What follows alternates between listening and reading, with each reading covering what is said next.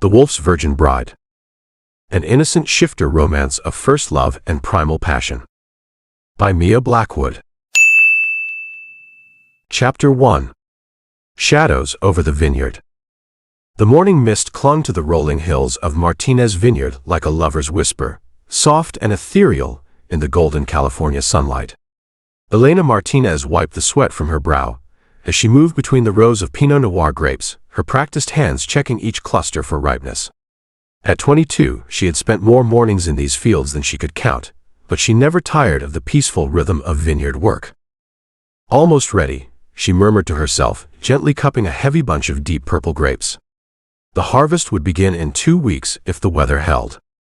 It was going to be a good year. She could feel it in the way the vines seemed to hum with life beneath her fingertips. Elena had always been sensitive to the land, able to sense when something was wrong with the soil or when the grapes needed more time to develop their full flavor. Her father called it intuition, but sometimes it felt like something deeper, something she couldn't quite name. The vineyard spoke to her in ways it didn't speak to others. The sound of heavy footsteps on gravel made her look up from her work. Her father, Santiago Martinez, was walking toward her through the rows, his weathered face grave with an expression she'd never seen before. At 55, he was still a handsome man with silver threading through his dark hair, but today he looked every one of his years and more. Papa. Elena straightened, brushing dirt from her hands on her work jeans. What's wrong? You look like someone died. Santiago stopped a few feet away, his calloused hands twisting the brim of his worn baseball cap. Mia, we need to talk. There's something I should have told you years ago. A chill ran down Elena's spine, despite the warm morning air. Her father was many things, sometimes too trusting, occasionally stubborn, often absent-minded about business matters, but he was never serious like this. Never afraid. What is it? She asked, setting down her pruning shears. Not here. Santiago glanced around the vineyard, as if expecting to see someone watching them from behind the vines. Tonight. After dinner. There are things you need to know about our family, about this land, about... He stopped, shaking his head. Just trust me, Mia. We'll talk tonight. Elena watched her father walk back toward the house, his shoulders bent under some invisible weight. A knot of anxiety formed in her stomach, but she forced herself to return to her work. Whatever was troubling him could wait until evening. The grapes wouldn't harvest themselves. The rest of the day passed in a haze of routine tasks.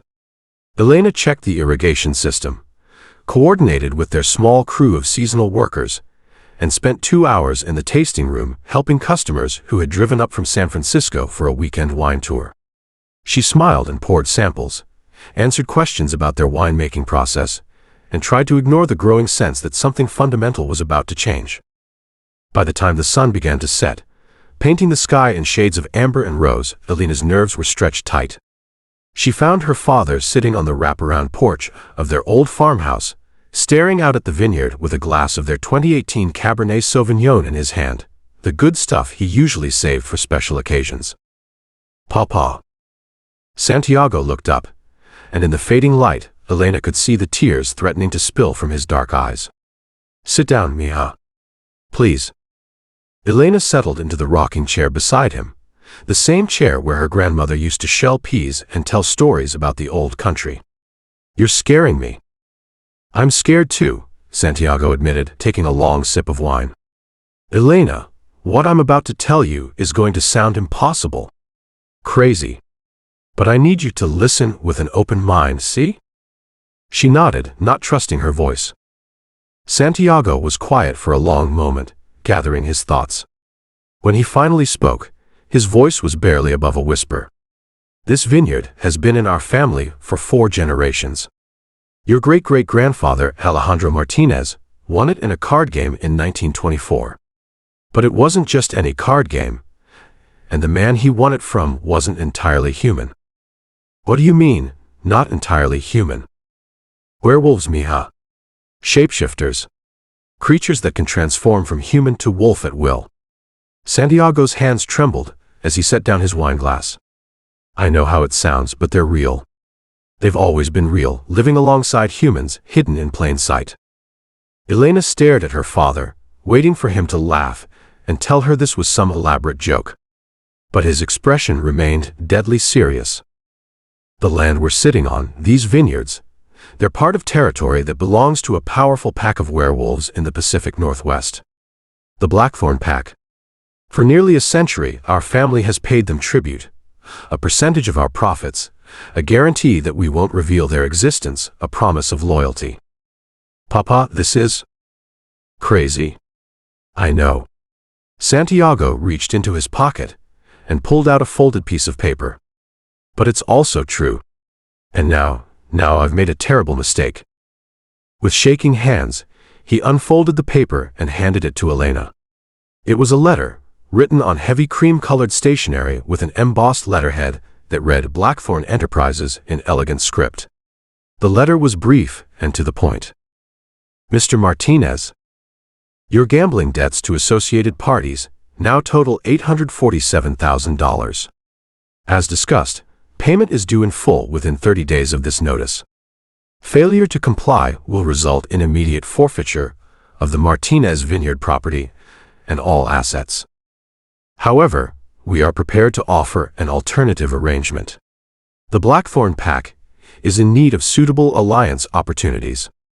Your daughter Elena would make an acceptable bride for our alpha, Caine Blackthorne. This union would satisfy all outstanding debts and secure your family's continued prosperity. You have until the new moon, October 15th, to provide your answer. Respectfully, Luna Victoria Blackthorne, Pack Administrator.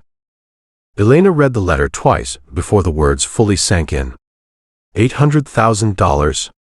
Papa, how could you possibly owe that much money? Santiago buried his face in his hands. The casino, the poker games, the horses. It started small, just a few hundred here and there when we had bad harvest years.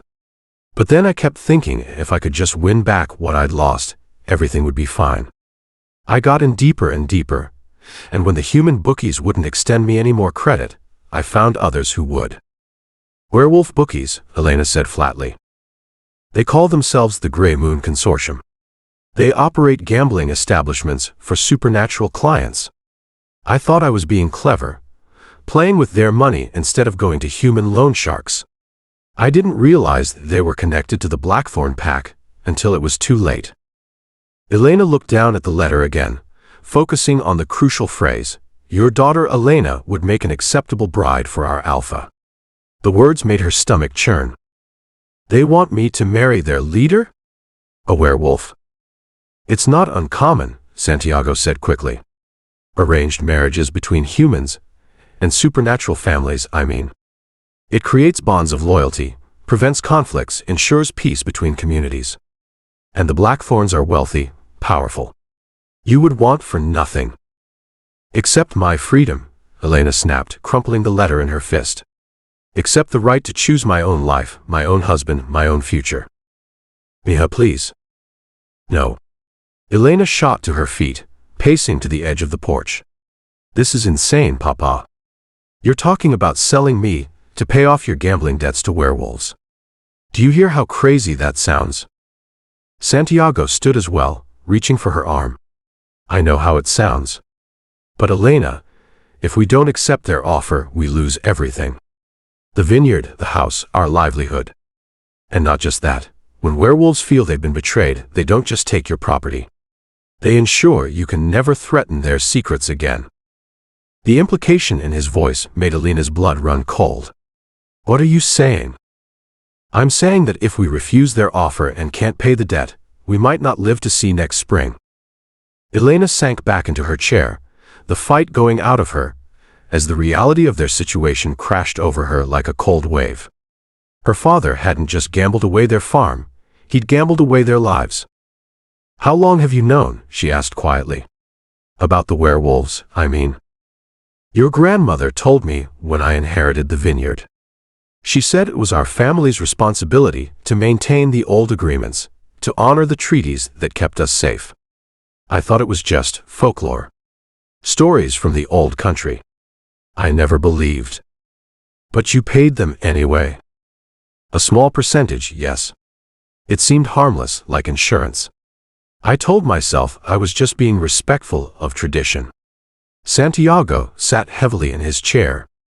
I never thought they were real, until the night they came to collect my gambling debt. When I saw Marcus Chen shift from man to wolf right in front of me. Elena felt the world tilt around her. Everything she thought she knew about reality had just been turned upside down. Werewolves were real. Her family had been connected to them for decades. And now she was expected to marry one to save their lives. "What's he like?" she heard herself ask. "This Alpha Blackthorne?" Santiago was quiet for a long moment. "I've never met him personally, but I've heard stories. He's young for an alpha, only 29, but he's been leading the pack since his father's death 5 years ago. They say he's intelligent, fair, but absolutely ruthless when it comes to protecting his people." "And you want me to marry him?" "I want you to have a choice," Santiago said firmly. "That's why I'm telling you all this. We have 2 weeks to decide. I won't force you into anything, mija. If you say no, we'll find another way. Somehow." Elena looked out at the vineyard, at the rows of vines her family had tended for generations. The grape clusters hung heavy and ready for harvest, full of potential waiting to be realized. In 2 weeks, they should be celebrating another successful growing season. Instead, they were facing the possible end of everything. 2 weeks, she repeated. The new moon is October 15th. They'll come for our answer then. Elena closed her eyes, trying to process everything her father had told her. Werewolves. Arranged marriages. An alpha who held their lives in his hands. It was like something out of a fantasy novel, not her real life. But as she sat there in the gathering darkness, she realized there was a part of her that wasn't entirely surprised. The strange sensitivity she'd always felt to the land, the way she seemed to know things she shouldn't know, the dreams she sometimes had of running through forests under the full moon. Maybe there had always been signs that her world was more than it appeared. "Papa," she said finally, opening her eyes to meet his worried gaze. "Tell me everything. If I'm going to make this choice, I need to know exactly what I'm choosing between." Santiago nodded, relief evident on his weathered face. "It started with your great-great-grandmother, Isabella Martinez. She was the one who first made contact with the pack. As her father began to tell the full story of their family's connection to the supernatural world, Elena found herself thinking about the letter still clutched in her hand. Somewhere in the Pacific Northwest there was a man, a werewolf, who might become her husband. A stranger who could save her family or destroy them with a single decision. The thought should have terrified her. Instead, she felt a strange flutter of something that might have been anticipation. In 2 weeks, her life would change forever. The only question was whether that change would be her choice or someone else's.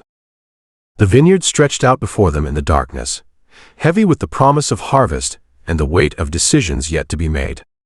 And for the first time in her life, Elena Martinez wondered if the quiet, predictable world she'd always known was about to become something far more dangerous and far more extraordinary.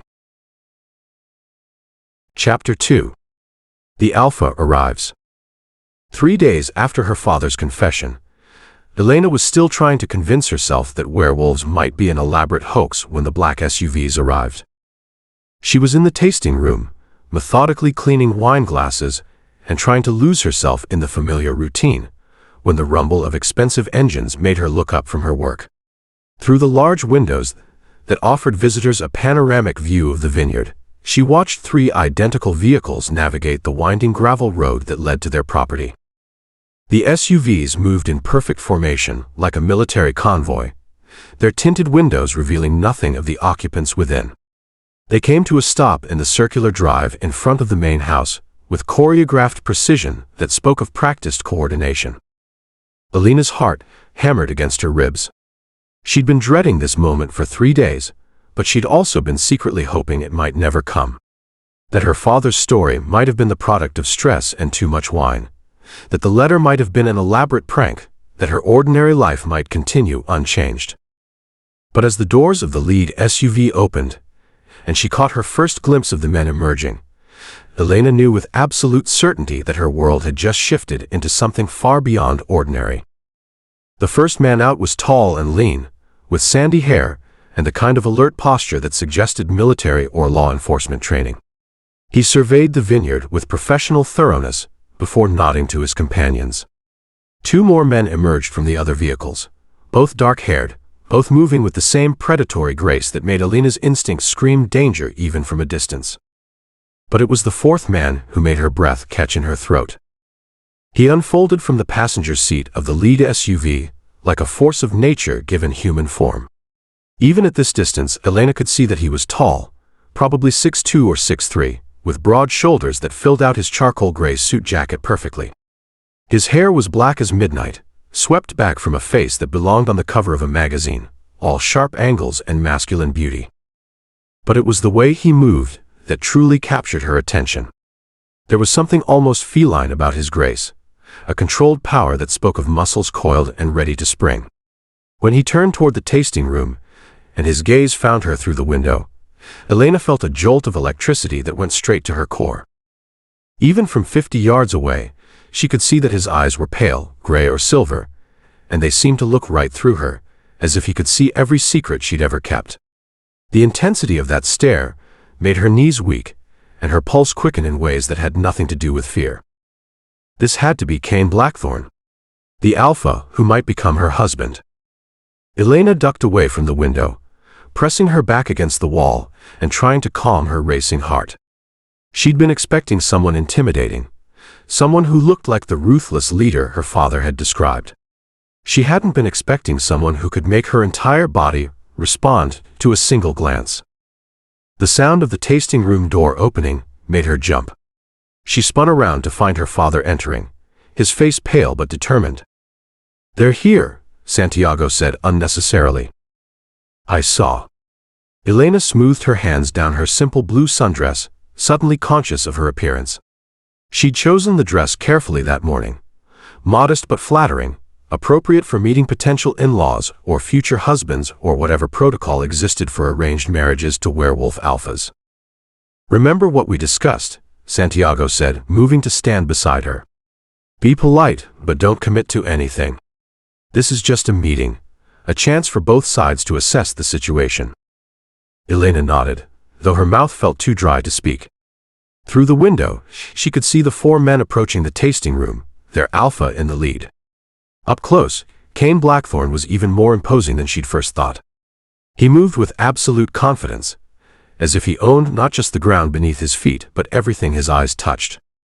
The door opened, and Elena's world changed forever. The first thing that hit her was his scent, pine and leather and something unmistakably masculine that made her wolf. Wait. Her wolf. The thought came out of nowhere, along with an inexplicable urge to step closer to this stranger, to breathe deeper, to somehow get more of whatever it was about him that made every nerve ending in her body sit up and take notice. "Mr. Martinez." Caine's voice was deep and rich, with just a hint of gravel that spoke of authority and command. "Thank you for agreeing to meet with us." "Mr. Blackthorne." Santiago stepped forward, extending his hand. "Welcome to Martinez Vineyard." Elena watched the two men shake hands, noting how her father had to look up to meet the alpha's eyes, how Caine's grip seemed to dwarf Santiago's work-worn hand. Everything about the werewolf spoke of power, barely held in check. "And you must be Elena."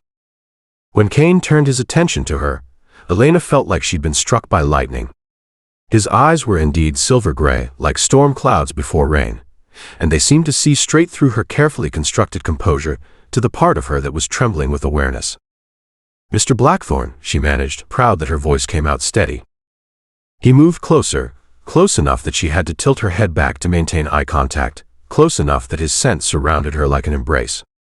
When he extended his hand, Elena hesitated for just a moment before placing her smaller hand in his. The contact was electric. The moment their skin touched, Elena felt a jolt of sensation that raced up her arm and straight to her heart. Caine's eyes widened slightly, as if he'd felt it too, and his grip tightened fractionally before he released her. "It's a pleasure to meet you," he said, and something in his tone suggested he meant it more than mere politeness would require. These are my associates, Caine continued, gesturing to the men who'd accompanied him. Marcus Chen, my second-in-command. The sandy-haired man stepped forward with a polite nod. And David and Samuel Torres, my security team. The dark-haired men remained by the door, their postures relaxed but alert. Elena had the distinct impression that they could move from casual to lethal in the space of a heartbeat. Perhaps we could sit down, Santiago suggested, gesturing toward the seating area where they usually conducted wine tastings for small groups. Elena, would you mind bringing some refreshments? It was clearly a dismissal, an attempt to handle the business aspects of this meeting without her direct involvement. Elena bristled at being relegated to hostess duty when her future was the topic of discussion. Actually, Caine said smoothly, I'd prefer if Elena joined us. This concerns her more than anyone else after all. The way he said her name, with just the slightest emphasis on each syllable, made her shiver. But she was grateful for his intervention, even if his motives were purely practical. They arranged themselves around the small seating area, Elena and her father on one side, Caine and Marcus on the other. The Torres brothers remained standing, positioned where they could watch both the interior of the room and the approaches from outside. I assume your father has explained the situation, Caine said, his attention focused entirely on Elena. The circumstances that brought us here. He has. Elena lifted her chin, meeting his gaze directly. Though I have to admit, I'm still processing the idea that werewolves exist. A small smile curved Caine's lips, the first hint of warmth she'd seen from him. That's understandable. Most humans prefer to believe we're myths and legends. It makes their world feel safer, more predictable. And is it? Safer, I mean. For humans who honor the old agreements and respect our boundaries? Generally, yes. We have no desire to interfere in human affairs any more than necessary. We simply want to live our lives and protect our families, same as anyone else. Elena studied his face, looking for signs of deception. But his expression was open, honest, and something about his steady gaze made her believe he was telling the truth. Tell me about your pack, she said, ignoring her father's sharp look. If I'm going to consider this arrangement, I need to understand what I'd be joining. Caine leaned back in his chair, his posture becoming slightly less formal. The Blackthorne pack consists of roughly 200 members spread across Washington State and Northern Oregon. We own several legitimate businesses, timber, real estate, security consulting, which provide both income and cover for our activities. And your activities are? Protecting our territory, maintaining the balance between supernatural and human communities, and ensuring the safety of our pack members. We're not the monsters that human folklore paints us as, Elena. We're people who happen to have a dual nature. The way he said her name again made her stomach flutter. There was something intimate about it, as if they were sharing a secret. What would be expected of me? She asked. As your wife. The word felt strange on her tongue, especially when applied to this powerful stranger who made her pulse race just by looking at her. You would be Luna of the pack, Caine said seriously. A leadership position, not just a ceremonial role. You'd help guide pack decisions, resolve disputes, provide counsel to members in need. It's a position of respect and responsibility. And the personal side of the marriage? Elena felt her cheeks warm as she asked the question, but she needed to know what would be expected of her in private as well as in public. Caine's silver eyes darkened slightly. I won't lie to you, Elena. I hope that in time, we might develop genuine feelings for each other. But I would never force my attentions on an unwilling partner. Any physical relationship between us would progress at your pace, according to your comfort level. The tension in Elena's shoulders eased slightly. She'd been afraid he might expect immediate intimacy, that she'd be nothing more than a bought bride, expected to perform certain duties. His assurance that he would respect her boundaries made the prospect of marrying him seem less terrifying, though no less overwhelming. I'd like to speak with Elena privately, Caine said suddenly, turning to Santiago. If that's acceptable to both of you. Santiago looked uncertain, but Elena found herself nodding before he could object. "It's fine, Papa. We can walk through the vineyard." Marcus, David, and Samuel exchanged glances, but didn't object when Caine stood and offered Elena his arm. The gesture was old-fashioned, courtly, and it sent another flutter of awareness through her as she accepted his escort. They walked in silence through the tasting room and out onto the wraparound porch, Elena acutely conscious of Caine's hand covering hers where it rested on his arm. He was warm, she realized, almost feverishly so, and she wondered if that was a werewolf trait or just his natural body temperature. "Your vineyard is beautiful," Caine said as they descended the porch steps and headed toward the rows of grapevines. "Thank you. It's been in my family for 4 generations." Elena felt some of her tension ease as they moved into familiar territory. "These are our Pinot Noir vines. We're expecting an excellent harvest this year. You love it here." It wasn't a question, and Elena found herself looking up at him in surprise. "How do you know?" "The way you talk about it. The way you move through the space like you're part of it. This place is part of your soul." His observation was so accurate, it took her breath away. "It is. I can't imagine living anywhere else." "You wouldn't have to," Caine said quietly. "If you accept my proposal, you could keep the vineyard. Run it as you see fit, visit whenever you wanted. It would remain yours." Elena stopped walking, turning to face him fully. "Why? Why would you offer that when you could just take the land anyway?" Caine was quiet for a moment, his silver eyes searching her face. "Because I've watched you for the past 10 minutes, and I can see that taking you away from this place would be like caging a wild bird. You'd survive, but you'd never truly thrive." "You've known me for 10 minutes, Elena pointed out. "How could you possibly know what I need to thrive?" "Because I recognize something in you," Caine said, stepping closer. "A connection to the land, to the natural world, that goes deeper than most humans experience." "You're not entirely human, are you, Elena?" The question hit her like a physical blow. "What do you mean?" "I can smell it on you. Something wild, something that calls to the wolf in me. You have supernatural heritage, even if you don't know it yet." Elena's heart hammered against her ribs. "That's impossible." "Is it?" Caine reached up, his fingers barely grazing her cheek. "Haven't you always felt different? More connected to nature than other people? Haven't you always sensed things others couldn't?" Elena thought about her uncanny ability to know when the grapes were ready, her sensitivity to the vineyard's moods, the dreams of running through forests that felt more like memories than fantasies. "I don't understand," she whispered. "Neither do I, completely," Caine admitted. "But I'd like the chance to help you figure it out. To help you understand what you are, what you could become." They stood there in the gathering twilight, surrounded by grapevines heavy with fruit, and Elena felt the pull of something she couldn't name.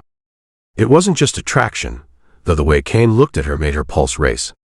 It wasn't just curiosity, though she found herself desperate to know more about his world. It was something deeper, more primal, like a recognition that went bone deep. "If I said yes," she said carefully, "what would happen next?" "We'd be married within the month," Caine said. "A ceremony that honors both human and pack traditions. You'd come to live with me in Washington, begin learning about pack life and your role as Luna. And we'd take time to get to know each other properly." "And if I said no?" Caine's expression grew grave. "I'd honor your decision. But your father's debts would still need to be addressed, and I can't guarantee that other members of my pack would be as understanding about the situation." The threat was subtle but clear. Refuse him, and she'd be putting not just herself but her father at risk. "This is happening very fast," Elena said. "I know. And I'm sorry for that. But Elena..." Caine stepped closer, close enough that she could feel the heat radiating from his body. "I want you to know that this isn't just a business arrangement for me. Not anymore." "What do you mean?" "I mean that I've never met anyone who affected me the way you do. I came here expecting to negotiate a marriage of convenience. Instead, I find myself hoping for something real." Elena's breath caught.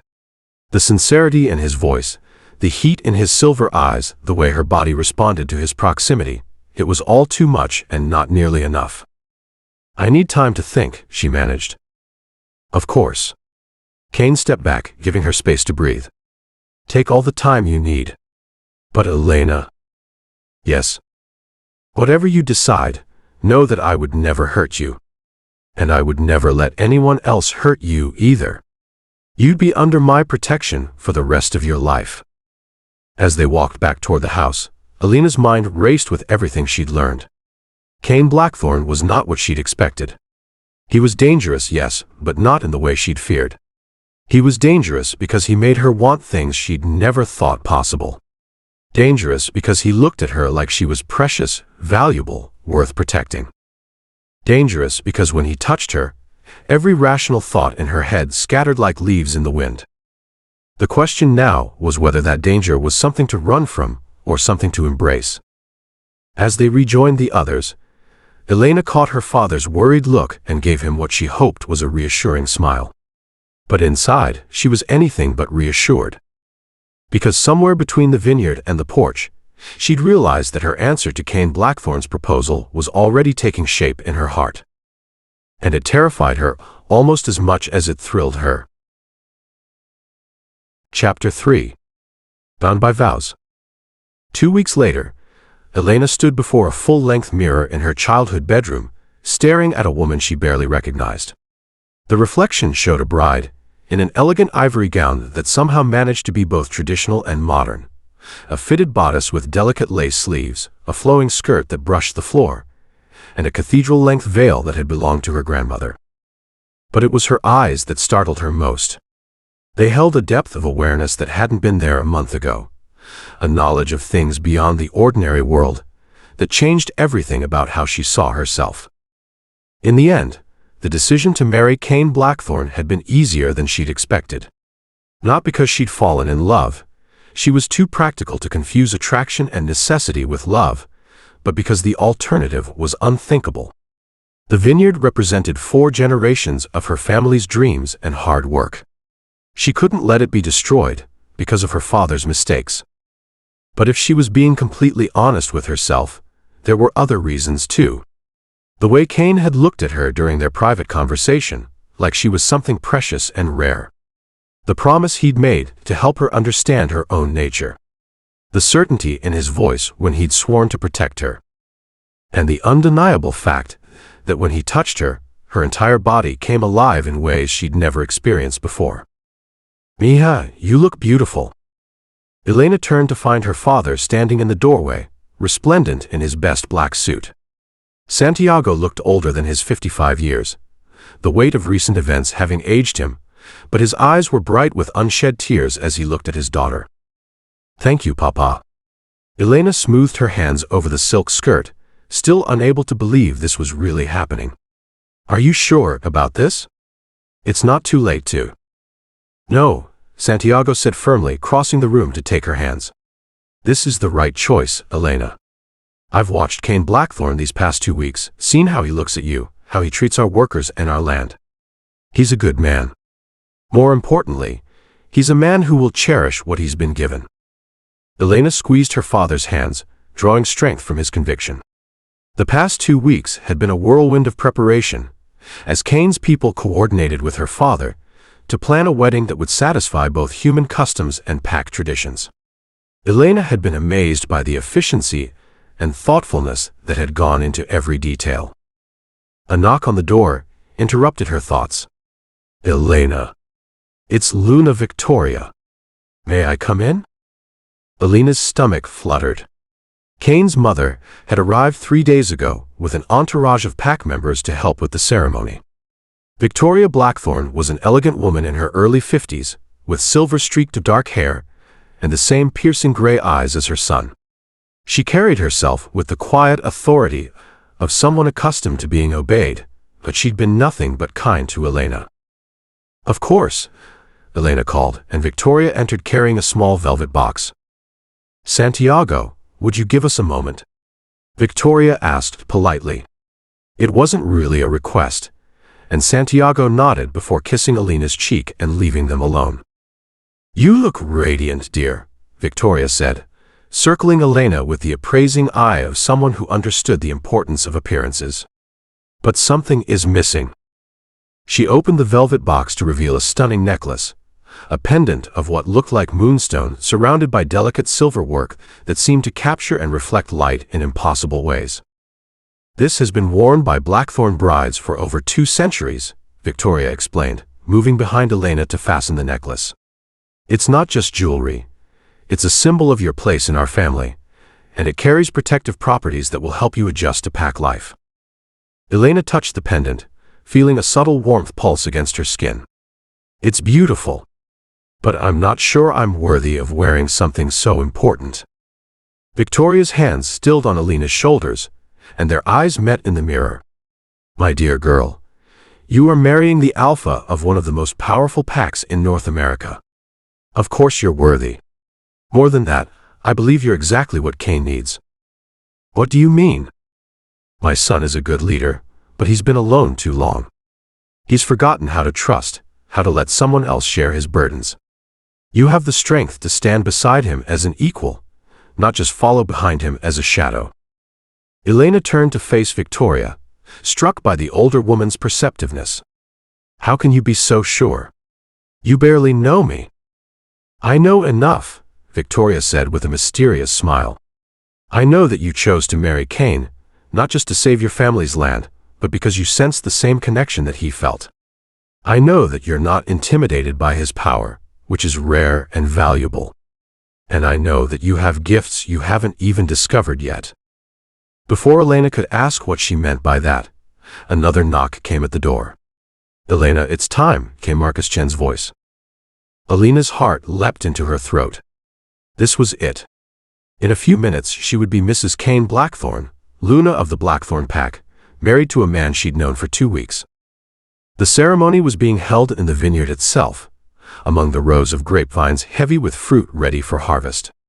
It had been Caine's suggestion, a way to honor Elena's connection to the land and ensure that the marriage began in a place of power and fertility. As Elena walked down the makeshift aisle between the vines, her father's arm steady beneath her hand, she was struck by how perfectly the two worlds had blended. The decorations were elegant but natural, white flowers and greenery that complemented rather than competed with the vineyard's beauty. The guests were an interesting mix of Elena's human friends and neighbors, alongside pack members who looked like they'd stepped out of a magazine spread. But it was Caine who captured her complete attention. He stood at the altar that had been erected at the end of the vineyard row, wearing a perfectly tailored black tuxedo that emphasized his tall, powerful frame. His dark hair was swept back from his face, and his silver eyes never left hers as she approached. But it was the expression on his face that made her breath catch, a combination of awe, desire, and something that looked almost like reverence. He looked at her like she was a miracle he hadn't dared to hope for. The ceremony itself was unlike anything Elena had ever witnessed. The officiant was an elderly man named Father Matthias, who apparently served as spiritual advisor to several supernatural communities. He began with traditional wedding vows, but seamlessly incorporated elements that Elena was beginning to recognize as pack customs. "Do you, Caine Blackthorne, Alpha of the Blackthorne pack, take Elena Martinez as your mate and Luna, to protect and cherish, to honor and respect, to stand beside in all things from this day forward?" "I do," Caine said, his voice carrying clearly through the vineyard. When he spoke the words, Elena felt something shift in the air around them, as if the very atoms were rearranging themselves to accommodate this new bond. "Do you, Elena Martinez, accept Caine Blackthorne as your mate and alpha, to support and challenge, to trust and stand with, to join your strength to his from this day forward?" Elena's throat felt dry, but her voice was steady when she answered, "I do." Father Matthias smiled and gestured for them to join hands. "The rings, please." Marcus stepped forward with the rings, simple bands of white gold that had been crafted specially for the ceremony. But as Caine slipped the ring onto Elena's finger, she felt a jolt of electricity that had nothing to do with the metal and everything to do with the man placing it there. By the power vested in me by both human law and pack tradition, Father Matthias intoned, I now pronounce you husband and wife, Alpha and Luna. You may kiss your bride. Caine stepped closer, his hands coming up to frame Elena's face with infinite gentleness. Are you ready for this? He asked quietly, for her ears alone. Elena nodded, not trusting her voice, and Caine lowered his head to capture her lips in a kiss that was both tender and claiming. The moment their mouths touched, Elena felt something fundamental shift inside her, as if puzzle pieces were clicking into place. The world around them seemed to fade away, until there was nothing but the warmth of his lips, the strength of his hands, and the absolute rightness of being in his arms. When they finally broke apart, Elena was dimly aware of applause and cheering from their guests, but most of her attention was focused on the man who was now her husband. Caine's eyes had darkened to the color of storm clouds, and she could see her own wonder reflected in their depths. Hello, wife, he murmured, and the word sent a shiver of awareness through her. Hello, husband, she replied, testing out the unfamiliar term. The reception was a blur of congratulations, dancing, and toasts. Elena found herself swept from conversation to conversation, introduced to pack members whose names she tried desperately to remember, and pulled onto the dance floor more times than she could count. But through it all, she was constantly aware of Caine's presence, the way his eyes tracked her movements, the possessive way his hands settled on her lower back whenever he was near. As the evening wore on, and the celebration began to wind down, Elena felt her nervousness returning. The party was ending, which meant it was almost time for her wedding night. She'd been trying not to think about it all day, but now that the moment was approaching, her stomach was tied in knots. She was 22 years old, and had never been with a man in any meaningful way. A few stolen kisses in high school, some awkward fumbling on dates that had never gone beyond second base, that was the extent of her experience. And now she was expected to share a bed with Caine Blackthorne, a man who practically radiated sexuality and confidence. Ready to go home. Caine's voice in her ear made her jump. He'd appeared beside her with that silent grace she was beginning to associate with him, and his presence immediately made her pulse quicken. Home. Elena repeated, then remembered that she would no longer be living at the vineyard. Home was now wherever Caine lived, somewhere in Washington state that she'd never seen. We'll be flying to Seattle tonight, Caine explained, his hand settling on her lower back in that possessive gesture she was coming to recognize. The estate is about an hour's drive from there. Elena nodded, though the thought of leaving California, leaving the only home she'd ever known, made her throat tight with emotion. She spent the next 20 minutes saying goodbye to friends and neighbors, accepting their congratulations and well wishes, trying not to cry when she hugged her father. I'm proud of you, mija, Santiago whispered in her ear. And I love you. This isn't goodbye forever, just goodbye for now. Elena clung to him for a moment longer than strictly necessary, breathing in the familiar scent of his cologne, and the vineyard that always seemed to cling to his clothes. When she finally pulled away, she was surprised to find tears on his cheeks too. The flight to Seattle was conducted in relative silence, Elena staring out the window of Caine's private jet while he worked on a laptop beside her. She was grateful for the quiet time to process everything that had happened, but she was also acutely aware of her new husband's presence beside her. Every shift of his body, every breath he took, seemed to register in her consciousness. The drive from the airport to the Blackthorne estate took them through increasingly rural landscapes, dense forests, giving way to manicured grounds that spoke of wealth and privacy. When they finally turned into a gated driveway, and Elena caught her first glimpse of her new home, she couldn't help but gasp. The Blackthorne estate was magnificent, a sprawling modern lodge that seemed to grow out of the mountainside itself, all natural stone and timber and huge windows that reflected the moonlight. It was easily 3 times the size of her family's farmhouse, and the grounds stretched away into darkness that seemed to go on forever. What do you think? Caine asked as their driver pulled up to the front entrance. It's beautiful, Elena said honestly. And enormous. Caine chuckled, the first truly relaxed sound she'd heard from him all day. It has to be. It houses not just my immediate family, but also serves as pack headquarters. We have meetings here, celebrations, gatherings of all kinds. It's designed to accommodate a lot of people. Staff members appeared to handle their luggage, greeting Caine with obvious respect and warmth. Elena was introduced to Mrs. Chen, the housekeeper, and Marcus's mother, she learned, who welcomed her with genuine kindness. "Your suite is ready, Luna," Mrs. Chen said, and Elena nearly stumbled over the title. She was going to have to get used to being called that. "I've put some refreshments in the sitting room, in case you're hungry after the journey." "Thank you," Elena managed, and allowed herself to be escorted through the lodge's impressive interior. Her new home was a study in rustic elegance, with soaring ceilings, massive stone fireplaces, and artwork that celebrated the natural beauty of the Pacific Northwest. It felt both grand and welcoming, formal enough for pack business but comfortable enough for daily life. Their suite was on the 3rd floor, accessed by a private staircase that Elena suspected was designed to give the alpha and his mate privacy from the rest of the household. When Mrs. Chen opened the door and stepped aside, Elena found herself looking at accommodations that were larger than her entire bedroom back home.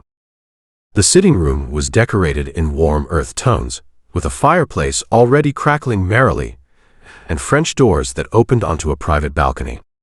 Through an archway, she could see a bedroom dominated by an enormous 4-poster bed that made her stomach flutter with nervous anticipation.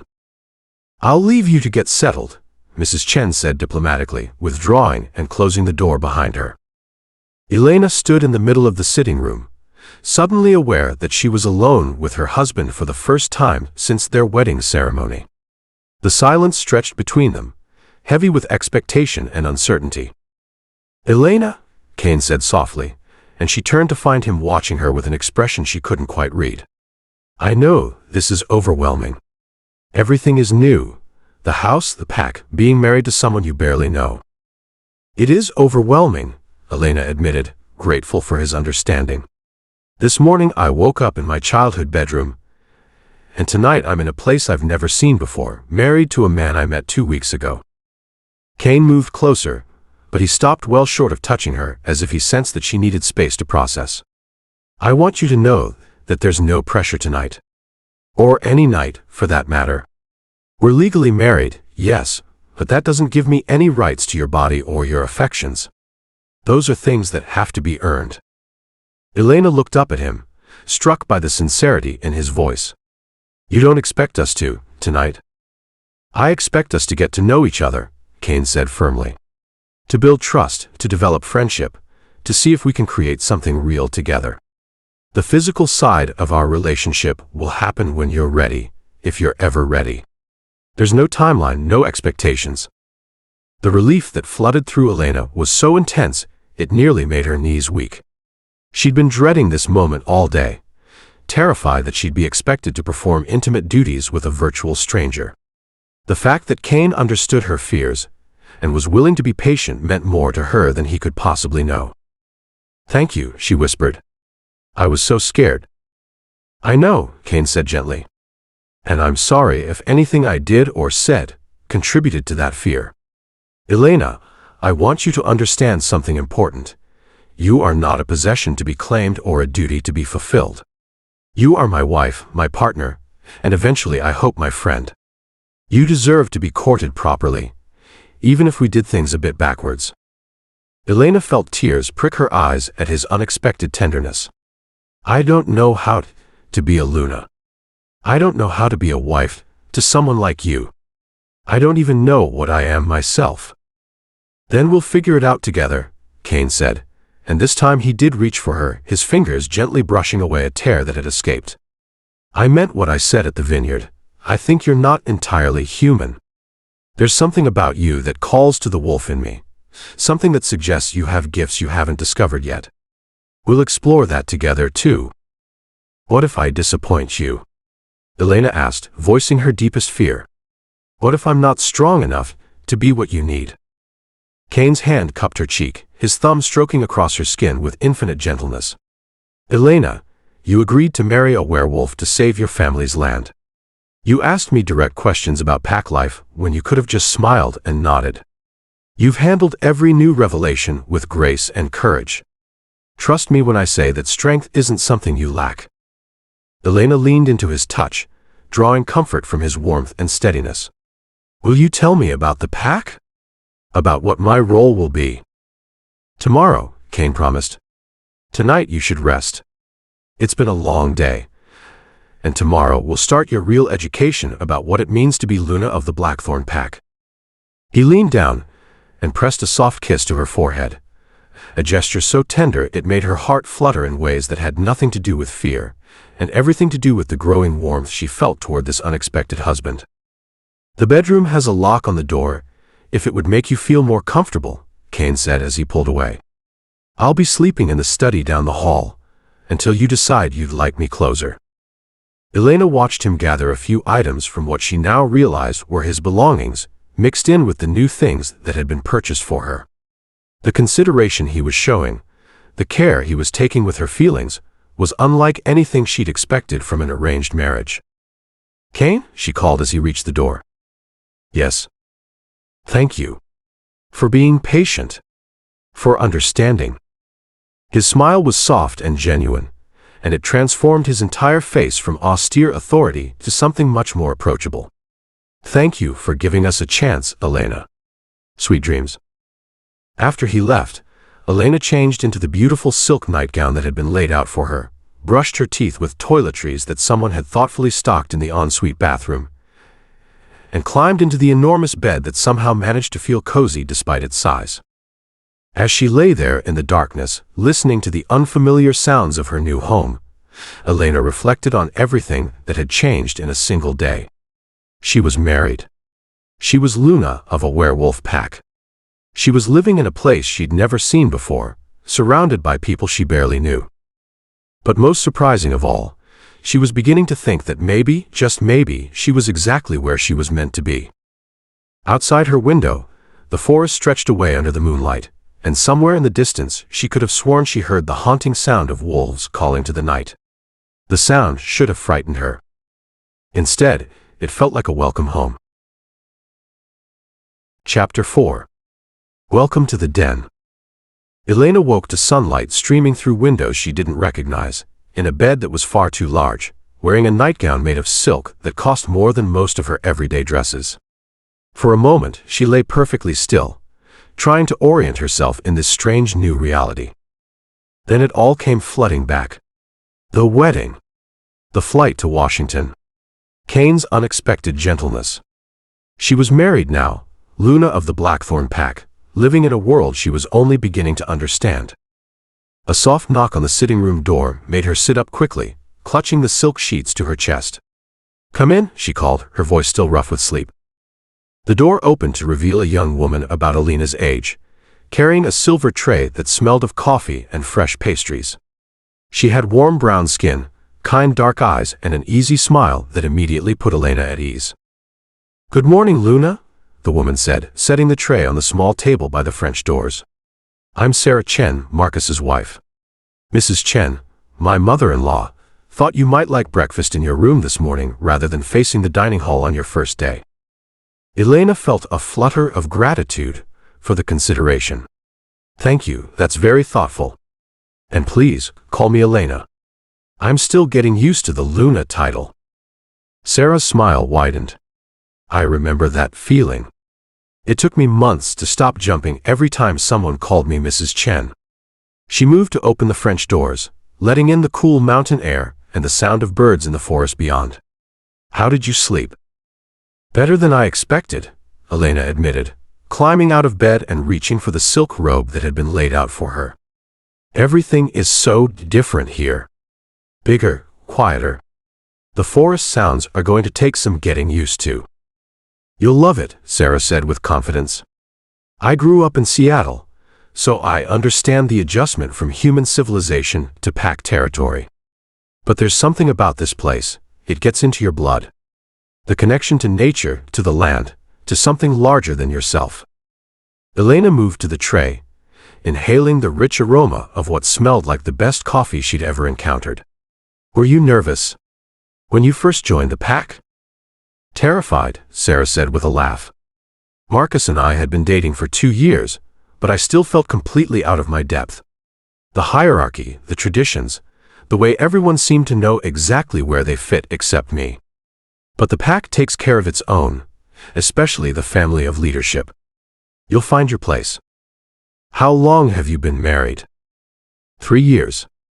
Marcus was Caine's best friend long before he became his beta, so I had the advantage of knowing some of the pack members socially before the relationship got serious. You're jumping in at the deep end, but that's not necessarily a bad thing. Sometimes it's easier to establish your own identity when you're not trying to live up to existing relationships. Elena sipped her coffee, which was indeed the best she'd ever tasted, and considered Sarah's words. What's expected of me?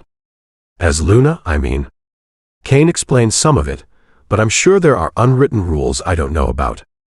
The most important thing to remember is that Luna isn't just a title, it's a job, Sarah said, settling into the chair across from Elena.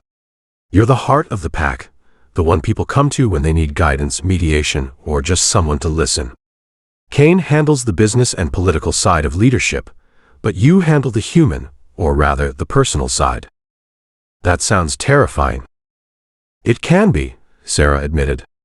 But you have good instincts, I can tell just from talking to you for 10 minutes. Trust those instincts, and don't be afraid to ask for help when you need it.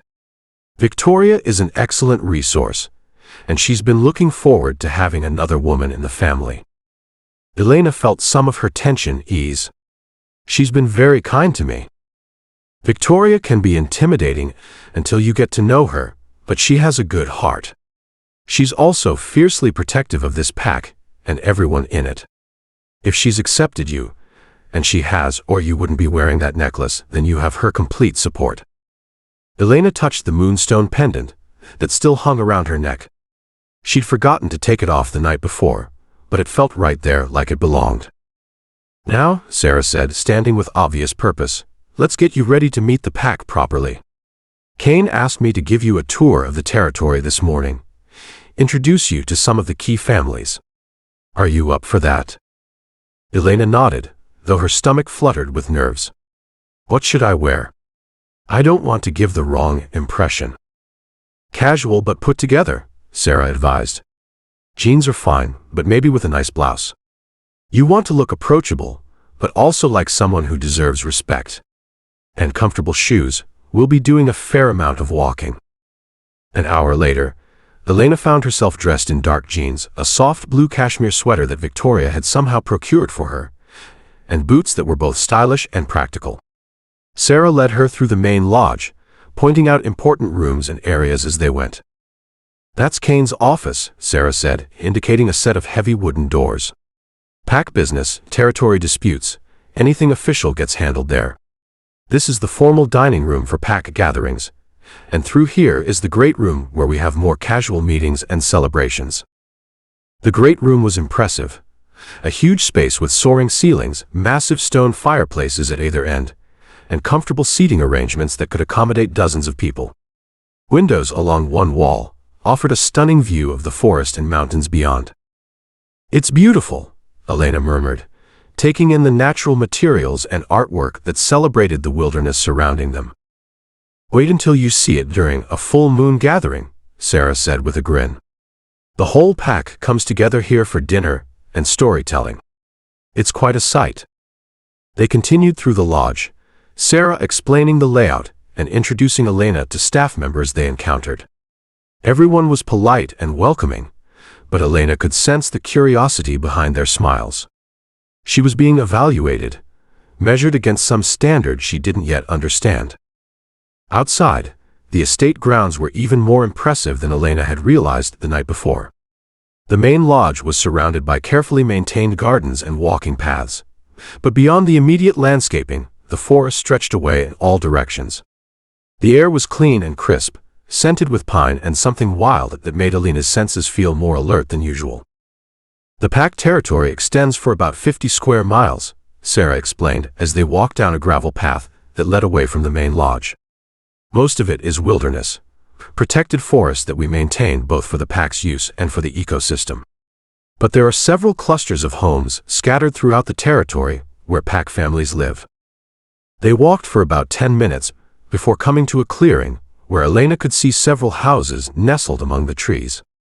They were built in the same style as the main lodge, natural materials that blended with the environment, but were clearly designed as family homes rather than the grand scale of pack headquarters. "This is the first residential area," Sarah said. "Mostly families with young children live here, because it's close to the main lodge but still private. We have a pack school for the kids, along with regular interaction with the human school system in town." Elena was struck by how normal it all seemed. Children's voices carried from somewhere among the trees, and she could see playground equipment and what looked like a community garden. It was like any other neighborhood, except for the subtle wildness that seemed to permeate everything. "Elena, there you are." They turned to see Marcus Chen, approaching with another man Elena didn't recognize. Marcus looked comfortable and confident in casual clothes, but Elena could see the alert posture that spoke of someone always ready for action. The man with him was younger, maybe mid-20s, with sandy brown hair and an eager expression. "Elena, this is Jake Morrison, one of our junior pack members," Marcus said by way of introduction. "Jake, this is Luna Elena." "It's an honor to meet you, Luna," Jake said, and Elena was surprised when he actually bowed slightly. The gesture seemed genuinely respectful rather than mocking, but it made her uncomfortable nonetheless. "Please, just Elena," she said quickly. "I'm still getting used to all the formality." "Jake was actually hoping to speak with you," Marcus said with an expression that suggested this had been planned. "He's been having some difficulties that might benefit from Luna counsel." Elena felt a flicker of panic. She'd been Luna for less than 24 hours, and someone already wanted her guidance. "I'm not sure I'm qualified to give counsel about anything yet." "Luna wisdom isn't about experience," Sarah said gently. "It's about perspective and compassion. Just listen to what Jake has to say, and trust your instincts." Jake looked nervous but determined. "It's about my girlfriend, Luna. Megan. She's human, and she doesn't know about what we are. We've been together for 8 months, and I'm in love with her, but I don't know how to tell her the truth. I'm scared she'll run, but I'm also scared that keeping the secret is making our relationship a lie." Elena considered his words, thinking about her own recent introduction to the supernatural world. How do you think she'd react if she found out from someone else? Or if she discovered it accidentally? "Badly," Jake admitted. "She'd feel betrayed that I'd been lying to her all this time." "But you weren't lying," Elena pointed out. "You were protecting both her and the pack by keeping the secret until you were sure about your feelings. That's not the same as lying." "How do I tell her, though? How do I even start that conversation?" Elena thought about her father's awkward revelation about werewolves, how surreal and impossible it had seemed. Start with the things she already knows are true about you. That you love her, that you'd never hurt her, that she's safe with you.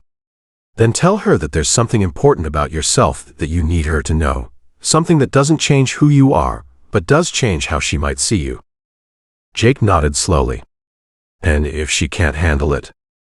"Then she's not the right person for you," Elena said with more confidence than she felt.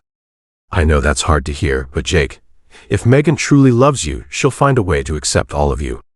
And if she can't, then you deserve someone who can." Marcus and Sarah exchanged a look that suggested they approved of her response, and Jake's expression brightened considerably. "Thank you, Luna," he said with obvious relief. "That actually helps a lot." As Jake headed back toward the houses, Marcus turned to Elena with something that looked like approval. "That was well done. You have good instincts for this." "I just told him what I would want to hear in his situation," Elena said, though she felt a warm glow at the praise. "That's exactly what makes a good Luna," Sarah said. "The ability to put yourself in someone else's position and respond with empathy." They continued their tour, visiting 2 more residential clusters and meeting dozens of pack members. Elena was struck by the diversity. Families with children, young couples, older members who seemed to serve as community elders. Everyone was polite and welcoming, but she could sense the undercurrent of curiosity and evaluation that followed her everywhere. It was at the 3rd cluster of homes that Elena experienced something that changed her understanding of pack life completely. They were standing in a communal area where several pack members were working in what looked like a large vegetable garden when a commotion broke out near the tree line. Elena heard raised voices, then saw a group of teenagers emerge from the forest, two of them supporting a third who was clearly injured. "What happened?" Marcus called, immediately moving toward the group with Sarah and Elena following. "Training accident," one of the teens said, his face pale with worry. "Tommy tried to shift back too fast and something went wrong. His shoulder is really messed up." Elena looked at the injured boy, Tommy, who couldn't have been more than 16, and saw that his left shoulder was definitely displaced, probably dislocated. But what made her gasp was that his arm wasn't entirely human. The limb was stuck somewhere between human and wolf form, with patches of fur and claws that looked painful and wrong. "Oh God," Elena whispered, taking a step back instinctively. "Partial shift," Marcus explained grimly, moving to examine Tommy. "It happens sometimes with young pack members who are still learning control. Usually during times of stress or when they try to change too quickly." Elena watched in fascination and horror as Marcus placed his hands on Tommy's shoulder, his own form seeming to blur slightly around the edges. She could see muscle and bone shifting beneath his skin, though he remained essentially human in appearance. "I need you to relax," Marcus told Tommy, his voice carrying an authority that made everyone in the area go still. "Don't fight the shift or try to force it. Just breathe and let your body find its natural state." "It hurts," Tommy whimpered, and Elena's heart clenched at the pain in his young voice. "I know. But fighting it will only make it worse. Trust me." Elena found herself moving closer despite her initial shock, drawn by the boy's distress. "Is there anything I can do to help?" Marcus glanced at her, and she was surprised to see something that looked like speculation in his expression. "Actually, yes. Put your hand on his uninjured shoulder. Sometimes Luna presence can help young pack members find their center during difficult shifts." Elena hesitated for only a moment before placing her hand gently on Tommy's right shoulder. The moment her skin made contact with his, she felt something strange happen. A warmth flowed from her hand into the boy, and she could somehow sense the turmoil in his body, the war between his human and wolf natures. Without conscious thought, she found herself sending calming energy toward him, a soothing presence that seemed to ease the conflict within his system. Tommy's breathing slowed, and gradually his partial shifted arm began to return to fully human form. "That's it," Marcus encouraged. "Just let it happen naturally." Within minutes, Tommy was completely human again, though his shoulder was still obviously dislocated. Marcus quickly popped the joint back into place with a move that made Elena wince, but Tommy's relief was evident. "Thank you," Tommy said to both Marcus and Elena, though his gaze lingered on Elena with something that looked like awe. "Luna, that was... I felt so much calmer when you touched me. How did you do that?" Elena stared at the boy, then at her own hand with complete bewilderment. "I don't know. I didn't do anything special." But Marcus and Sarah were looking at her with expressions that suggested otherwise. "Elena," Marcus said carefully, "have you ever experienced anything like that before? The ability to sense or influence someone else's emotional state?" Elena thought about her sensitivity to the vineyard, her ability to know when something was wrong with the land or the grapes. "Maybe. But I thought it was just intuition." "It might be more than that," Sarah said quietly. "Much more." As they walked back toward the main lodge, Elena's mind was spinning with questions. What had just happened with Tommy?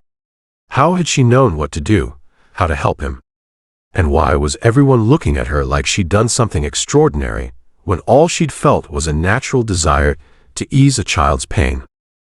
"We should talk to Victoria about this," Marcus said to Sarah, his voice low but not low enough that Elena couldn't hear. "If Elena has Luna gifts manifesting this early." "What kind of gifts?" Elena demanded, stopping in the middle of the path. "What aren't you telling me?" Marcus and Sarah exchanged a look, and Elena could see them having some kind of silent conversation. "Some Lunas," Sarah said finally, "have abilities beyond just leadership and wisdom.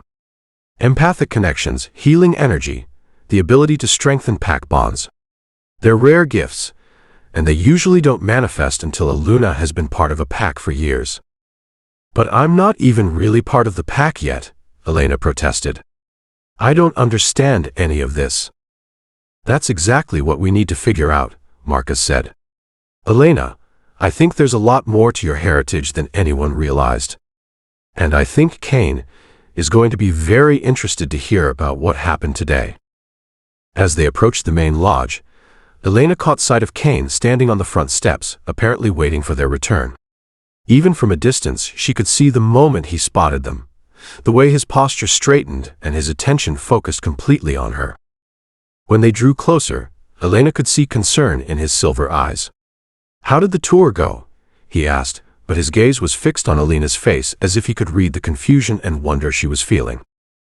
"Eventfully," Marcus said with meaningful emphasis. "We need to talk. All of us." Caine's expression grew more serious, and Elena felt a flutter of apprehension. Apparently, her first morning as Luna had raised more questions than it had answered. And something told her that the answers, when they came, were going to change everything she thought she knew about herself. Again. Chapter 5. Learning the Rules. Elena's second day as Luna began with a crash course in supernatural politics that made her head spin. Victoria sat across from her in the elegant morning room, a leather-bound notebook open between them, explaining pack hierarchy with the precision of a military strategist. Elena tried to focus on the information: Alpha, Luna, Beta, Enforcers, Guardians, pack members, but her mind kept wandering to the warmth spreading through her chest every time she heard Caine's voice drifting from his office down the hall. "The most important thing to remember," Victoria said, drawing Elena's attention back, "is that respect flows upward, protection flows downward. Every member of this pack has sworn an oath of loyalty to Caine, and by extension, to you. But with that loyalty comes responsibility." "What kind of responsibility?" Elena asked, absently turning her wedding ring around her finger. The white gold band felt strange and foreign, a constant reminder of how much her life had changed. Their safety, their well-being, their disputes, their heartbreaks. Victoria's silver eyes, so like her son's, held Elena's gaze. When pack members have problems they can't solve themselves, they come to their Luna. You become confessor, mediator, counselor, and sometimes disciplinarian. Elena's stomach knotted. What if I make the wrong decision? What if I mess up someone's life? Then you learn from it and do better next time. Victoria's tone was matter-of-fact. Leadership isn't about being perfect, Elena. It's about caring enough to try, being strong enough to admit mistakes, and being wise enough to ask for help when you need it. A sharp knock interrupted them. Marcus entered without waiting for permission, his usual easy demeanor replaced by something urgent and tense. "Victoria, Elena, we have a situation." His dark eyes flicked between them. "David Torres just brought in a rogue wolf found on our southern border. He's injured and claiming asylum." Elena watched Victoria's expression shift from maternal patience to alpha authority in the space of a heartbeat. This was what pack leadership looked like: constant vigilance, immediate decisions, the weight of other lives always pressing down.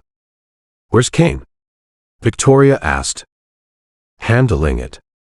But he asked for Elena to observe. Part of her education. Marcus's gaze settled on Elena with something that might have been sympathy. "Fair warning, this isn't going to be pleasant. Rogue wolves are usually running from something, and whatever they're running from often follows." Elena's pulse quickened. "What does that mean?" "It means," Victoria said, rising with fluid grace, "that your lessons just became practical rather than theoretical." They found Caine in what Marcus called the formal meeting room, a space Elena hadn't seen before. It was designed for intimidation: dark wood paneling, massive table, Caine's chair positioned like a throne at the head. He sat there now, every inch the alpha, his silver eyes cold as winter as he regarded the man kneeling on the floor before him. The rogue wolf was a mess. Blood matted his sandy hair, his clothes were torn, and Elena could smell infection and fear rolling off him in waves. But it was the desperation in his brown eyes that made her chest tighten with sympathy. "Start again," Caine said, his voice carrying absolute authority. "From the beginning. What pack did you belong to, and why are you no longer with them?" "Crescent Ridge Pack in Montana," the man gasped. "My name is Peter Kellaway. I was their tracker until 3 days ago." "And 3 days ago?" Peter's hands shook as he struggled to maintain his kneeling position. "I discovered something. Something I wasn't supposed to see. Alpha Reynolds was selling pack secrets to hunters. Human hunters who specialize in supernatural kills." Elena felt the temperature in the room drop 10 degrees. Around her, she sensed rather than saw the other pack members go deadly still. Even without understanding all the implications, she knew this was bad. Very bad. "That's a serious accusation," Caine said quietly, but there was steel beneath the calm tone. "Do you have proof?" "I saw the money change hands. Overheard them discussing planned raids on the Silver Moon Pack in Colorado." Peter swayed, clearly fighting to stay conscious. "When Reynolds realized I'd seen too much, he ordered my execution. I barely escaped." "Why come here?" Marcus asked from his position near the door. "Crescent Ridge territory is hundreds of miles away." "Because everyone knows the Blackthorne Pack protects those who can't protect themselves," Peter said, his gaze fixed on Caine. "Because your reputation for justice and honor reaches far beyond your borders." Elena watched her husband weigh the man's words, saw the calculation behind his silver eyes. This wasn't just about one rogue wolf seeking sanctuary. This was about pack politics, territorial disputes, and threats she was only beginning to understand. Elena. Her name, spoken in Caine's alpha voice, made her spine straighten. She realized he was looking at her expectantly, and panic fluttered in her chest. "What do your instincts tell you about this man?" Caine asked. "Is he telling the truth?" Every eye in the room turned to her. Victoria, Marcus, David Torres, standing guard at the door, and Peter himself, all waiting for her answer.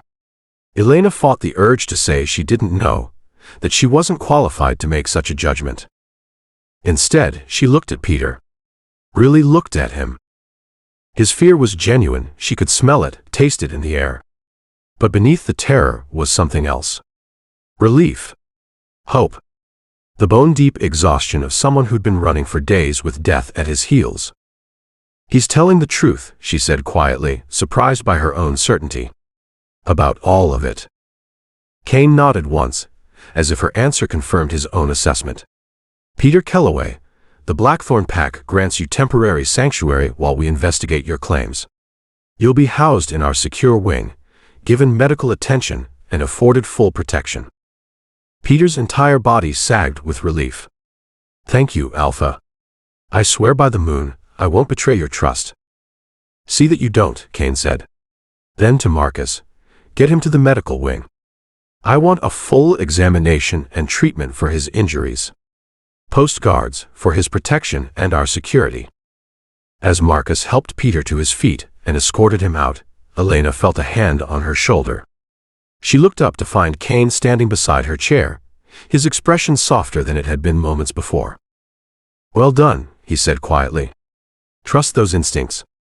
They're rarely wrong." "How could you tell I was right?" "Because I was watching your face when you made the assessment. You weren't guessing, you knew." His hand squeezed gently before dropping away.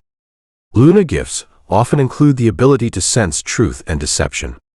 It's one of the reasons pack leaders traditionally mate outside their birth packs. It brings new perspectives and abilities into the bloodline. Victoria approached them, her expression thoughtful. "This situation is going to require careful handling. If Peter's accusations are true, we're looking at a rogue alpha who needs to be dealt with. But we can't act without proof." "What does that mean for us?" Elena asked. "It means," Caine said grimly, "that we may have just painted a target on our pack by harboring Peter. If Alpha Reynolds is willing to sell out his own people to hunters, he won't hesitate to eliminate witnesses." Elena felt a chill that had nothing to do with the temperature. "Are we in danger?" "We're always in some degree of danger," Caine replied. But yes, this escalates things. Which is why tonight's pack dinner is more important than ever. Pack dinner. A formal gathering of all pack members living on the estate, Victoria explained. It happens twice a month, and it's essential for maintaining pack bonds and unity. Tonight, it also serves as an introduction for our new Luna and a show of strength to anyone who might be watching. Elena's stomach knotted. The thought of facing the entire pack en masse, especially now when tensions were running high, made her want to hide in her room until this all blew over. "Don't look so terrified," Victoria said with a knowing smile. "You've already proven yourself to several pack members. Tonight is just making it official." But as evening approached and Elena found herself getting dressed for her first formal pack dinner, terror seemed like an entirely reasonable response. Sarah had helped her choose an outfit that struck the right balance. A deep blue dress that was elegant without being too formal, paired with the moonstone necklace that marked her as Luna. Elena stared at herself in the mirror, trying to see what others saw when they looked at her. Luna. Pack leader. Caine Blackthorne's wife. The woman in the reflection looked confident enough, but Elena could see the uncertainty in her own eyes. "Ready?" Caine's voice from the doorway made her turn. He stood there in a charcoal gray suit that emphasized his broad shoulders and tall frame, looking every inch the powerful alpha he was. But it was the heat in his silver eyes as they traveled over her that made Elena's breath catch. "You look beautiful," he said, crossing the room to stand behind her. In the mirror, they looked like they belonged together, he dark and commanding, she smaller but holding her own beside him. "I'm nervous," Elena admitted. "Good." His hands settled on her shoulders, warm through the fabric of her dress. "Nervous means you understand the importance of what's happening tonight." "But Elena..." He turned her to face him, his eyes serious. "Remember that these people are family now. They want to like you, want to accept you. Don't be afraid to let them see who you really are." The formal dining room was already full when they arrived, the massive table set for what looked like at least 50 people. Elena recognized some faces from her tour with Sarah, but many were new. All conversations ceased when she and Caine entered, every head turning in their direction. Caine guided her to the head of the table, where 2 chairs sat side by side. As they took their seats, Elena tried to calm her racing heart. All these eyes on her, all these people waiting to see if she was worthy of the title she'd inherited. "Pack family," Caine said, his voice carrying easily through the room. "I'd like to formally introduce Luna Elena Blackthorne." The response was immediate, chairs scraping back as every person in the room stood and bowed their heads in a gesture of respect that made Elena's throat tight with emotion. When they sat back down, the conversation resumed, but Elena noticed that glances continued to flicker in her direction. Dinner proceeded smoothly at first. Elena found herself seated between Caine and a woman named Elena Martinez, who served as the pack's head of security. The food was excellent, the wine flowed freely, and Elena began to relax as she fell into conversation with the people around her. That's when Derek Lawson decided to test her. Elena first noticed him when his voice rose above the general conversation, carrying clearly down the table. He was a man in his 40s with prematurely gray hair, and the kind of sharp eyes that suggested he didn't miss much. "I have to say," Derek said, his tone conversational but somehow mocking, "it's interesting how quickly traditions change around here. When I joined this pack 15 years ago, we had certain standards for leadership positions." The immediate area around Derek went quiet, conversations faltering as people sensed trouble brewing. Elena felt rather than saw Caine's posture change beside her, tension radiating from him like heat. "What exactly are you suggesting, Derek?" Helen asked, her voice carefully neutral. "Oh, nothing specific," Derek replied with a smile that didn't reach his eyes. "Just that it used to be expected that Luna candidates would prove themselves through trials and demonstrations of worthiness, not just beneficial arrangements." The insult was subtle but unmistakable.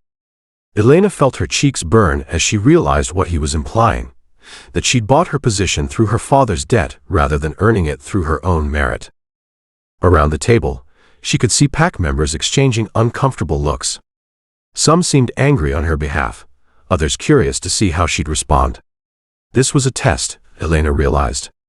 Derek was challenging her authority in front of the entire pack to see if she was strong enough to defend herself. Caine started to lean forward, alpha authority gathering around him like a storm, but Elena placed a hand on his arm. She could feel his surprise at the contact, but he settled back, giving her the chance to handle this herself. Elena stood, her chair scraping against the floor in the sudden silence. Every eye in the room fixed on her, as she looked down the table at Derek with steady composure. "You're absolutely right," she said, her voice carrying clearly through the room. "Traditionally, Luna candidates do prove themselves through trials. And I look forward to whatever trials this pack deems appropriate to test my worthiness for the position." Derek's confident expression flickered slightly. He clearly hadn't expected her to accept his challenge so directly. "But," Elena continued, her voice growing stronger, "I think it's important to clarify something about beneficial arrangements. My marriage to Caine may have been arranged, but I had a choice. I could have refused, could have let my family face the consequences of their debts, could have run away from responsibility and hidden in my comfortable human life." She paused, letting her words sink in. "Instead, I chose to be here. I chose to take on the responsibility of caring for this pack's well-being. I chose to bind my life to your alphas, knowing that it meant giving up everything familiar and safe." Elena's gaze moved around the table, meeting the eyes of pack members she'd already begun to know. "I may not have been born to this role, and I may not understand all your traditions yet. But I'm here because I want to be, because I believe in what this pack represents, and because I'm willing to learn what it means to serve something larger than myself." She looked back at Derek, whose expression had grown considerably less confident. "So yes, Derek, I absolutely agree that I should prove my worthiness for this position. But I would suggest that the real test isn't whether I was born into the right family or performed the right rituals. The real test is whether I have the courage to stand up for this pack and its members when they need me to." Elena sat back down, her heart hammering against her ribs. The silence stretched for what felt like an eternity. Then Marcus Chen began to clap. Slowly, rhythmically, the sound echoing in the quiet room. One by one, other pack members joined him, until the entire dining room erupted in applause. Elena felt Caine's hand cover hers under the table, his fingers intertwining with hers in a gesture of support and pride that made her chest tight with emotion. "Well said, Luna," came a voice from the far end of the table. Elena looked to see an elderly woman she didn't recognize, smiling at her with obvious approval. "I think we're going to get along just fine." The rest of the dinner passed without incident, conversation flowing naturally as pack members seemed to relax around their new Luna. Elena found herself pulled into discussions about everything from pack finances to upcoming celebrations, her opinions sought and valued. As the evening wound down and people began to disperse, Elena caught Derek on his way out. He paused when she approached, his expression wary. "Derek," she said quietly, so their conversation wouldn't carry to others, "I want you to know that I don't hold your challenge against you. In fact, I'm grateful for it." He looked surprised. "Grateful? You gave me the chance to establish where I stand with the pack. To show that I'm not going to hide behind Caine's authority or let anyone walk over me." Elena smiled, and she could see him relax slightly. "I hope that means we can work together going forward." "You handled that well," Derek said, and for the first time his tone held genuine respect. "Better than I expected. Maybe there's more to you than meets the eye." After he left, Elena found herself alone in the dining room with Caine. The staff had cleared most of the dishes, leaving them in relative privacy for the first time all evening. "That," Caine said, pulling her into his arms, "was magnificently done." Elena relaxed against his chest, breathing in his scent and letting the tension of the evening finally drain away. "I was terrified." It didn't show. His hand stroked down her hair, the gesture soothing and intimate. "You stood up to a direct challenge from a senior pack member without backing down or losing your temper. That's exactly what a Luna should do. Does this mean I pass some kind of test?" "Elena, You've been passing tests since the moment you arrived. Tonight just made it obvious to everyone else." Caine pulled back to look at her, his silver eyes warm with something that made her pulse quicken. "I'm proud of you. More than that, He paused, as if searching for the right words. "What?"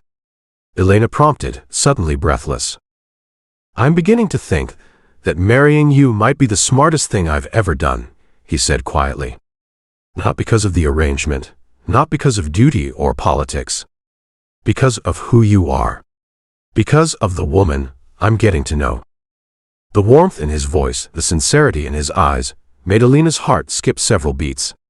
This was dangerous territory, the space between duty and desire, between arrangement and affection. "Caine." "I know," he said, seeming to understand her hesitation. "I know we agreed to take things slowly, to let friendship develop before anything else.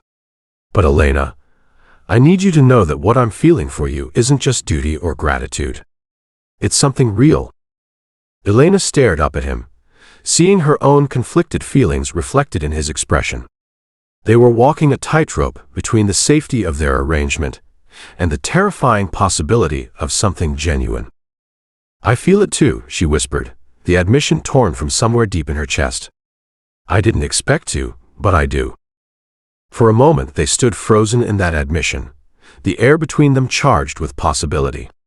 Then Caine's head lowered, and Elena's eyes fluttered closed as she prepared for a kiss that would change everything between them. "Alpha." Marcus's voice from the doorway made them spring apart like guilty teenagers. "Sorry to interrupt, but we've got a problem with the rogue. Peter's asking to speak with you urgently." Elena watched Caine shift from husband back to alpha, saw the moment when duty reasserted itself over personal desire. The spell between them was broken, but the memory of it lingered like warmth in her chest. "What kind of problem?" Caine asked. "The kind that suggests we're about to have company," Marcus said grimly. "The violent kind." As they hurried toward the medical wing, Elena's mind raced with implications. Her first pack dinner had ended with an acceptance she hadn't dared hope for. But something told her that the real tests were just beginning. And this time, the stakes would be measured in more than just social approval. Chapter 6. Moonlight Revelations. The full moon called to Elena like a lover's whisper, even though she didn't understand why. 3 days had passed since the packed dinner, since her confrontation with Derek, since the moment when she and Caine had almost kissed. 3 days of stolen glances and careful distance, of conversations that danced around the electricity crackling between them. 3 days of Elena learning to navigate pack politics while fighting the growing hunger for her husband's touch. Now, as twilight painted the sky in shades of amber and rose, Elena stood at the French doors of their suite and felt something wild stirring in her blood. The moon hung heavy and silver above the trees, not yet full but close enough to make her skin feel too tight, her pulse too fast. "You feel it, don't you?" Caine's voice made her turn. He stood in the doorway between their sitting room and the bedroom, still dressed in the dark suit he'd worn for pack business, but his tie was gone and his shirt was unbuttoned at the throat. Even that small glimpse of skin made her mouth go dry. "Feel what?" she asked, though she knew exactly what he meant. The restlessness. The need. The way every nerve ending seemed more alive than usual. The pull of the moon. He moved closer, his silver eyes reflecting the moonlight like a predator's. It affects all supernatural beings, but humans with dormant gifts can be especially sensitive during their first exposure to pack energy during a full moon. Elena's breath caught. "Are you saying I'm not human?" "I'm saying you're more than human." Caine stopped just close enough that she could feel the heat radiating from his body, smell his scent, pine and leather, and something uniquely him that made her want to step closer. The question is how much more? Before Elena could ask what he meant, a howl rose from somewhere in the forest beyond the estate grounds. Low and haunting, it was answered by another, then another, until the night air filled with a symphony of wild voices that made Elena's blood sing in response. "The pack," Caine said, his gaze fixed on her face as if measuring her reaction. "They're gathering for the full moon hunt." "You're going to join them?" Something flickered across his expression. Want, duty, regret. It's expected. The alpha leads the hunt, ensures pack bonds remain strong. But Elena. What? You can't come with us. Not yet. Not until we understand what you are, what you're capable of. It wouldn't be safe. The words hit her like a physical blow. She was his wife, his Luna, but she couldn't participate in what was clearly one of the pack's most important traditions. She was still an outsider, still more human than whatever else she might be. I understand, she said, though disappointment tasted bitter in her mouth. Caine's hand rose to cup her cheek, his thumb tracing across her skin with a gentleness that made her heart race. No, you don't. But someday soon, I hope you will. Another howl rose from the forest, closer this time, and Caine's entire body went rigid. Elena watched, fascinated and terrified, as his pupils dilated and something wild flickered behind his silver eyes. I have to go, he said, but he didn't move away from her. The pack needs their alpha. Then go, Elena whispered, though every instinct screamed at her to keep him close, to not let him disappear into the darkness where she couldn't follow. Caine's head lowered until his forehead rested against hers, their breaths mingling in the space between them. When I come back. When you come back, we'll talk, Elena finished. About all of it. He nodded, pressing a kiss to her forehead that felt like a promise, then stepped away. Elena watched him stride toward their bedroom, his movements already taking on that fluid grace she associated with his supernatural nature. Minutes later, he emerged wearing dark jeans and a black t-shirt, clothes that would survive the transformation she still couldn't quite wrap her mind around. Don't wait up, he said, pausing at the door. The hunt could last until dawn. Then he was gone, leaving Elena alone with the silver moon and the wild song of wolves calling from the forest. She tried to read. Tried to watch television. Tried to focus on the stack of lunar responsibilities Victoria had left for her review. But the restlessness in her blood only grew stronger as the night deepened, until she found herself pacing the suite like a caged animal. The moonlight streaming through the French doors seemed to pulse with its own rhythm, and Elena finally gave up pretending she could ignore its call. She slipped on a robe over her silk nightgown and stepped onto the private balcony. The night air was cool against her fevered skin, carrying scents of pine and earth and something wild that made her heart race. In the distance she could hear the pack, howls and yips and the occasional crashing of something large moving through the underbrush. They were hunting, running free under the moon in their true forms, and Elena had never felt more left out of anything in her life. That's when she saw him. A massive black wolf stood at the edge of the tree line, just visible in a shaft of moonlight. Even at this distance, Elena knew it was Caine. Something in her bones recognized him, responded to his presence with a certainty that defied logic.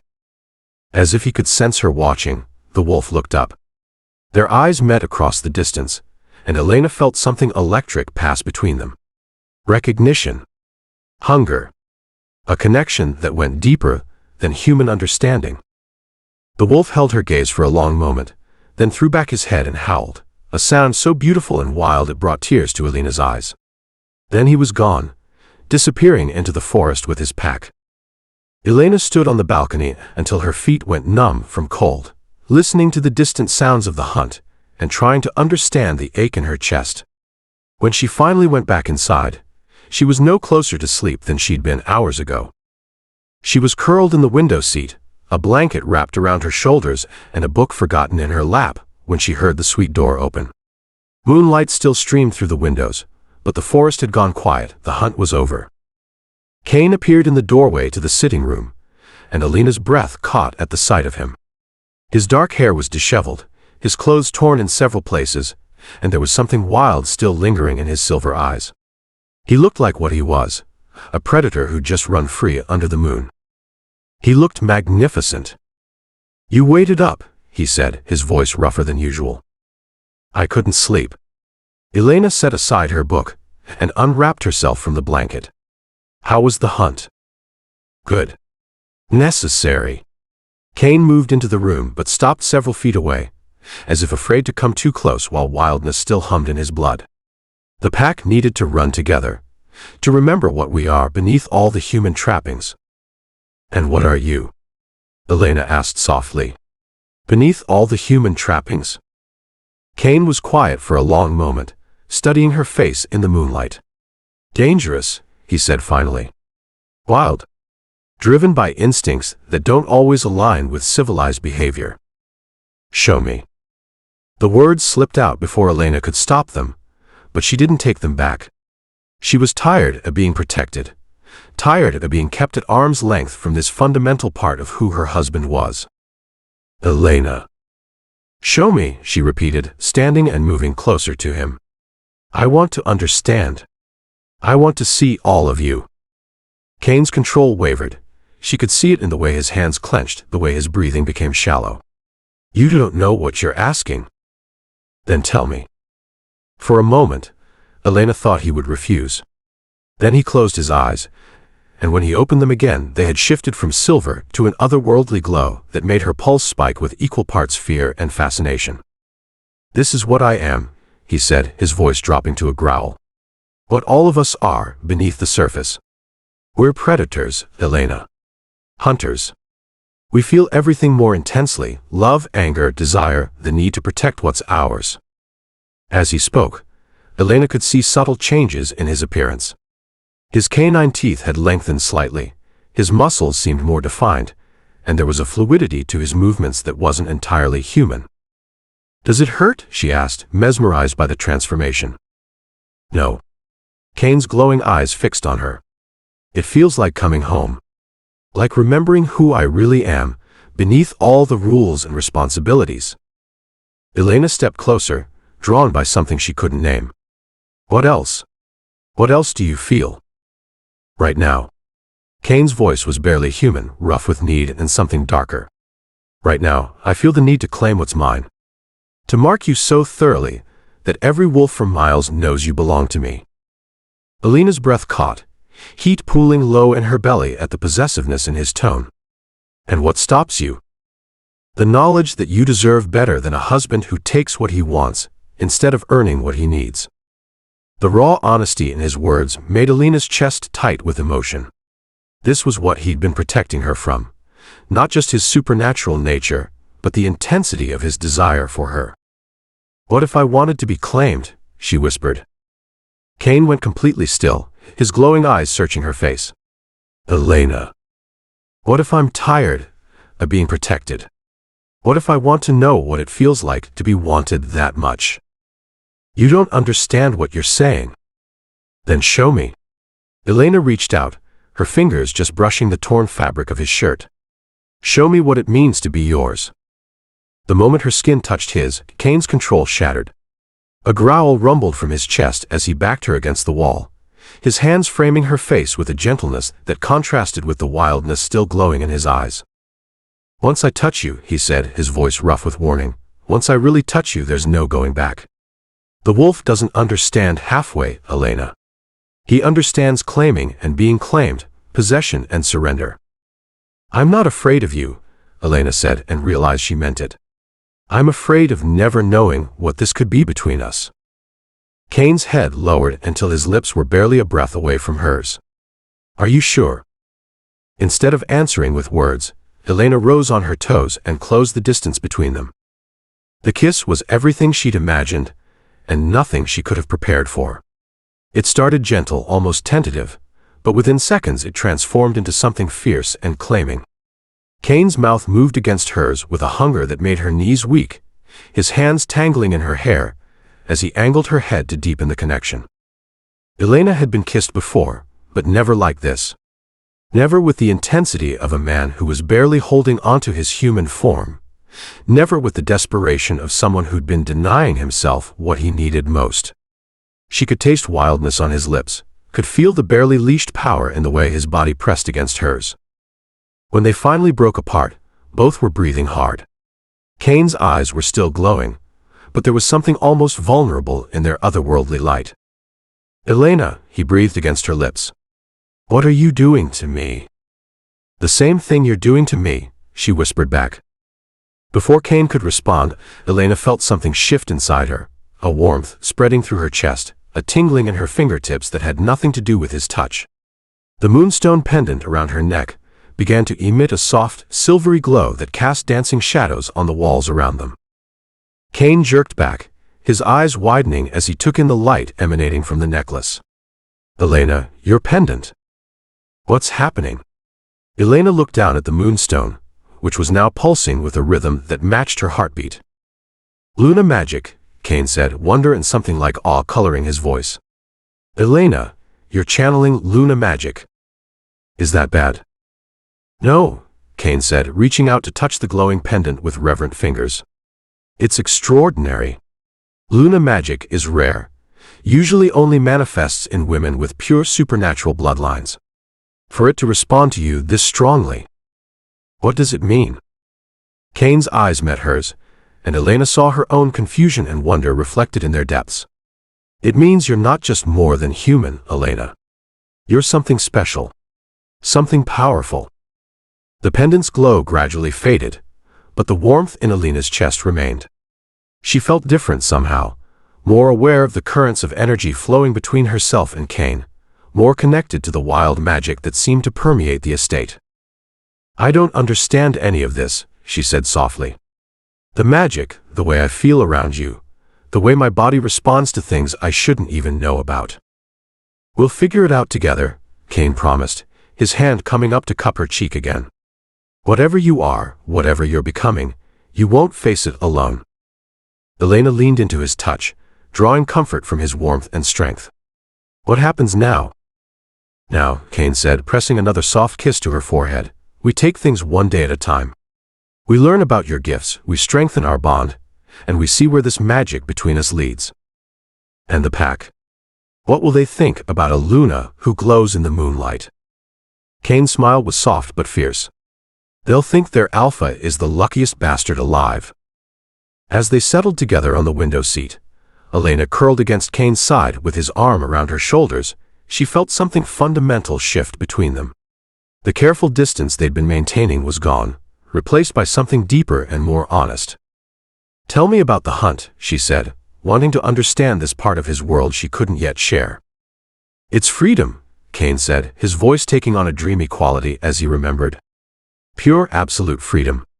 When I'm in wolf form, running with the pack under the moon, there are no boardroom meetings, no political negotiations, no difficult decisions to make. There's just the joy of movement, the thrill of the chase, the satisfaction of being exactly what nature intended." "It sounds wonderful." "It is. But Elena..." Caine's arm tightened around her. "Tonight, for the first time, I didn't want to go. I wanted to stay here with you, to explore whatever this is between us. The wolf in me is already more interested in claiming his mate than running with the pack." Elena's heart skipped several beats at the word mate. "Is that what I am?" "Your mate." "You're my wife," Caine said carefully. "Whether you become my mate, that's something that happens between wolves, Elena. It's deeper than marriage, more permanent than legal bonds. It's a joining of souls." "And you think we could have that?" Caine was quiet for a long moment, his fingers tracing patterns on her shoulder. "I think," he said finally, "that what I feel for you is already deeper than anything I've ever experienced. And if your magic is responding to mine the way it did tonight, then yes. I think we could have something extraordinary." Elena tilted her head to look at him, taking in the strong line of his jaw, the way moonlight caught in his dark hair, the warmth in his silver eyes as he looked back at her. "I want that," she said softly. "I want something real with you, Caine. Not just an arrangement, not just duty. Something real. Even knowing what I am. What we all are. Especially knowing what you are." Elena's hand found his over her shoulder, their fingers intertwining. "I spent 22 years feeling like something was missing, like I was only half of what I was supposed to be. Being here, being with you. I feel whole for the first time in my life." Caine's eyes darkened with an emotion too complex to name. "Elena." "I know we said we'd take things slowly," she interrupted. "But Caine, I don't want slow anymore. I want to know what it feels like to be completely yours." For a moment, the air between them crackled with possibility. Then Caine's mouth was on hers again, this kiss deeper and more demanding than the first. When they broke apart, both were breathing hard. "Not tonight," Caine said, though Elena could see how much the words cost him. "Not when you're responding to moon magic, and I'm still half wild from the hunt. When we come together completely, Elena, I want it to be because we're both thinking clearly, both choosing each other without magical influences." Elena wanted to argue, wanted to point out that her feelings for him had nothing to do with magic and everything to do with the man he was. But something in his expression told her this was important to him, that he needed to know she wanted him for himself, not because supernatural forces were pushing them together. "Soon?" she asked. "Soon," he promised, sealing the vow with another kiss that left her breathless and aching for more. As dawn crept across the mountains and they finally made their way to bed, separately, though Elena could see how much that restraint cost them both, she found herself thinking about the magic that had flowed through her, the way the pendant had responded to their kiss. She was changing, becoming something more than she'd ever imagined possible. And for the first time since her father had revealed the truth about werewolves, Elena wasn't afraid of what she might become. She was eager to find out. Chapter 7. Strange Stirrings. Elena woke screaming. The sound tore from her throat before she was fully conscious, raw and primal and filled with terror she couldn't name. Her heart hammered against her ribs as she sat up in the enormous bed, sweat cooling on her skin despite the warmth of the room. Blood. So much blood. The dream vision clung to her like smoke. She'd seen wolves running through the forest, their eyes glowing with malevolent intent. But these weren't pack wolves. These were something else. Something wrong. And they were coming. Elena. Caine's voice came from the doorway, rough with sleep and concern. He appeared in the bedroom wearing only pajama pants, his dark hair disheveled, silver eyes immediately alert. What happened? She opened her mouth to explain, then stopped. How could she tell him about the nightmare when she didn't understand it herself? The images had felt too real, too urgent to be just her subconscious processing stress. "Bad dream," she managed, her voice hoarse from screaming. "I'm sorry I woke you." Caine moved to the bed, his gaze searching her face in the dim light filtering through the curtains. "You're shaking." Elena looked down at her hands. He was right, she was trembling like a leaf in a storm. It felt so real. The blood, the violence. "Caine, what if it wasn't just a dream?" "What do you mean?" He sat on the edge of the bed, careful to maintain distance, but close enough that she could feel his warmth. "I don't know. Maybe nothing. Maybe I'm just adjusting to everything here." Elena ran her hands through her hair, trying to shake off the lingering dread. "What time is it?" "Almost dawn." "I was already awake. Alpha insomnia. Part of the job description." Caine's mouth curved in a slight smile that didn't reach his eyes. "Elena, tell me about the dream. Every detail you can remember." Something in his tone made her pulse quicken. "Why? Do you think it means something?" "Luna gifts sometimes manifest through prophetic dreams.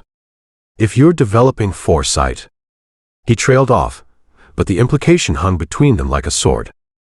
Elena closed her eyes, forcing herself to recall details she'd rather forget. "Wolves. But not pack wolves. I could tell the difference somehow. Their eyes were wrong, yellow instead of the warm colors I've seen in our pack. They were hunting, moving with purpose towards something. Toward here, I think." Caine went very still. "How many?" 6. Maybe 7. And Caine. Elena's voice dropped to a whisper. "There was so much blood. I could smell it, taste it in the air. Someone dies. Someone dies, and I couldn't see who." Without a word, Caine reached for his phone, his fingers flying over the screen. Within seconds, he was speaking in low, urgent tones. "Marcus, I need you to do a perimeter check. Now. Look for signs of rogue activity on our borders. Yes, I know it's dawn. Do it anyway. 6 to 7 unknowns, possibly headed our way.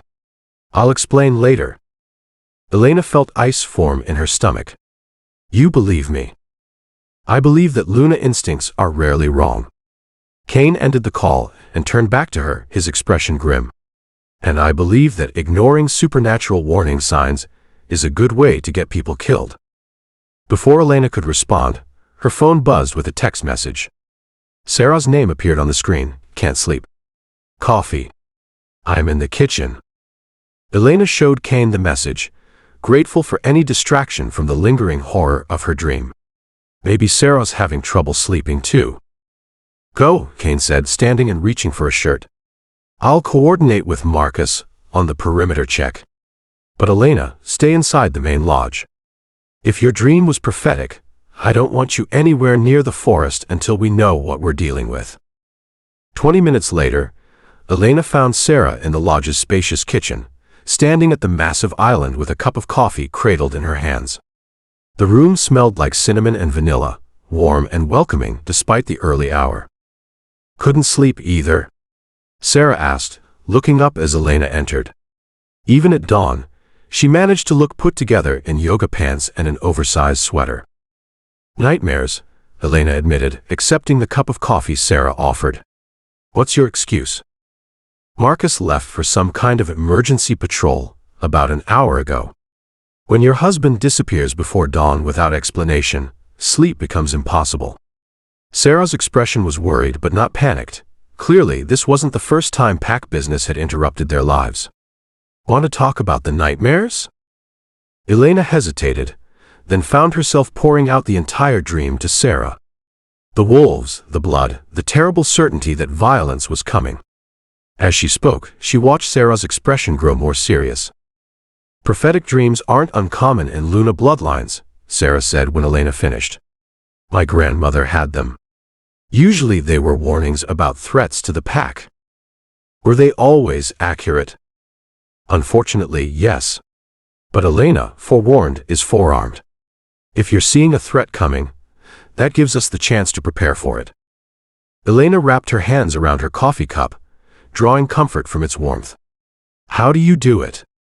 Live with the constant awareness that danger could strike at any moment. Sarah was quiet for a moment, considering. I guess you learn to find joy in the spaces between the storms. Pack life isn't just about the threats, Elena. It's about family, about belonging to something larger than yourself.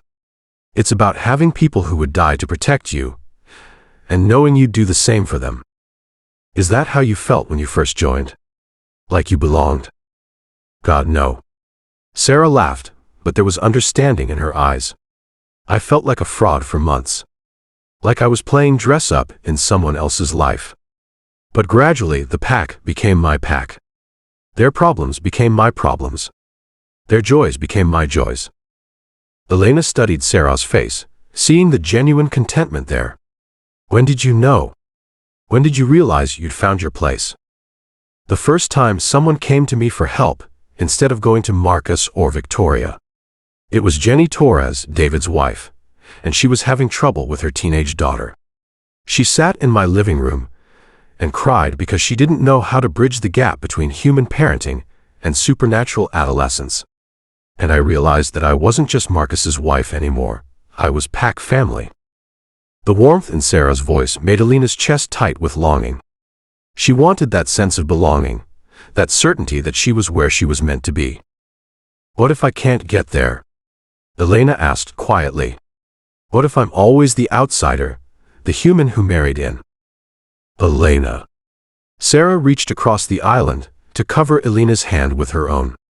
You're not just the human who married in. You're the woman who stood up to Derek at pack dinner. You're the woman whose touch calmed Tommy during his partial shift crisis. You're the woman who helped a rogue wolf find sanctuary when he needed it most. Those were just instincts. Exactly. Luna instincts. You're not trying to become something you're not, Elena. You're discovering something you already are. Before Elena could respond, both their phones buzzed simultaneously. Emergency pack alert. Sarah's face went pale as she read the message. Perimeter breach. Eastern border. All non-essential personnel to remain in the main lodge until further notice. Elena's blood turned to ice. My dream. It's happening. Through the kitchen windows, she could see pack members moving with urgent purpose across the grounds. Some were heading toward the forest in human form. Others were already shifting, their clothes abandoned as they took on their wolf shapes. The sight was both beautiful and terrifying, a coordinated response to threat that spoke of years of training and absolute trust in their alpha's leadership. "We should go to the safe room," Sarah said, but Elena was already moving toward the windows. "Where's Caine?" "Elena, we need to follow protocol." "Where is he?" Elena's voice carried a note of command that surprised them both. Sarah hesitated, then pointed toward the tree line. "There." The big black wolf leading the defensive formation. Elena's eyes found him immediately. Even in wolf form, Caine commanded attention. He moved with lethal grace, directing his pack with subtle body language and positioning. As she watched, he threw back his head and howled, a sound that raised every hair on her arms and sent her pulse racing with fear and pride in equal measure. That's when she saw them. The enemy wolves emerged from the deeper forest like shadows given form. Just as in her dream, their eyes glowed yellow rather than the warm amber and gold of Caine's pack. They moved wrong, too, with a feral wildness that spoke of madness rather than the controlled power she'd come to associate with werewolves. "Rogues," Sarah breathed beside her. "Elena, we really need to get to the safe room. Now." But Elena couldn't move. Something was pulling at her. A certainty that she needed to be here, needed to see this. In her dream, someone had died. Someone important. And she couldn't shake the feeling that her presence might somehow change that outcome. The two groups of wolves circled each other in the clearing beyond the lodge, neither side making the first move. Elena could see Caine at the center of his pack's formation, his massive form radiating authority even as he maintained defensive positioning. Then the largest of the rogue wolves stepped forward, and Elena's heart stopped. It was enormous, easily larger than Caine, with scars crisscrossing its muzzle and shoulders. This wasn't just a rogue, this was a killer, a wolf that had survived battles through sheer viciousness. When it spoke, its voice carried across the distance with chilling clarity. "Blackthorne, send out the human bitch who's been harboring our enemy, and we'll make this quick." Elena's blood turned to ice. They weren't here for territory or resources. They were here for Peter, the rogue wolf they'd granted sanctuary. And somehow, they knew she'd been involved in that decision. How did they know? Sarah whispered. "I don't know, but..." Elena's words were cut off as the scene exploded into violence. The scarred rogue leader launched himself at Caine without warning, and the clearing erupted in snarls and snapping teeth. Elena watched in horror as her husband disappeared beneath a mass of gray and brown fur, fighting for his life against an enemy that outweighed him by at least 50 pounds. "No," she breathed, pressing her hands against the window glass. "No, no, no." Around Caine, his pack was engaged in their own battles, but Elena could see they were outnumbered. The rogues fought with the desperate savagery of wolves with nothing to lose, while Caine's pack was hindered by their need to protect their territory and each other. That's when Elena felt it. The same warmth she'd experienced when the moonstone pendant had glowed, but stronger now. It started in her chest and spread outward, flowing through her arms to her fingertips. Without conscious thought, she pressed her palms flat against the window and reached out with senses she didn't know she possessed. She could feel them, every member of Caine's pack fighting in the clearing. Their fear, their determination, their absolute loyalty to their alpha. And beneath it all, she could sense Caine's own emotions, fierce protectiveness, tactical calculation, and a burning need to end this threat before it could reach his mate. Elena didn't know what she was doing, didn't understand the power flowing through her. But she reached out with that warmth, that energy, and poured it into the pack bonds she could somehow sense. Strength, she thought desperately. Unity. Protection. The effect was immediate and dramatic. In the clearing, Caine's wolves suddenly moved with enhanced coordination, their attacks perfectly synchronized. Elena watched as Marcus took down a rogue, twice his size, with a move that seemed impossible for his smaller frame. Watched as David and Samuel Torres fought back to back with a fluidity that spoke of shared strength and purpose. And she watched as Caine, empowered by whatever she was channeling through the pack bonds, gained the upper hand against the scarred leader. The battle was over in minutes. The surviving rogues fled into the forest, leaving their dead behind. But Elena barely noticed their retreat. All her attention was focused on Caine, who was shifting back to human form in the clearing, his naked body streaked with blood and dirt but gloriously, magnificently alive. "Elena." Sarah's voice seemed to come from very far away. "Elena, you need to see this." Elena looked down and gasped. Her hands against the window were glowing with the same silvery light as her pendant, and where her palms touched the glass, intricate patterns had appeared, symbols that looked ancient and powerful and utterly foreign. "What did I do?" she whispered. "You saved them," Sarah said, her voice filled with awe. "Elena, you channeled Luna magic through the pack bonds. I've never seen anything like it. I've never heard of anything like it." Before Elena could ask what that meant, the kitchen door burst open. Caine strode in, still naked and covered in blood, his silver eyes blazing with a mixture of fury and concern that made Elena's knees weak. "Are you hurt?" he demanded, his hands framing her face as his gaze searched for injuries. "No, I'm fine." "But Caine, you're bleeding." "I'll heal." His thumbs traced across her cheekbones with infinite gentleness, despite the violence he'd just survived. "Elena, what you did out there? How did you know to channel power through the pack bonds?" "I don't know. I saw you fighting, saw you were outnumbered, and something inside me just reached out. I could feel all of you, feel the connections between pack members. So I pushed energy through those connections." Caine's expression shifted to something approaching reverence. "Luna magic. But not just any Luna magic, battle magic. Elena, what you just did is the stuff of legends. The ability to enhance an entire pack's fighting ability through bond manipulation. There are maybe 3 women alive who could do what you just did. And all of them are from the oldest, most powerful supernatural bloodlines," Sarah added quietly. "Elena, what exactly do you know about your mother's family?" Elena felt the weight of their stares, the implications of what had just happened settling over her like a shroud. She'd channeled magic she didn't understand, influenced supernatural bonds she wasn't even sure she believed in, and somehow turned the tide of a battle through pure instinct. "I don't know anything about my mother's family," she said quietly. "But I think it's time I found out." As Caine pulled her into his arms, holding her against his chest while his heart hammered beneath her ear, Elena realized that her new life was just beginning. Whatever she was becoming, it was clear that her destiny was tied to this pack, to this man, in ways she was only starting to understand.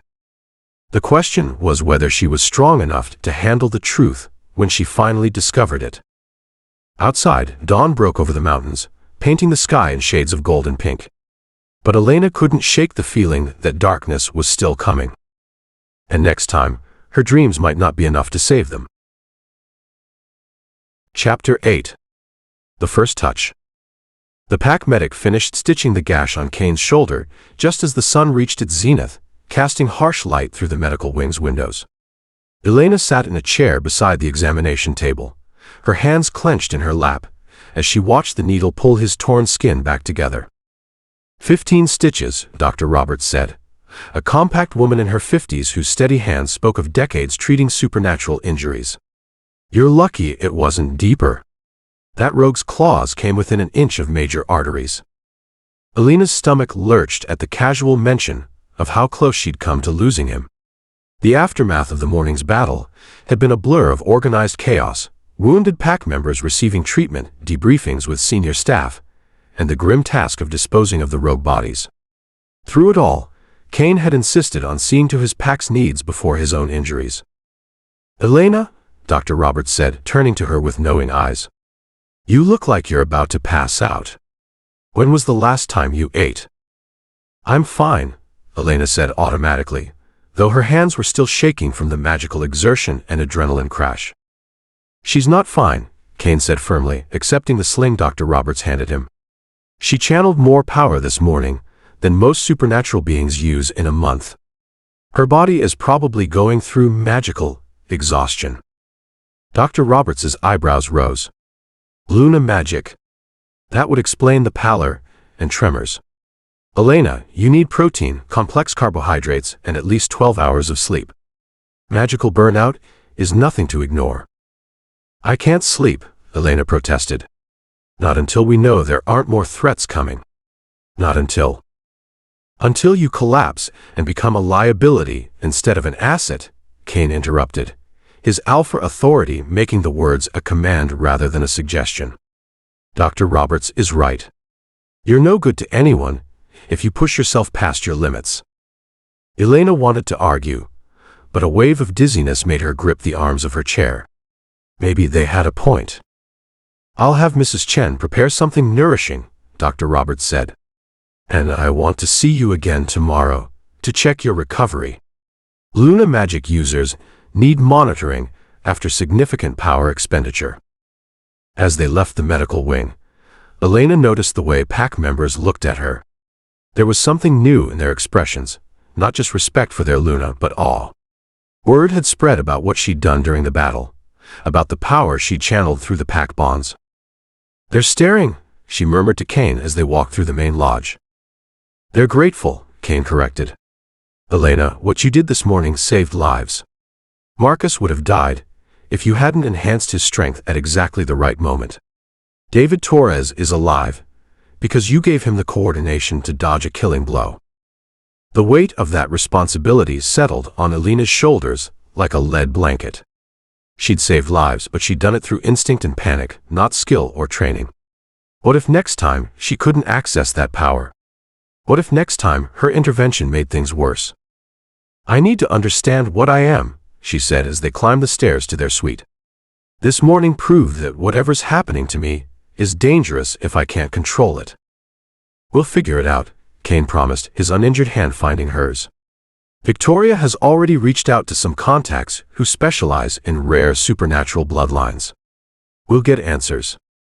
Their suite felt like a sanctuary after the chaos of the morning. Elena sank onto the sofa in their sitting room, finally allowing exhaustion to claim her. Caine settled beside her, careful of his injured shoulder, and they sat in comfortable silence for several minutes. You were magnificent, Caine said suddenly, his voice rough with emotion. When I saw you in that window, saw the power flowing through you. Elena, you were the most beautiful and terrifying thing I've ever witnessed. Elena looked up at him, struck by the intensity in his silver eyes. I was terrified. I didn't know what I was doing. That's what made it so remarkable. You acted on pure instinct, pure love for this pack. For me. Caine's hand cupped her cheek, his thumb tracing across her skin. Do you have any idea how that felt? To know that you would risk yourself to save me. I couldn't lose you, Elena whispered, the admission torn from somewhere deep in her chest. Caine, when I saw that rogue on top of you, when I thought you might die.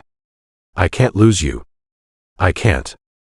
Something shifted in Caine's expression, the careful control he always maintained cracking to reveal raw need beneath. Elena. I know we said we'd take things slowly, she continued, her heart hammering against her ribs. I know we agreed to build friendship first. But this morning changed something for me. This morning I realized that what I feel for you isn't gratitude or duty or even just attraction. It's love, Caine finished, his voice barely above a whisper. Elena, what you feel is love. And what I feel. He closed his eyes as if gathering courage. What I feel is the same thing.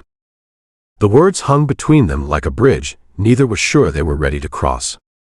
Elena stared at him, at this powerful, complicated man who'd become the center of her world in just a few short weeks. You love me? She asked, needing to hear it again. I love you, Caine said, his eyes opening to meet hers with devastating honesty. I love your strength, your compassion, your refusal to be intimidated by things you don't understand. I love the way you stood up to Derek, the way you comforted Tommy, the way you threw yourself into protecting this pack like you've been part of it your whole life.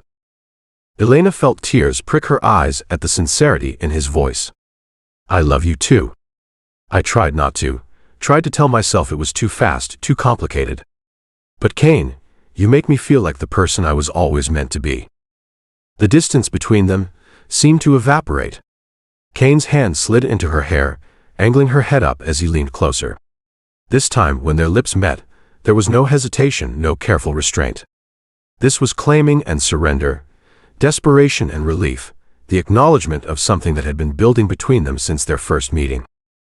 Elena melted into him, her hands fisting in his shirt as she kissed him back with all the pent-up emotion and need she'd been fighting. He tasted like danger and safety combined, like home and adventure, and everything she'd never known she wanted. When they finally broke apart, both were breathing hard. Caine rested his forehead against hers, his eyes dark with desire and something deeper. "Elena," he said, his voice rough with need. "If we don't stop now." "I don't want to stop," she whispered. "I want this. I want you." "Are you sure? Because once we cross this line, there's no going back. The wolf in me doesn't understand casual, Elena. If I claim you, if I make you mine, it's forever." The possessiveness in his voice sent heat pooling low in her belly. "Is that what you want? To claim me?" "More than I want my next breath," Caine said honestly. "But I need to know you understand what that means. In wolf terms, claiming is binding. It creates a connection that goes beyond human marriage, beyond legal bonds. It's a melding of souls."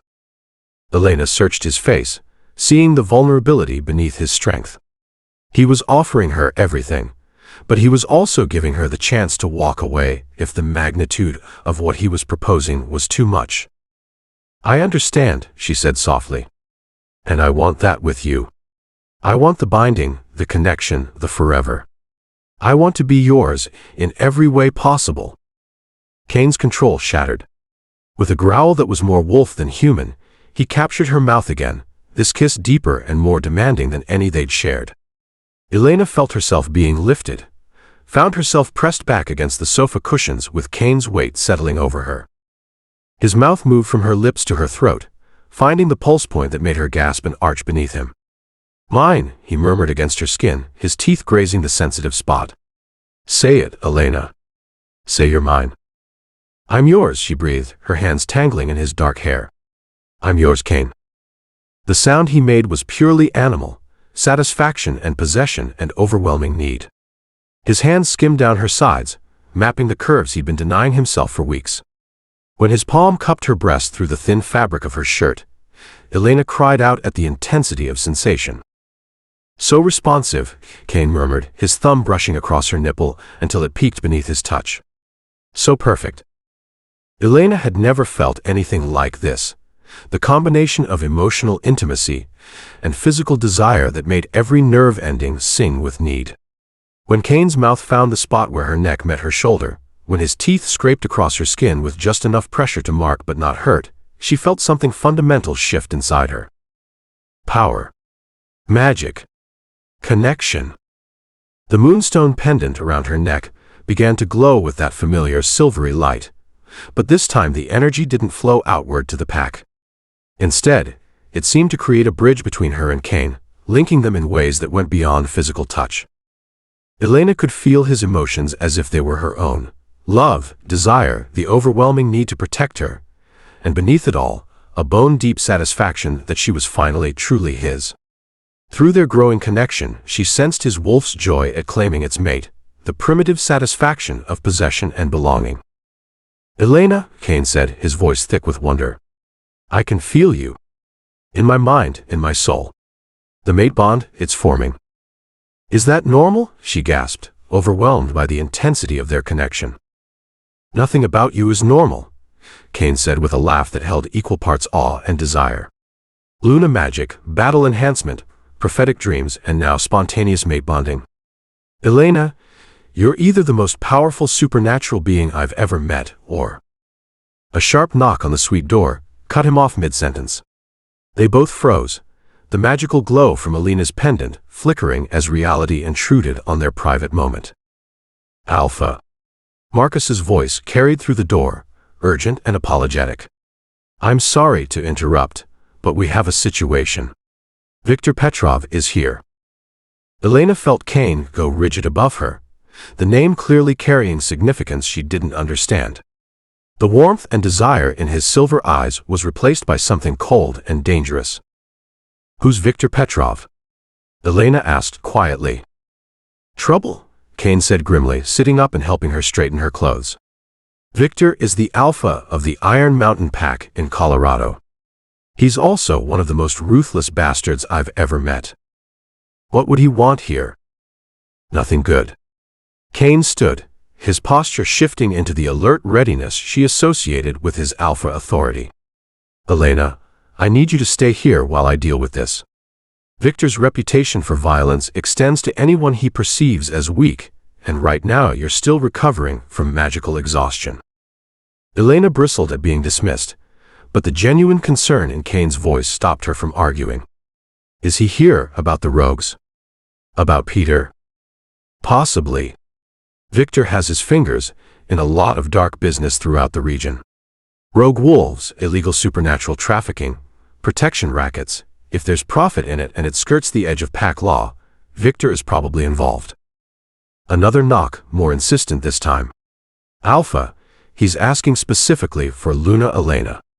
He says he has information about her bloodline that she'll want to hear. Elena felt ice form in her stomach. He knows about my family. Victor makes it his business to know things that can be used as leverage, Caine said, his expression growing darker. Elena, whatever he tells you, remember that he never shares information without expecting something in return. And what he expects is usually more valuable than what he gives. Despite his warnings, Elena found herself curious about what Victor might know. The questions about her heritage, about her unusual abilities, had been gnawing at her since the morning's power manifestation. If this Victor had answers. I want to meet him, she said firmly. Caine, if he has information about my family, about what I am, I need to hear it. It's too dangerous. I'm not made of glass, Elena interrupted, standing to face him. This morning, I channeled enough power to turn the tide of a battle. I think I can handle a conversation with another alpha. Caine looked like he wanted to argue, but something in her expression must have convinced him. Fine. But we do this on my terms. Formal meeting in the conference room, with Marcus and Victoria present. And Elena, whatever Victor offers, whatever he claims to know, remember that information from him always comes with a price. As they prepared to face this new threat, Elena couldn't shake the feeling that their interrupted moment on the sofa had been more than just bad timing. Something about Victor's arrival felt orchestrated, as if he'd chosen this specific moment to disrupt the growing bond between her and Caine. The question was why? And more importantly, what did he want from her? 10 minutes later, Elena found herself sitting beside Caine in the lodge's formal conference room, facing a man who radiated danger from every pore. Victor Petrov was tall and lean, with silver-streaked dark hair and eyes the color of winter ice. He wore an expensive suit like armor, and when he smiled, Elena could see the predator lurking beneath the civilized facade. Luna Elena, Victor said, his voice carrying a slight accent that might have been Russian. Such a pleasure to finally meet the woman who's caused such interesting developments in our community. Mr. Petrov, Elena replied, proud that her voice came out steady despite the instinctive fear his presence inspired. I understand you've been having some difficulty understanding your supernatural heritage, Victor continued, his pale eyes never leaving her face. I thought you might be interested to know that your mother's family is quite well known in certain circles. Elena felt Caine tense beside her, his protective instincts clearly on high alert. What do you know about Elena's family? Victor's smile sharpened. I know that the Silverwood bloodline was thought to be extinct 25 years ago. I know that Elena's mother was the last confirmed heir to one of the most powerful Luna dynasties in North America. And I know that there are certain individuals who would pay handsomely for the location of any surviving Silverwood descendants. The threat was subtle, but unmistakable. Elena's newfound heritage wasn't just an asset, it was a target painted on her back. What do you want? Caine asked bluntly. A conversation, Victor replied smoothly. A discussion about mutual interests and beneficial arrangements. Elena's bloodline makes her incredibly valuable, but also incredibly vulnerable. I'm in a position to offer protection in exchange for certain considerations. Elena felt sick as she realized what he was implying. He was offering to protect her from other threats in exchange for access to her power, her bloodline, her abilities. It was slavery wrapped in diplomatic language. "Thank you for the information," she said carefully, "but I'm quite safe here with my husband and his pack." "Are you?" Victor's smile turned predatory. "Because it seems to me that trouble has a way of finding you, Elena. Rogue attacks, mysterious bloodline revelations, power manifestations that make you a target for every ambitious alpha in the region. Are you certain the Blackthorne pack can protect you from all the threats that are coming?" The implied message was clear: accept his protection or he might become one of those threats himself. Elena looked at this dangerous man, who knew far too much about her heritage, and felt the weight of destiny pressing down on her shoulders. Whatever she was, whatever she was becoming, it was clear that her quiet life was over forever. The only question was whether she was strong enough to face whatever came next. Chapter 9. Blood and Moonbeams. 3 days after Viktor Petrov's visit, Elena found herself standing in a circle of ancient stones deep in the Blackthorne pack's territory, wearing a white ceremonial dress that seemed to shimmer in the moonlight. Around her, 50 pack members stood in concentric circles, their faces painted with silver marks that honored the moon goddess and their lupine heritage. "The blessing of the hunt," Victoria explained in low tones as they waited for the ceremony to begin. "It's performed every 3 months to strengthen pack bonds and ask for the moon's protection during our most vulnerable transformations." Elena nodded, though her stomach was twisted with nerves. This would be her first major pack ceremony as Luna, and she still didn't fully understand what would be expected of her. Victor's warnings about her bloodline making her a target had haunted her for days, adding another layer of anxiety to an already overwhelming situation. "You don't have to do anything special," Victoria continued, seeming to sense Elena's nervousness. "Just stand in the center circle with Caine, and let the pack's energy flow around you. Your presence as Luna will strengthen the bonds naturally." Naturally. Elena almost laughed at the word. Nothing about her life had been natural since she'd learned werewolves existed. Caine appeared at her side, magnificent in black ceremonial robes that emphasized his broad shoulders and commanding presence. Silver paint marked his forehead and cheekbones in patterns that spoke of ancient traditions, and his eyes seemed to glow with anticipation for the ritual ahead. "Ready?" he asked, offering her his arm. Elena took it gratefully, drawing strength from his warmth and steady presence. "As ready as I can be for something I don't understand." "The ceremony is simple," Caine assured her as they moved toward the center of the stone circle. "We call upon the moon goddess to bless our pack, to strengthen our bonds, and to protect us during transformations. As Luna, your role is to serve as a conduit for that blessing." "A conduit for what, exactly?" Before Caine could answer, Marcus stepped forward carrying an ornate silver chalice that gleamed in the moonlight. The cup was covered in engravings that seemed to move and shift when Elena wasn't looking directly at them. "The chalice of bonds," Victoria said reverently. "It's been used by our pack for over 2 centuries to focus lunar energy during ceremonies." Elena watched as Marcus filled the chalice with what looked like water from a crystal pitcher, but when the liquid caught the moonlight, it sparkled with an inner radiance that was definitely not natural.